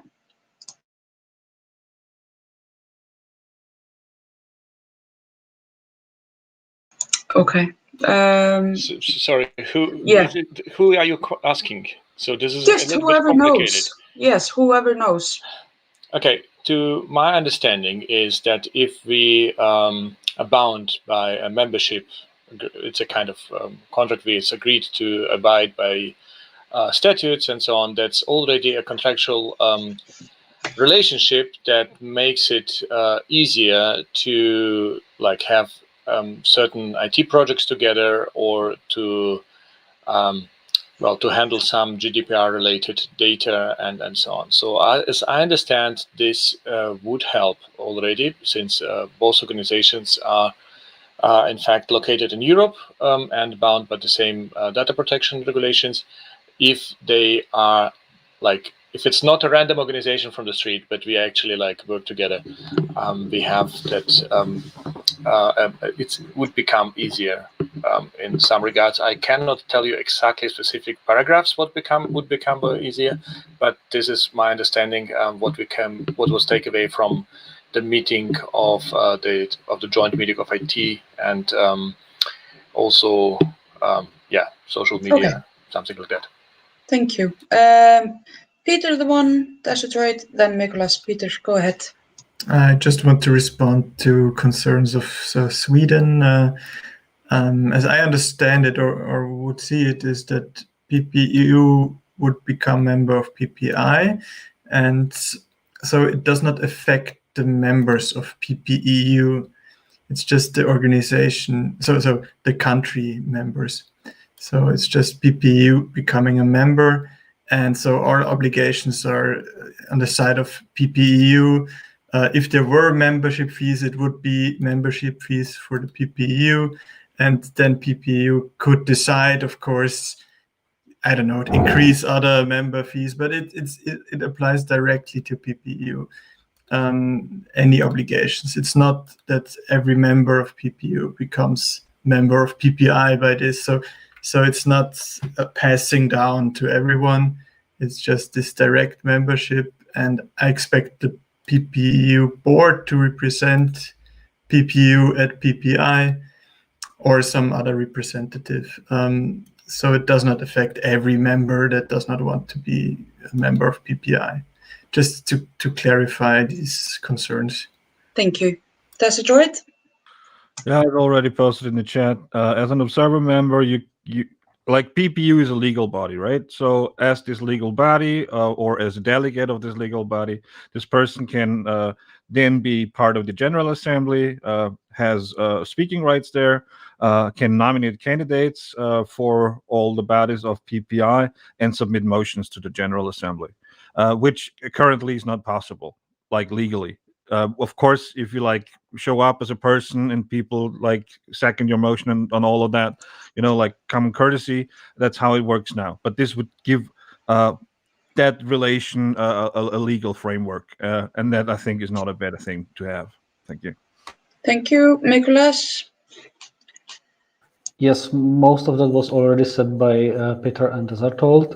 I just would add that from my point of view, tactically, it's reasonable for Europe to, let's say, have the opportunity to bring European agenda on the global level, so to say. And for that reason, it is reasonable to sit in the General Assembly and submit motions over there. When there is, the question of GDPR was mostly covered by Gregory. Additionally, if there are, let's say, some hesitations regarding the membership, we can always, as part of the motion which justifies or which tasks the board to apply for PPI membership. We can always set certain, I would say, list of red lines or demands that are interrelated. So, for example, it's possible to say the council asks the board of PPEU to apply for PPI membership. Point second, the council asks the PPEU to ensure that the membership of PPEU within the PPI will not result into any payments from the PPEU side to the PPI side, if this is the problem. Thank you, Desatroid. Unless it's something brand new that you're about to say, please don't say it. Because I just kind of want to get the motion out there so we can vote. Is it brand new? Yeah. Okay. I think if we want to discuss something about that, then we should clarify that PPU should not in any way interfere with the doings of PPI, because if we can propose motions, if we can nominate candidates, etc., which is all right, then we still should not do so. Okay. Are the motions that you wanted to bring forth, whoever you are they ready? Are they in the minutes? Line 419. Okay. The council is asking the board to apply for observer membership of PPEU in Pirate Parties International. Are there more motions? Is this all? Are we voting on this and happy to vote on this? Can I? Okay. Can I clarify? Sorry, question? Nicholas. Sorry. Nicholas raised his hand. Yep. Just before you started. So, Nicholas, go ahead. I'm just offering that I will take over the chairing if you, Katla, want to say something on behalf of Icelandic Pirates, because I believe at this point also Icelandic Pirates as non-member of PPI shall be heard.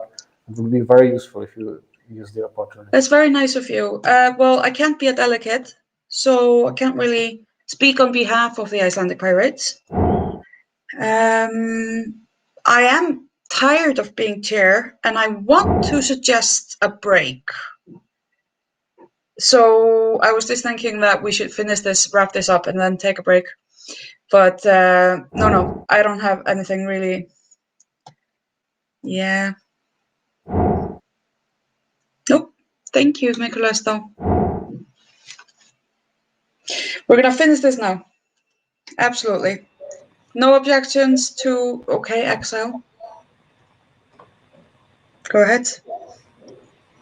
No, sorry, some wrong button, but nonetheless, Gregory wanted to speak. Oh, yeah. No, I Gregory? retract in Okay. favor of being brief. Let's do it. Thank you. So the motion is as it is on line 419. Dario, are you ready?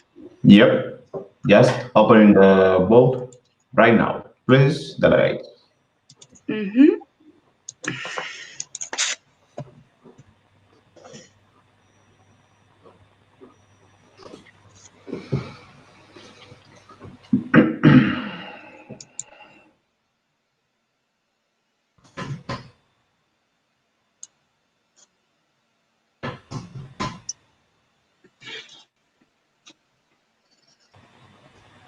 Has everybody seen my pineapple pen? It is great, isn't it? Just, I just want to, pineapple pen. Okay, one more meeting.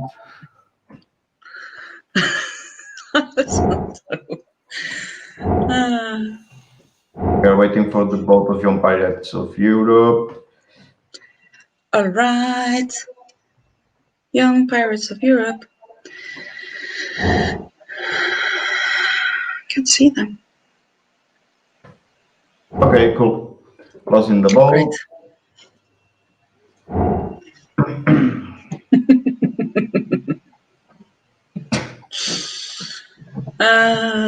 Come on, Alessandro. discussion 5 here. Close. And let's open the results. Okay. So here are the votes.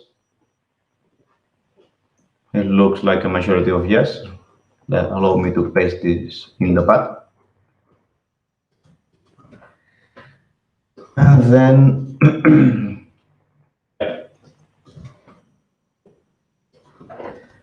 the motion is passed.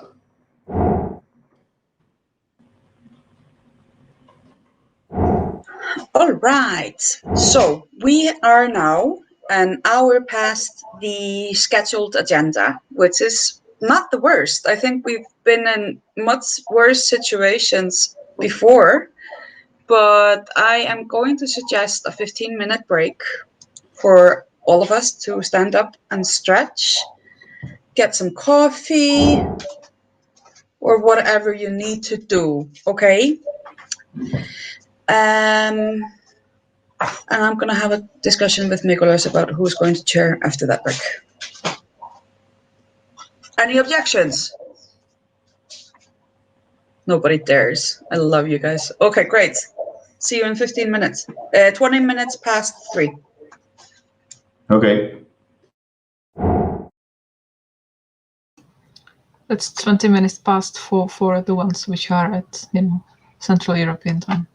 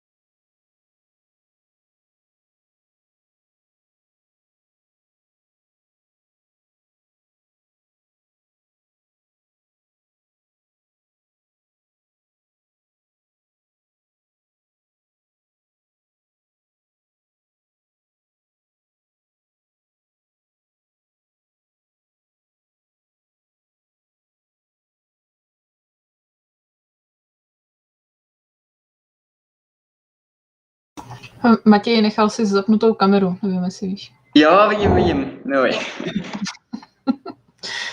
Že jsi tam pochoroval kousek, tak. Jo, já tady řeším, Panky má dneska na rusky, tak plánuju zajet do Martina.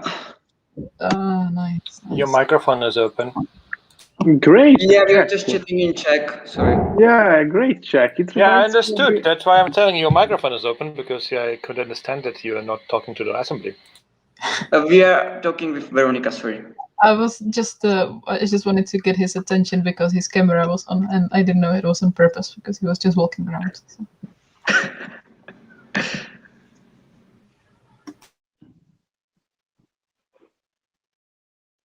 Isn't it, Gregory, 20% Russian? No. I speak Russian. I know. I was talking about Czech. Let's say 15%. Russian. No, it doesn't work like that. No. You can if you have some skill, you can understand it. If you have a written text and some dictionary, you can understand all of it. But it takes some practice, and then it's easy to follow. But it's a completely different language. Well, not entirely completely, but it's without practice you can't understand like 0%. But for example, I can understand 90% Polish. Mm-hmm. Yeah, and there is some project like it's called Inter-Slavic language, which is like trying to do inter-Slavic language that every Slavic would understand at least for 80%. So it would be like the common things, and to like you have the language, it's called the common language they tried to, but this is more like that Slavic people wouldn't need to learn the language at like 100%. They would need like to just they would understand for 80% just because their own Slavic language. Yeah, it's like when Dario or Exile speak in Spanish, right? I understand 95%. Yeah, and we understand like very much percent with Slovak language because Slovak is very similar to Czech. It's like at least it's almost same language. Yeah, but the Slavic Esperanto was pretty much Croatian. Yeah. Very, very much Croatian, and then Yeah, just added some stuff that sounded familiar to everyone. Yeah. It's funny though. But Exile wrote there if it will be there a Cards Against Humanity game tonight, and if we're doing this once again, we want to invite, like I want to invite in name of IPA PPU again on some like together pub, so to have some terms when you could, and do some similar again, and we are planning to play some Among Us and stuff like that. After that, I would like to invite you after agenda. Among Us, I will be there for sure, 100%.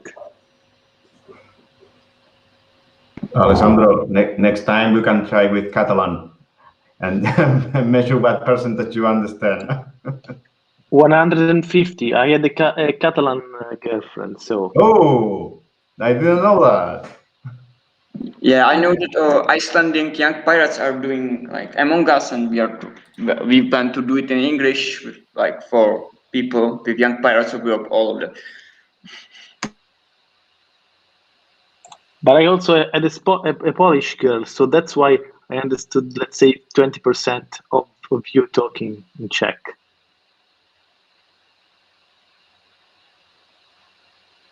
Yeah, with the Polish, like I know that it's told that Slovak more understand Polish, but the problem with Polish when they speak really fast, I couldn't understand like just 40%. It's more that they have like similar words or something, but their pronunciation is very different, I think. For me, because I live in Ostrava, it's like sure, yeah. second language. The only thing is that Polish has the grammar is the other way around. So the way the sentences are built, are the other way around from us. I never arrived at the grammar level, Veronica. I remains the basic, just remembering words and sounds and the general meaning. I think if you date someone, you don't really need grammar. So. Exactly, 100%. Yeah, that's the whole point. That is happening to me too, because my girlfriend is Lithuanian, so I'm learning Lithuanian. No need for grammar. You're not learning, you're reproducing. No. In a few months, I am already building sentences. It's quite easy in Lithuanian. I didn't know that.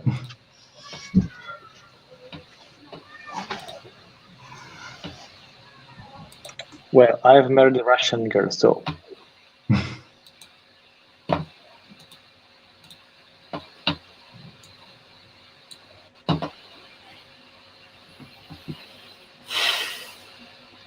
And I will be like in 40 minutes. I need to go, so I will be on mobile phone and trying to vote every election I could. But if I will like get off, just wait for me, please.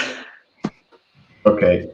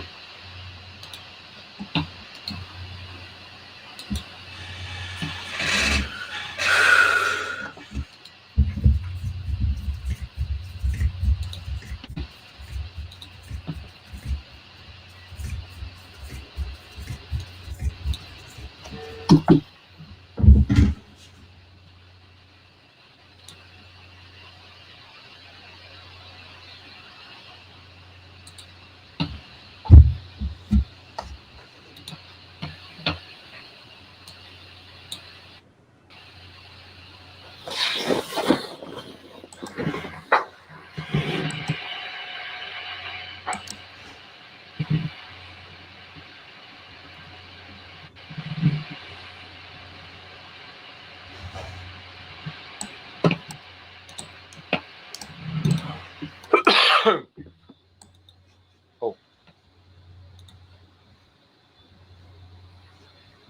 Yeah, can I make a advertisement back in this break for the Pirate Summer Camp?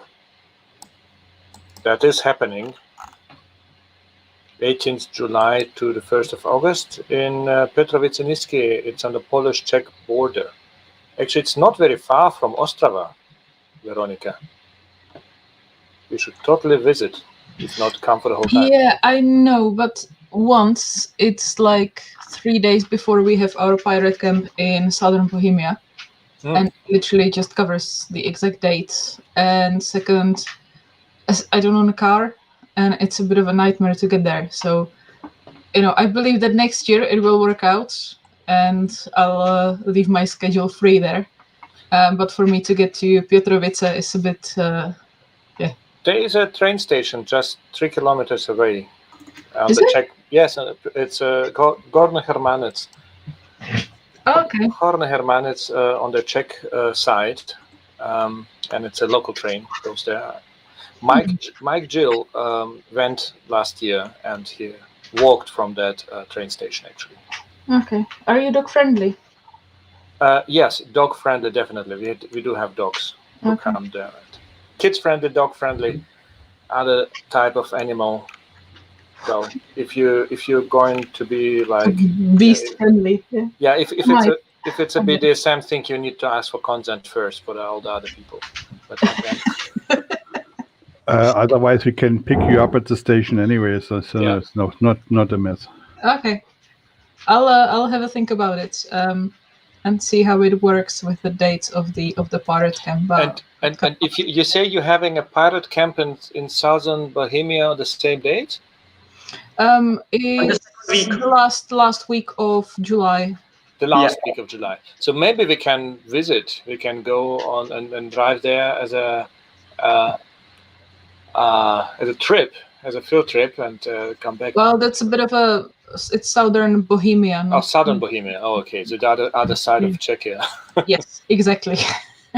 And by train you have to go to Prague and then down to České Budějovice and then by a bus. So it's a bit of a journey. 3-hour drive, probably. Yeah, maybe more. But yeah, I'll have a look. That would be nice. And the dates for the next year are also set. The link is almost the same. It's not PS21 eventbrite.com, it's PS22 eventbrite.com. Okay. They're already dates.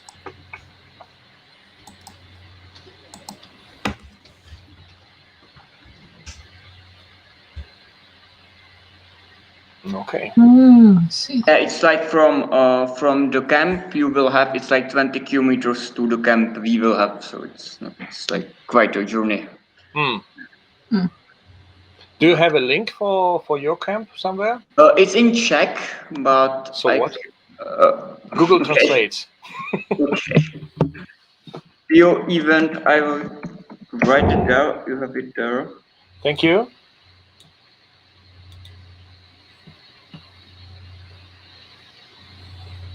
Oh, nice logos. I like that. Yeah, it did our, jak se říká poslanec anglicky, to congressman? No, member of parliament. Yeah, member of parliament is like graphics, so he did our logo and it's quite cool, yeah. We have loads of MPs who are actually quite useful in some things, like normal life. The prices are very similar. Yeah, it is. And July is actually a good date because the campaign is not really not have kicked up yet. Not that hot yet. Yeah. Yes.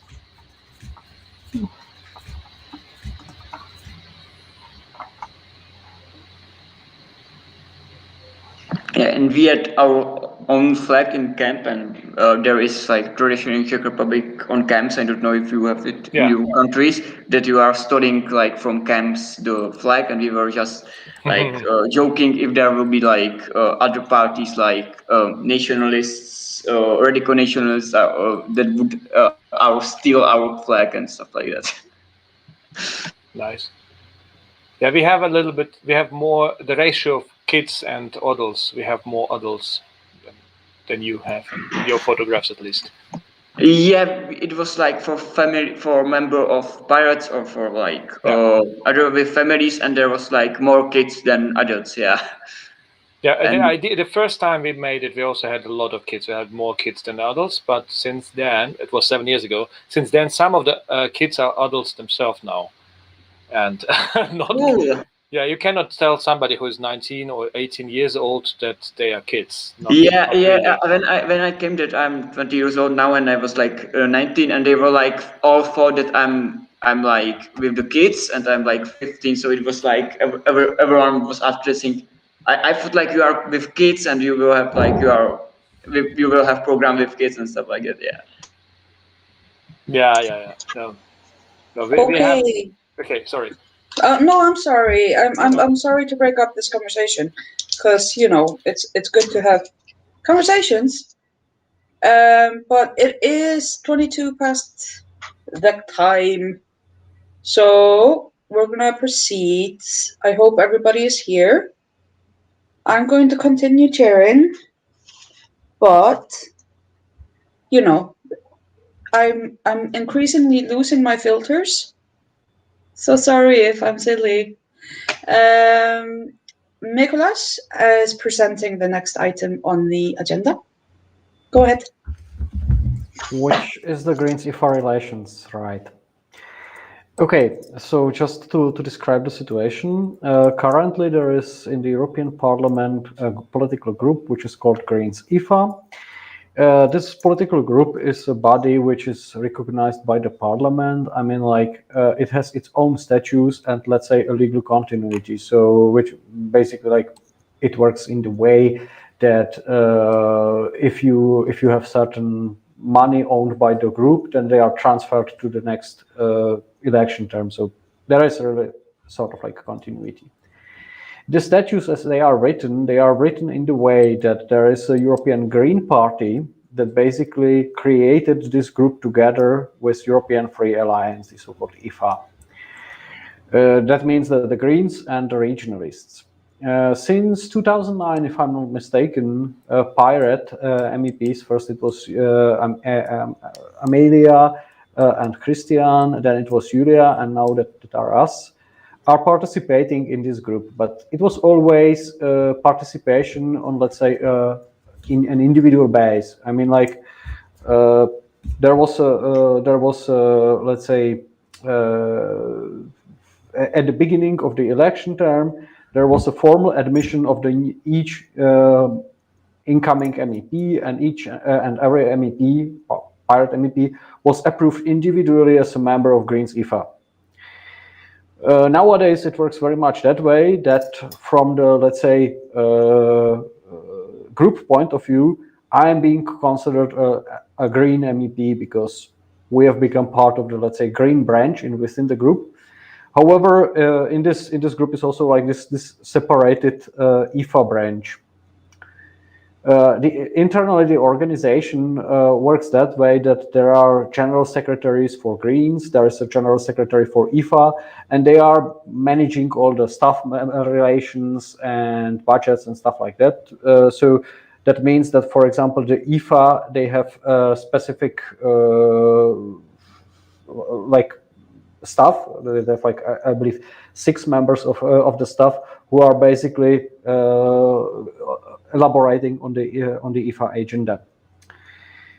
The idea of pirate MEPs was that we should probably, after like 12 years living in this arrangement, we should start thinking that such a organization could be, let's say, more structured, more, let's say, stabilized in the long-term perspective, so that not only IFA has this sort of like agreement, but also the pirates. Of course, I mean, like, we can negotiate. However, we can negotiate only for those existing MEPs who are in the parliament. We cannot really subscribe the future pirate MEPs in the next election terms to collaborate with IFA. I mean, Greens IFA, unless there is, let's say, an agreement between the European Pirate Party, which is kind of like representing the respective member parties on the European level, with the Greens IFA group, so that we kind of like have this sort of relation, and such an agreement would be expectable. I mean, this has, of course, still a lot of to do with the existing or with the current election term, because as we are members of the group receives sort of certain amount of money, which is dependent, because the money for the groups are dependent of how many they have MEPs. So definitely it has some impact of on the let's say practical things. However, there is also this, let's say, symbolical long-term aspect of let's say stable relation between pirates and Greens. So how it stays now. Should we have such an agreement, it would have to be agreed on both the pirate delegation in Brussels as well as the European Pirate Party. That's why I'm kind of like approaching the Council of the European Pirate Party to actually apply for mandate to even open the negotiations with the Greens and elaborate some structured cooperation of that type. I was thinking about how to do that, because this is not only a question of the current MEPs and the current representatives, but also of the parties that are likely to become or to have MEPs in the next election term. After some elaborating to kind of like keep it short and simple, I would like to propose an idea that the PPEU would be represented in those negotiations by myself as the chairperson, plus Sven Clement, who is the MP elected for Luxembourgish Pirate Party, and from my point of view, and at that point I can hopefully say also from the board's point of view, can represent the interests of the parties that are likely to get into the next into the European Parliament during, let's say, the next election term in the best way. So that would be, let's say, my idea with some which I would like to bring it here to the council. Hope to hear your, let's say, feedback or requests or demands or comments, whatever you would have for this discussion. So the speakers list is open. Is there anyone who wants to ask questions or say something? Exile, please go ahead. Yeah, thanks, Chair. Well, as mentioned last time in the board meeting, as there are several working groups already, the European Pirates Board is looking after, and they are working quite not in the board, but as a working group near. I wonder if, to be transparent in this process, we could make out of this perhaps also some kind of working group.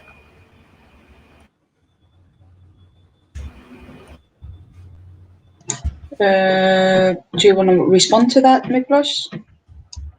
If I may, I think it would be great to have such a working group, because what we effectively need is sort of like a consultation team that would actually collect the feedback from the members to the proposals that we are bringing in. The truth is that the Greens somehow follow the habits that are common in the parliament, which means they would prefer to have the conversation, let's say, in persona in Brussels, so to say, directly. That's also one of the reasons why I proposed Sven, because he is somehow available in Benelux and could easily come to Brussels.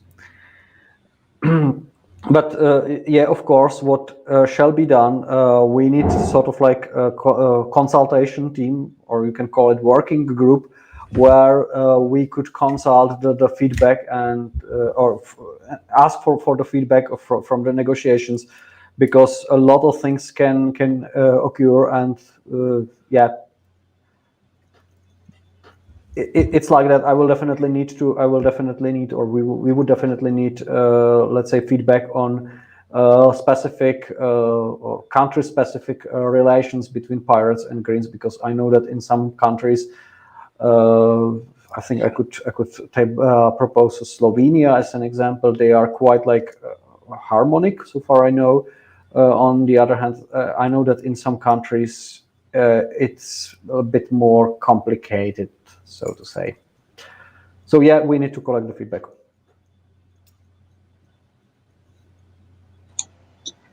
Floor is open.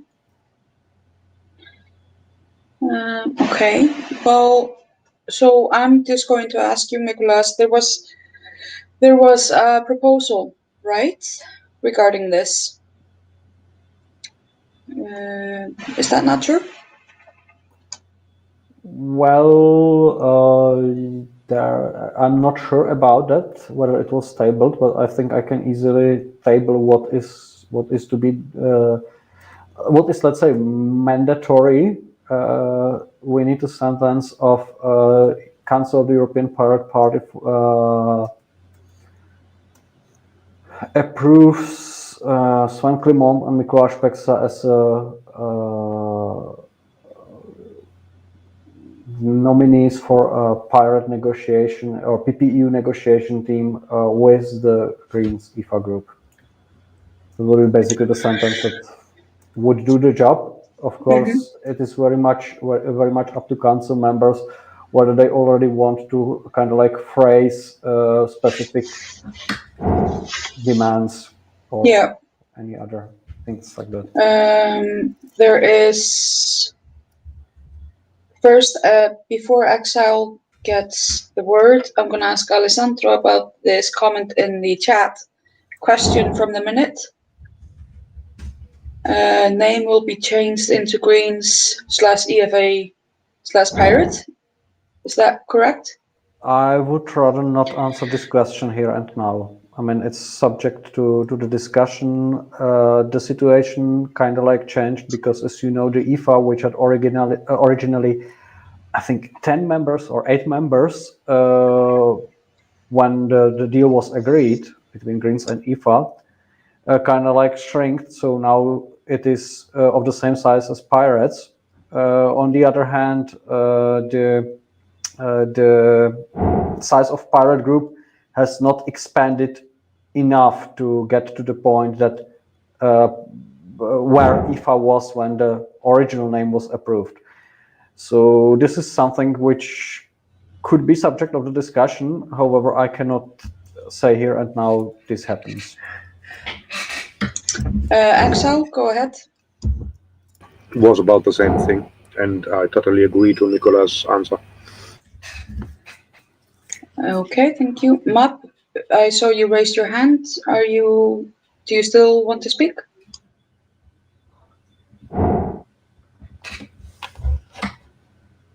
Okay, great.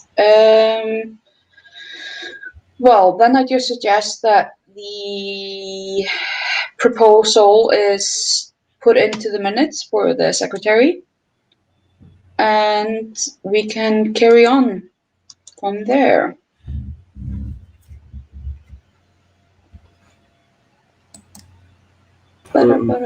Nicholas, would you be so kind in line 452 put the motion in a written form regarding this mandate you want to have from the council? 452, 452. I see. You just write it. Great. I think we've gotten really good at these online council meetings.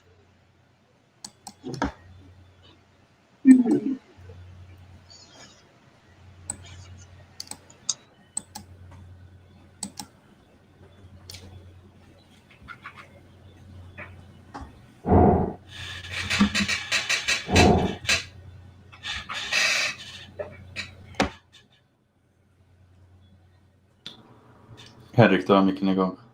Oj.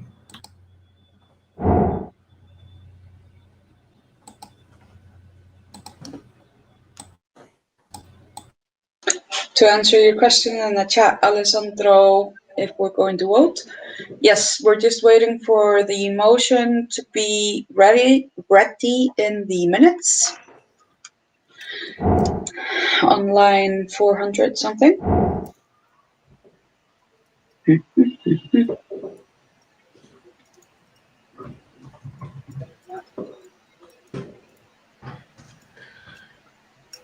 Still waiting. Yeah, if the line 452 is done, I create the vote.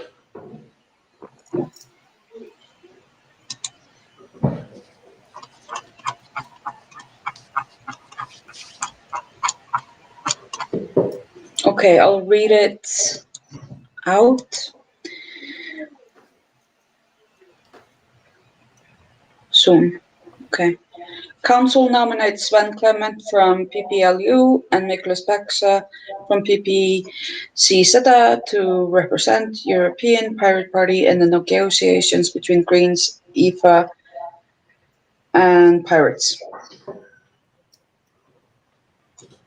And this is the consented text.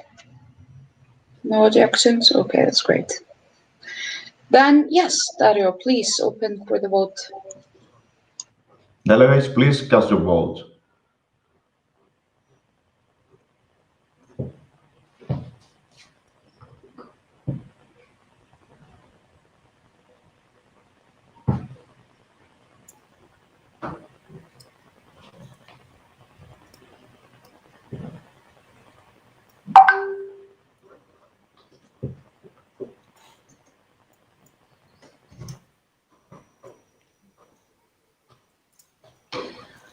Okay, let's check. Okay, all the votes have been casted, so let's show the results. Here.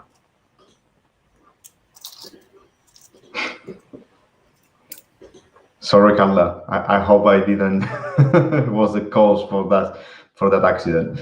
So let's close that. Okay. Results. Okay. These are the votes as they were casted. Testing the results. Also balance. Unanimous up. 2 votes left. There is some vote missing. Let me check. Here. We don't have PP Luxembourg. They didn't Right. vote. All right. Sven did put a message in here before. Okay. I'll try to find it. Okay. But I will maybe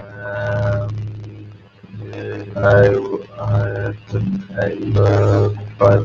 but maybe the delegates maybe miss it, maybe not.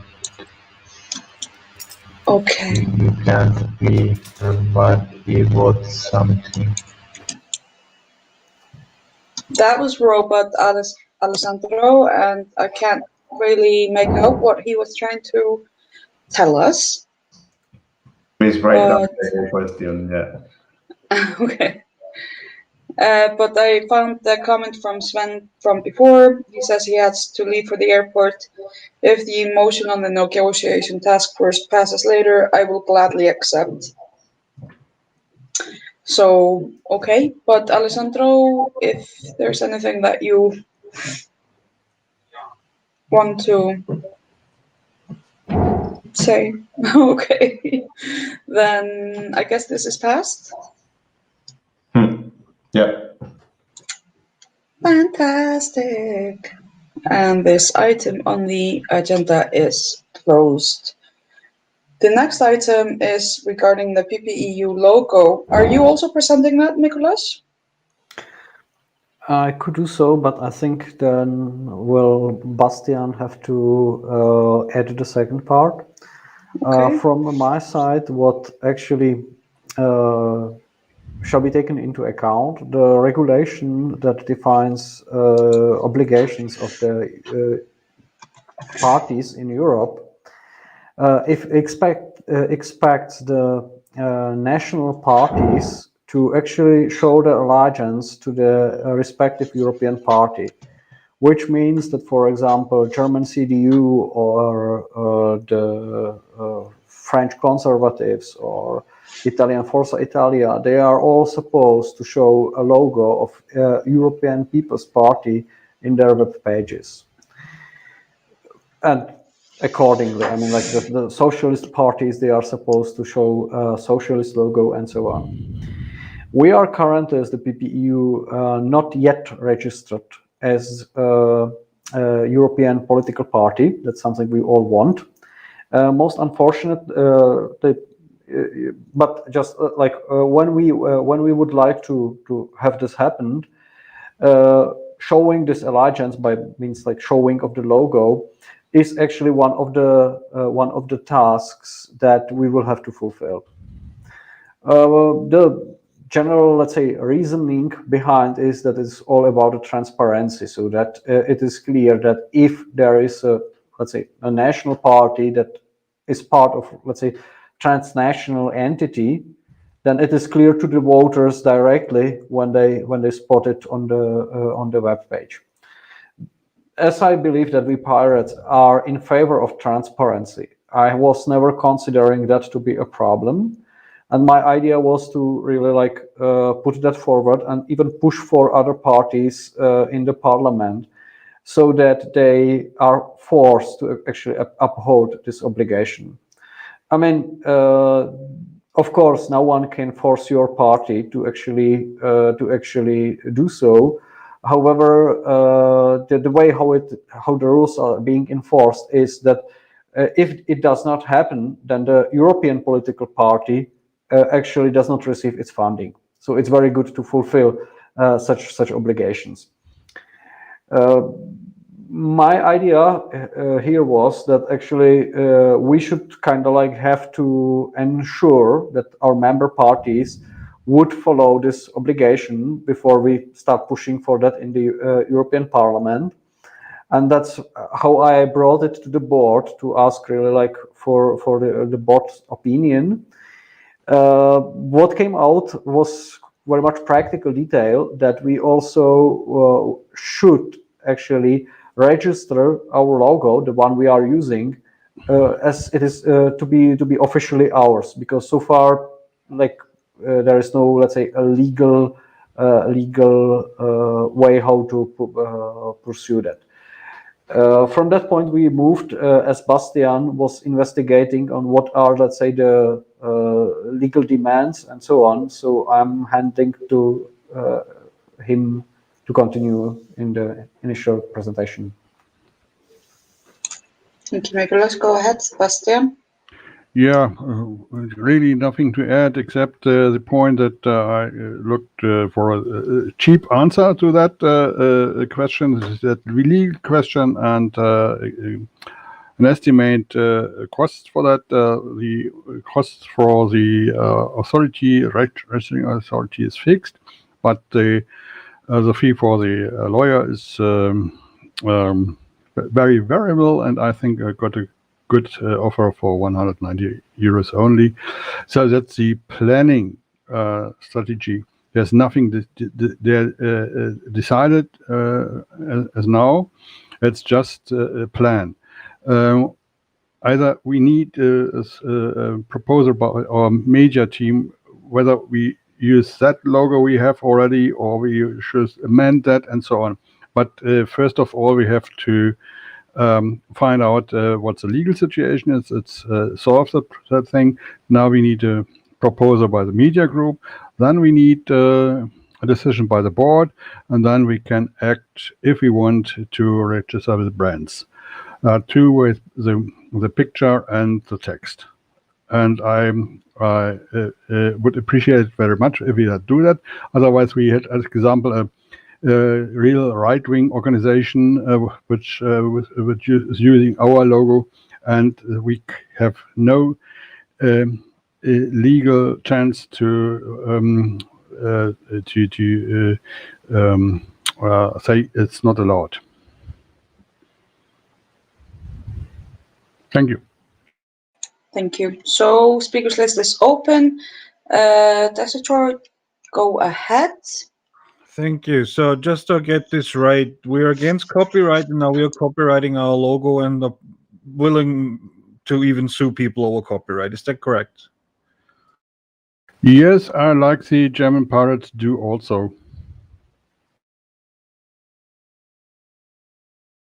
Nicholas, do you have a response to this? I would not speak about copywriting. I would speak rather about using of something like trademark, because that describes the situation more precisely. I think no one has really a problem should the logo be kind of like used for further artwork or whatsoever. However, if there is, let's say, a requirement to actually formally show our allegiance or our presence, then we need to have the opportunity to do it legally, so to say. Thank you. Henrik, please go ahead. Yeah, I just wanted to, I mean, given what Bastian just spoke about, I agree, and I would just like to mention as an example, we had in Sweden 2 years ago, like a really right-wing party, far to the right of, say, Sweden Democrats or similar parties that started to use the logo of our Center for Disease Control, basically, and they had been sloppy with the copyright, so it took quite a while before they could actually get them to cease and desist, and that was quite unfortunate. Well, not copyright, but trademark. But so I mean, I get that we are generally against copyright, and of course I am too, but there are other ways of licensing these things so that we still have a right to defend ourselves, I think.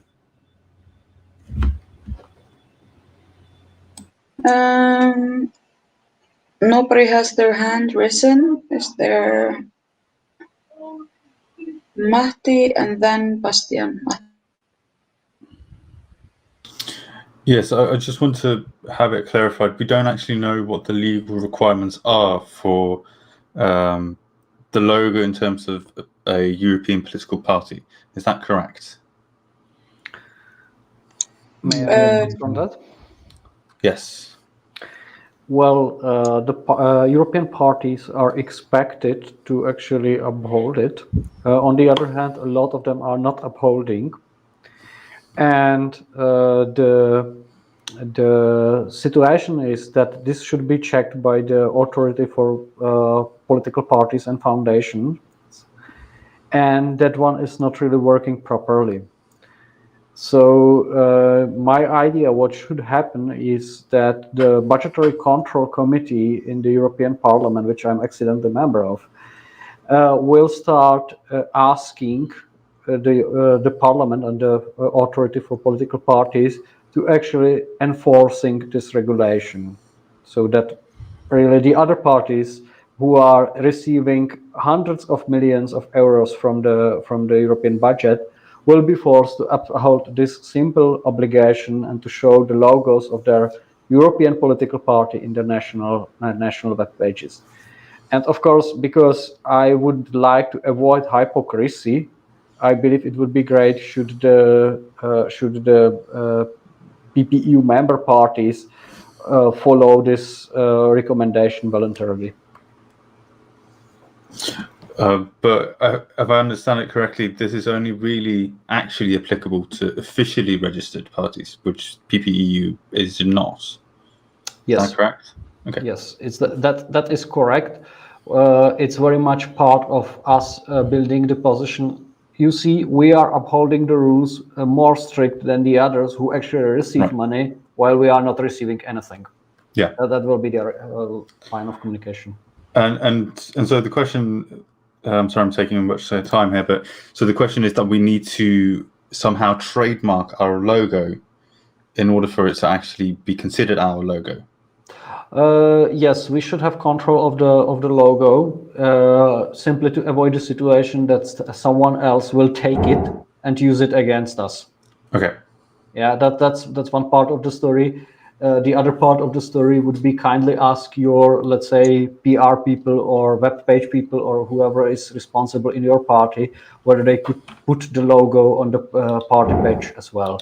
Because basically what then happens is that, and there is an NGO that is doing it, this NGO is actually clicking party by party, web page by web page, and checking whether the logo is visible, and then they do statistics on like half of the EPP parties are not fulfilling the condition. Okay. So we want to be better in the statistics than the others. Yes. Okay. Thank you, Miklas. Bastian is next, and after him it's Lucas. Yeah, yes, of course, it's a question of a kind of copyright by CC, but CC license are also caring for copyright with some rules. And I can report that what the Pirate Party Germany does is we had the same case of abuse, and you can use this logo for if you are a pirate organization, if you are supporting the pirate movement, whatever. But in case a right-wing organization, as an example, will use it, we can say no, that's an abuse. And then we have a legal right to solve that unfair situation, nothing else. And therefore, we need it, or from my point of view, we need that trademark maybe, or this brand registered. Every organization is doing such stuff not to earn money, but only to be free of abuse. That's it, nothing else. Thank you, Bastian. Lucas? Hi, sorry, maybe I didn't catch it. Where exactly the money will go? I mean, what institution, who will get the money? Can you answer that, Miklas? Not really. I think this is up to Bastian. I had some comment to the Jitsi chat. Yeah, yes, it's easy. It's the European Registration Organization, OIPE, or something like that. I mentioned it in the early morning today. Okay, does that answer your question, Lucas? Yes, thank you, Bastian. Miklas, is it something new? Yeah, a little bit. I mean, like in the morning session, there was a presentation of budget, and Bastian actually included the spending for the logo to the budget. And then we came to the point that we have had a vote on this budget, which actually resulted into the situation that we have approved the spending So I believe it would be reasonable to kind of like have another motion to approve it correctly so that it is not being disputed. And there is a discussion ongoing in Jitsi regarding the logo registration, whether we should do it during the next meeting. I would rather approve the spending and then let the board to continue the logo registration. And I'm not saying that because I'm the chairperson, but I'm saying that because I want to have the logo registered as soon as possible, so that we avoid the situation that someone will be faster. And I'm not going to wait next half a year. Thank you. Mickey, you have your hand up.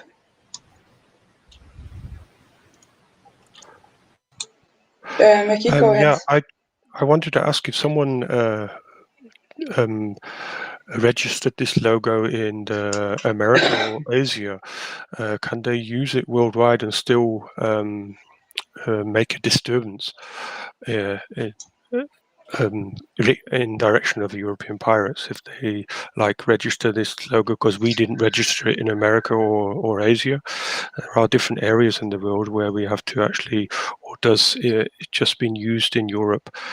That could be a thing if someone wanted to really disturb you about the logo use. Do you want to respond to this, Nicholas? Or I have no strong opinion on that. I believe the international agreements kind of like cover the use also abroad, but I'm no expert in that field to tell you whether EU has actually an agreement to cover, I don't know, Indonesia or whatever country you could ask me about. So, and also whether what are, let's say, the levels of licenses, whether there is a license just for Europe, or whether there is a license that applies worldwide. That would have to be clarified by the lawyer. I can't tell you here now. Maybe Bastian. Yeah, it's a point of clarification of that process. What we do is to start a process, and if there's a problem with the American copyright or whatever in the world, we will clarify that here. But I think the registration is in Europe is enough for us, but that's not the last word, and I will inform you in the near future if we can start. But first we need a sign that we can start, otherwise it makes no sense. Okay, great. If there are no other questions or comments, I think I will close the... Well, Matti, gjörðu svo vel. Go ahead. Yeah. Thank you. Yeah, I'm just confused as to what is it we're exactly registering as the trademark. Because if it's the sale, well, that's something that's originated from the Swedish Pirate Party. I'm just a bit confused about what is it exactly we're trying to register, and whether that is actually necessary. If it's not a legal requirement for the European Pirate Party, sorry, for the European political parties, then I don't really see a need for us to actually register a trademark here. Thank you. Respond to that, Nicholas? My idea would be to register the seal as it is, with the bluish and yellowish surrounding around the black flag that came from the Pirate Party of Sweden. So basically, the combination of European colors and the Swedish pirate logo, which I think is not covered. Yes, that's the one I think I have in my mind.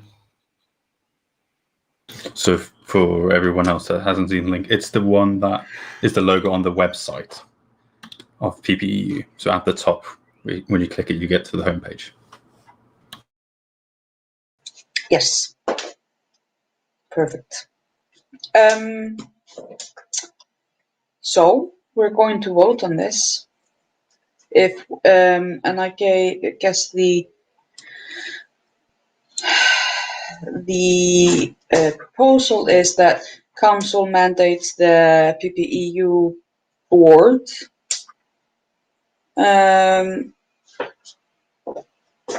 Miklos, yeah, go ahead. Yes, I would like to ask whether it will be possible to have, let's say, two parts of the resolution. The first one would be can Council mandates the PPEU board to do the registration process of PPEU logo and approves respective spending in a total amount of, and please add, Bastian, what would be the number? And the second part of the resolution would be Council kindly invite PPEU members to display the logo in their respective web pages according to current European regulations for political parties, or just clearly to display the logo clearly on their web pages. Well, yeah, you're gonna have to put this in writing though for the secretaries, so it's correct. Matti, go ahead. Yes, I just want to highlight the point that Gregory made, which is that because of the whole sale, the P sale, this might cause some issues where some can sue the others. So that is why I asked specifically about what is that we're trying to register. Because the P is a very, that is what is the logo effectively. The thing around it is just something different, right? Thank you. It is, yeah, good point.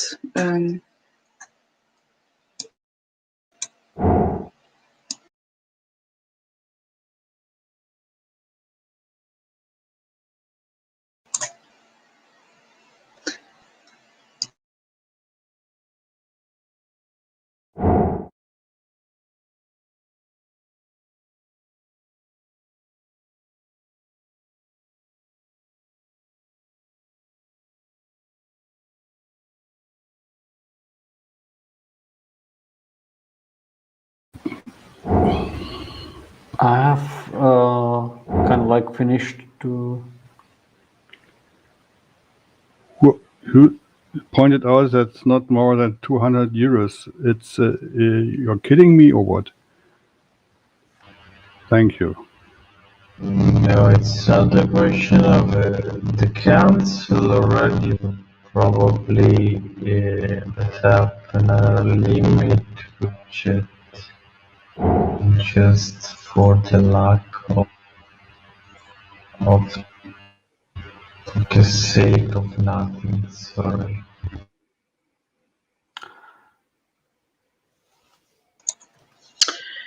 So, besides the general discussions about how much it costs and what exactly it is, we are continuing according to the agenda. There is a motion on the table, I think. Yep.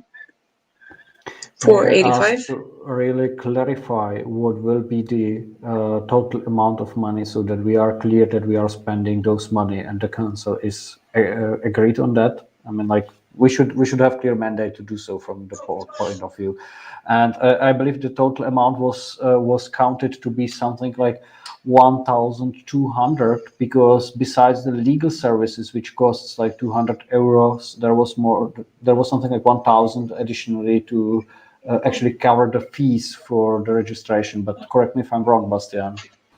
You had 900 euros of the legal service and 190 euros for the lawyer, which is very cheap. But before we will do that, we have to discuss it in detail. But this is in a council meeting, not a meeting for details. And we will report every step in the board meetings, I think. And to be honest, Mikuláš asked to split the motions, if I'm right.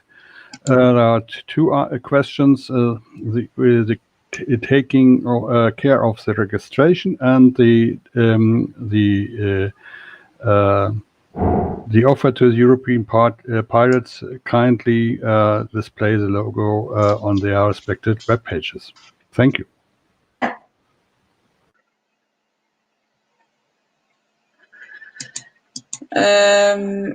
Matti, you raised your hand, so Yeah, no, it was just to Yeah. concur with Bastian's last point that it was 2 motions that Nicholas proposed. who has the exact amount somewhere written down? Can you put it in the motion so that is very clear how much money the council is mandating? Yes, Nicholas. I don't insist on voting it separately. I mean, I'm all in favor if it will be voted together, unless any other council member objects that. I just would like to kindly ask you, should we be able to approve a little bit higher budget? I mean, like, we can always cover by reactional reserve, which is in the budget. However, we should be able to finish the registration, even if the lawyer tell us, I want 50 euros more for some whatever reason. Axel, go ahead. Yeah, Katla, thanks. I agree to the proposal of Bastian, as we agreed in the budget this morning already an amount. It's not necessary to mention one against an amount, as we got a certain flexibility in acting funds in our budget, which makes it possible to react for the board. And the second thing I would like to speak is I agree to Mikulas to vote this in one motion. Would be okay for me.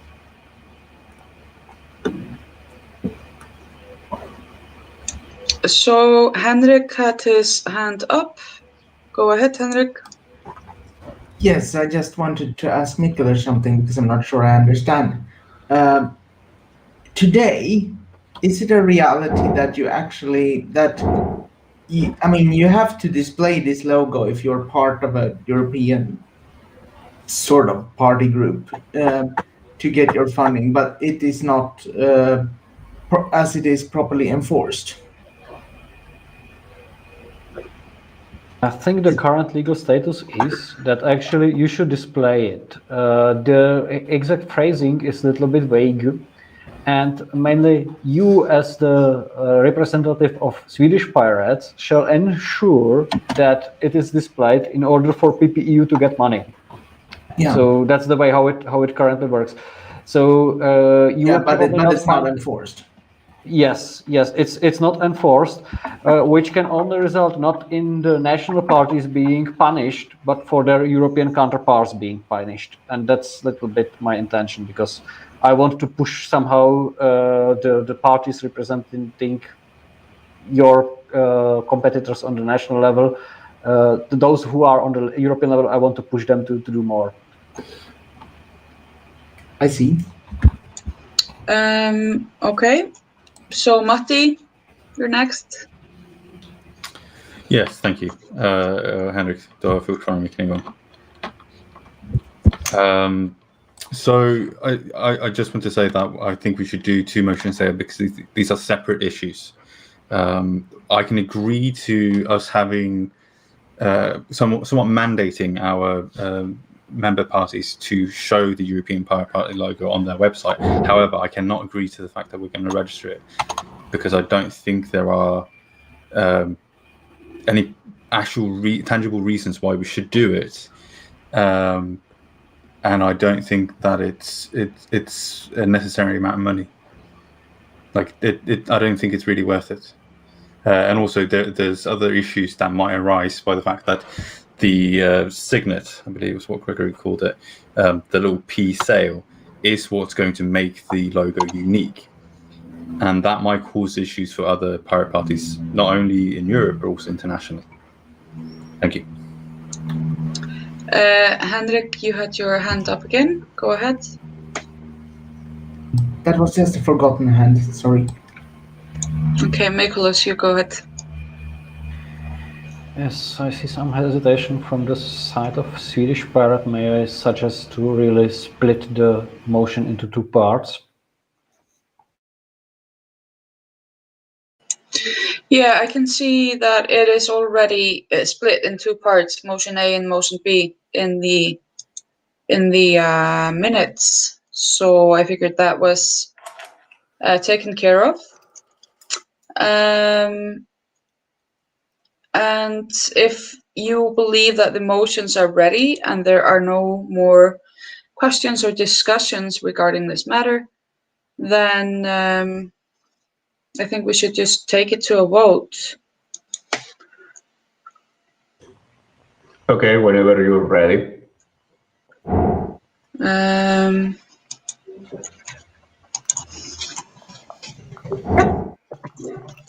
Okay, I'm going to open the vote.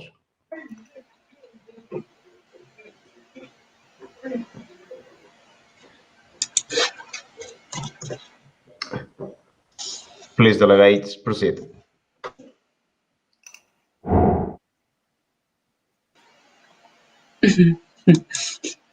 I agree with Alessandro. He's very professional in his.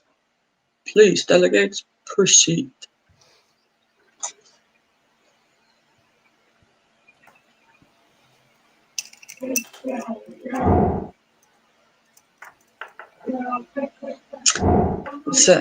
It's a bit Eurovision like. 12 points.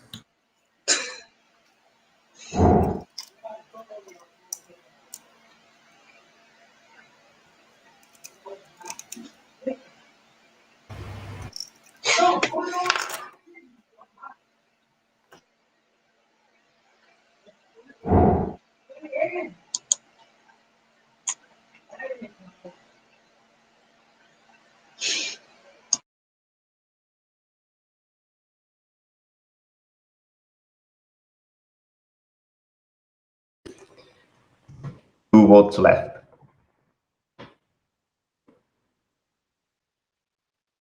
We are waiting for... Oh, true. We are waiting for Catalonia. And also Young Pirates. Sorry, one moment.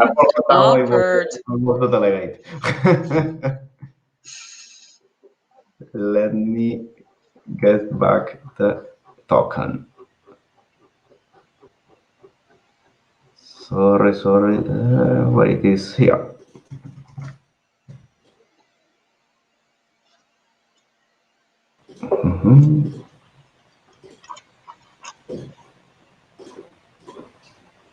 Okay, Catalonia vote.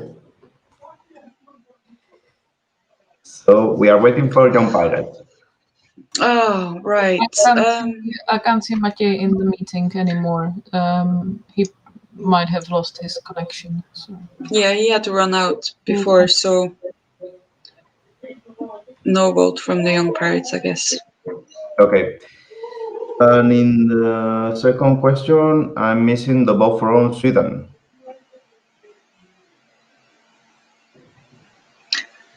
Henrik and Matti will take care of that, I'm sure.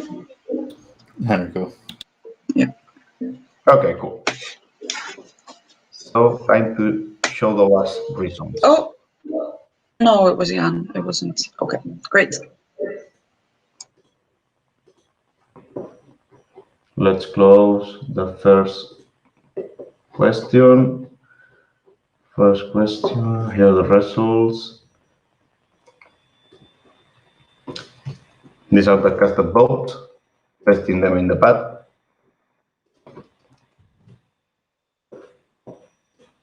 And here the results.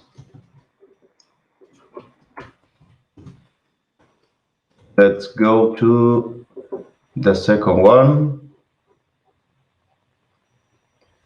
Closing and showing. Okay.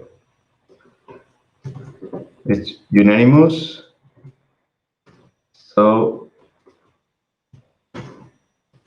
okay, both motions passed.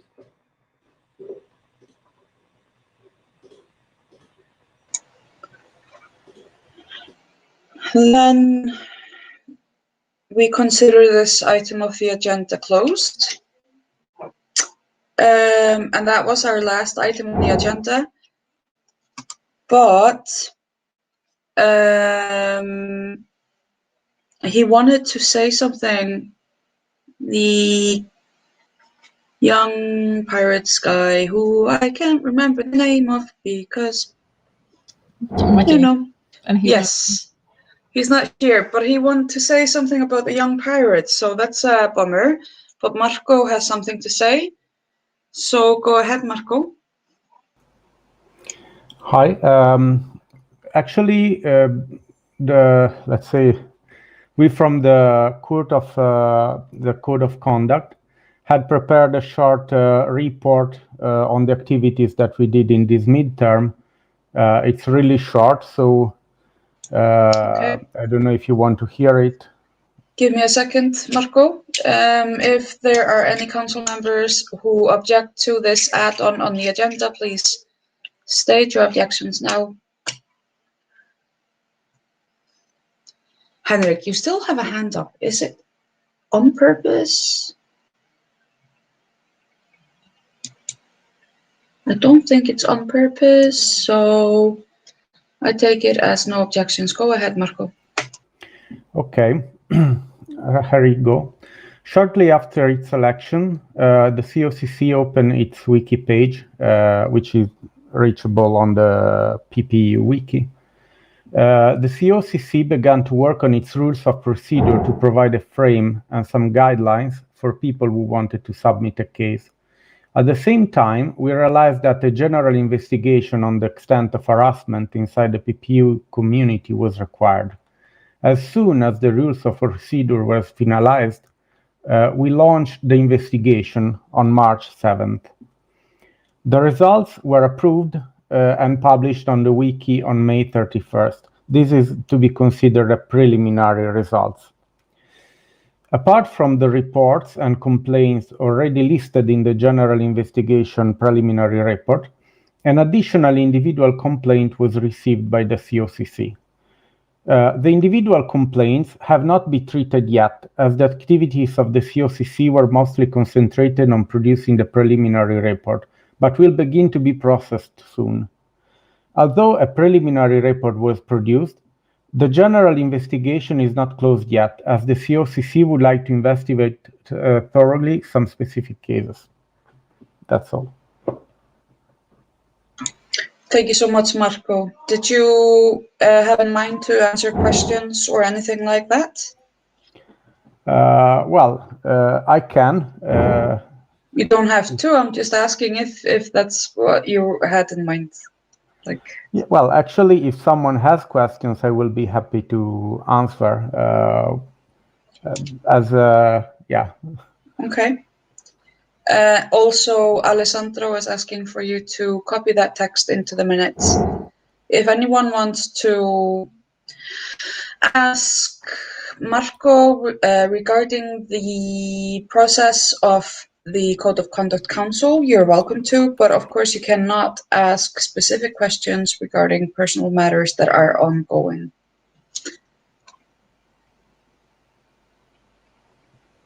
Okay. Well, then I'm just going to say thank you, Marco, for bringing this to the council.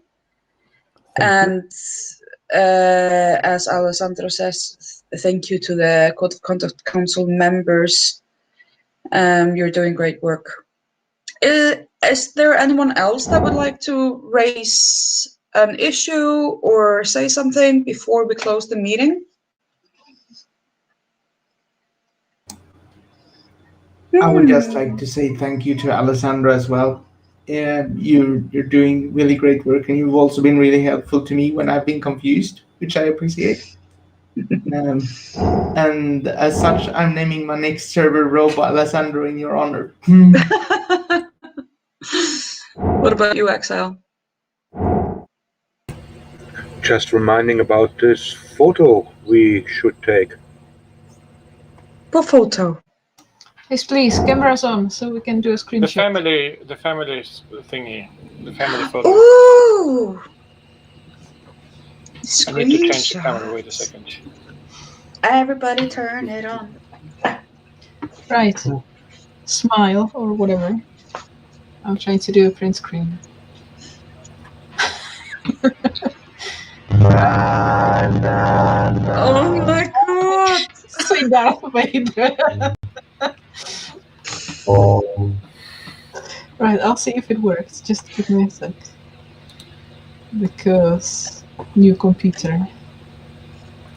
I've taken several screenshots now. Ah, perfect. Perfect.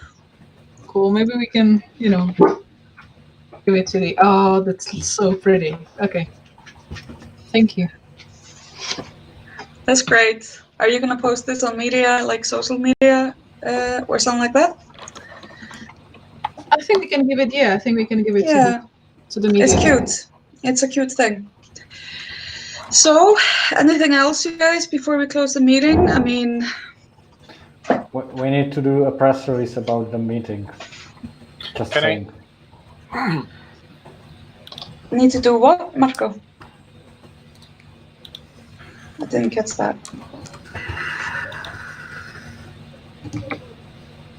Okay. Anyways, so this is, well, both Gregory and Nicholas have their hands up. And Go ahead. somebody else too.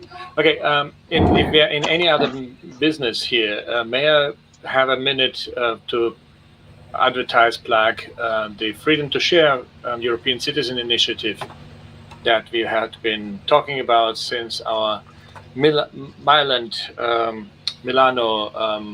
council meeting. It would be okay? Yeah. Okay, so, sorry.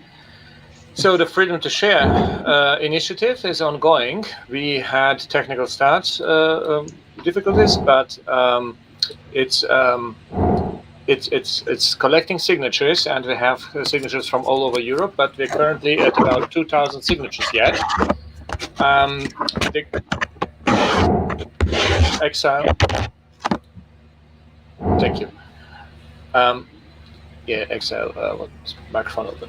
So we have only 2,000 signatures yet, and we are a little bit struggling in getting more organization to support and advertise and to get the word out. We had a press release in the beginning as we were starting in December, but the timing was very unfortunate. This was the last day of the EU Council meeting, and all the journalists were busy elsewhere.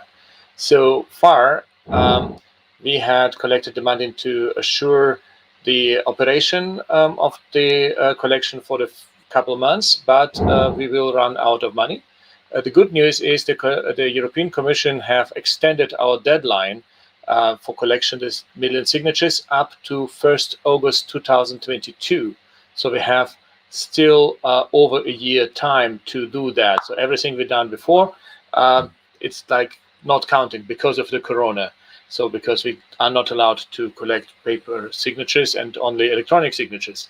So my request would be that the individual pirate parties, members of PPEU, could support individually the European Citizen Initiative by sending people to coordinate and graphic artists, social media, sending money, or just putting up a link on their website. Or we also have opportunity to provide you a widget for collecting the signatures that you can embed in your website and let it look like it's a part of your website with the design and colors and everything. And any people who would subscribe to newsletters on that widget would be also part of your database that you can send in newsletters to. So that's pretty much it. So if you know somebody who could help, please pass this on.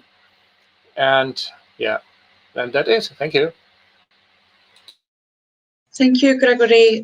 Nicholas, final words? I have nothing specific ceremonial. I just wanted to ask Lukáš if he could take care of preparing some communication with the from the council meeting.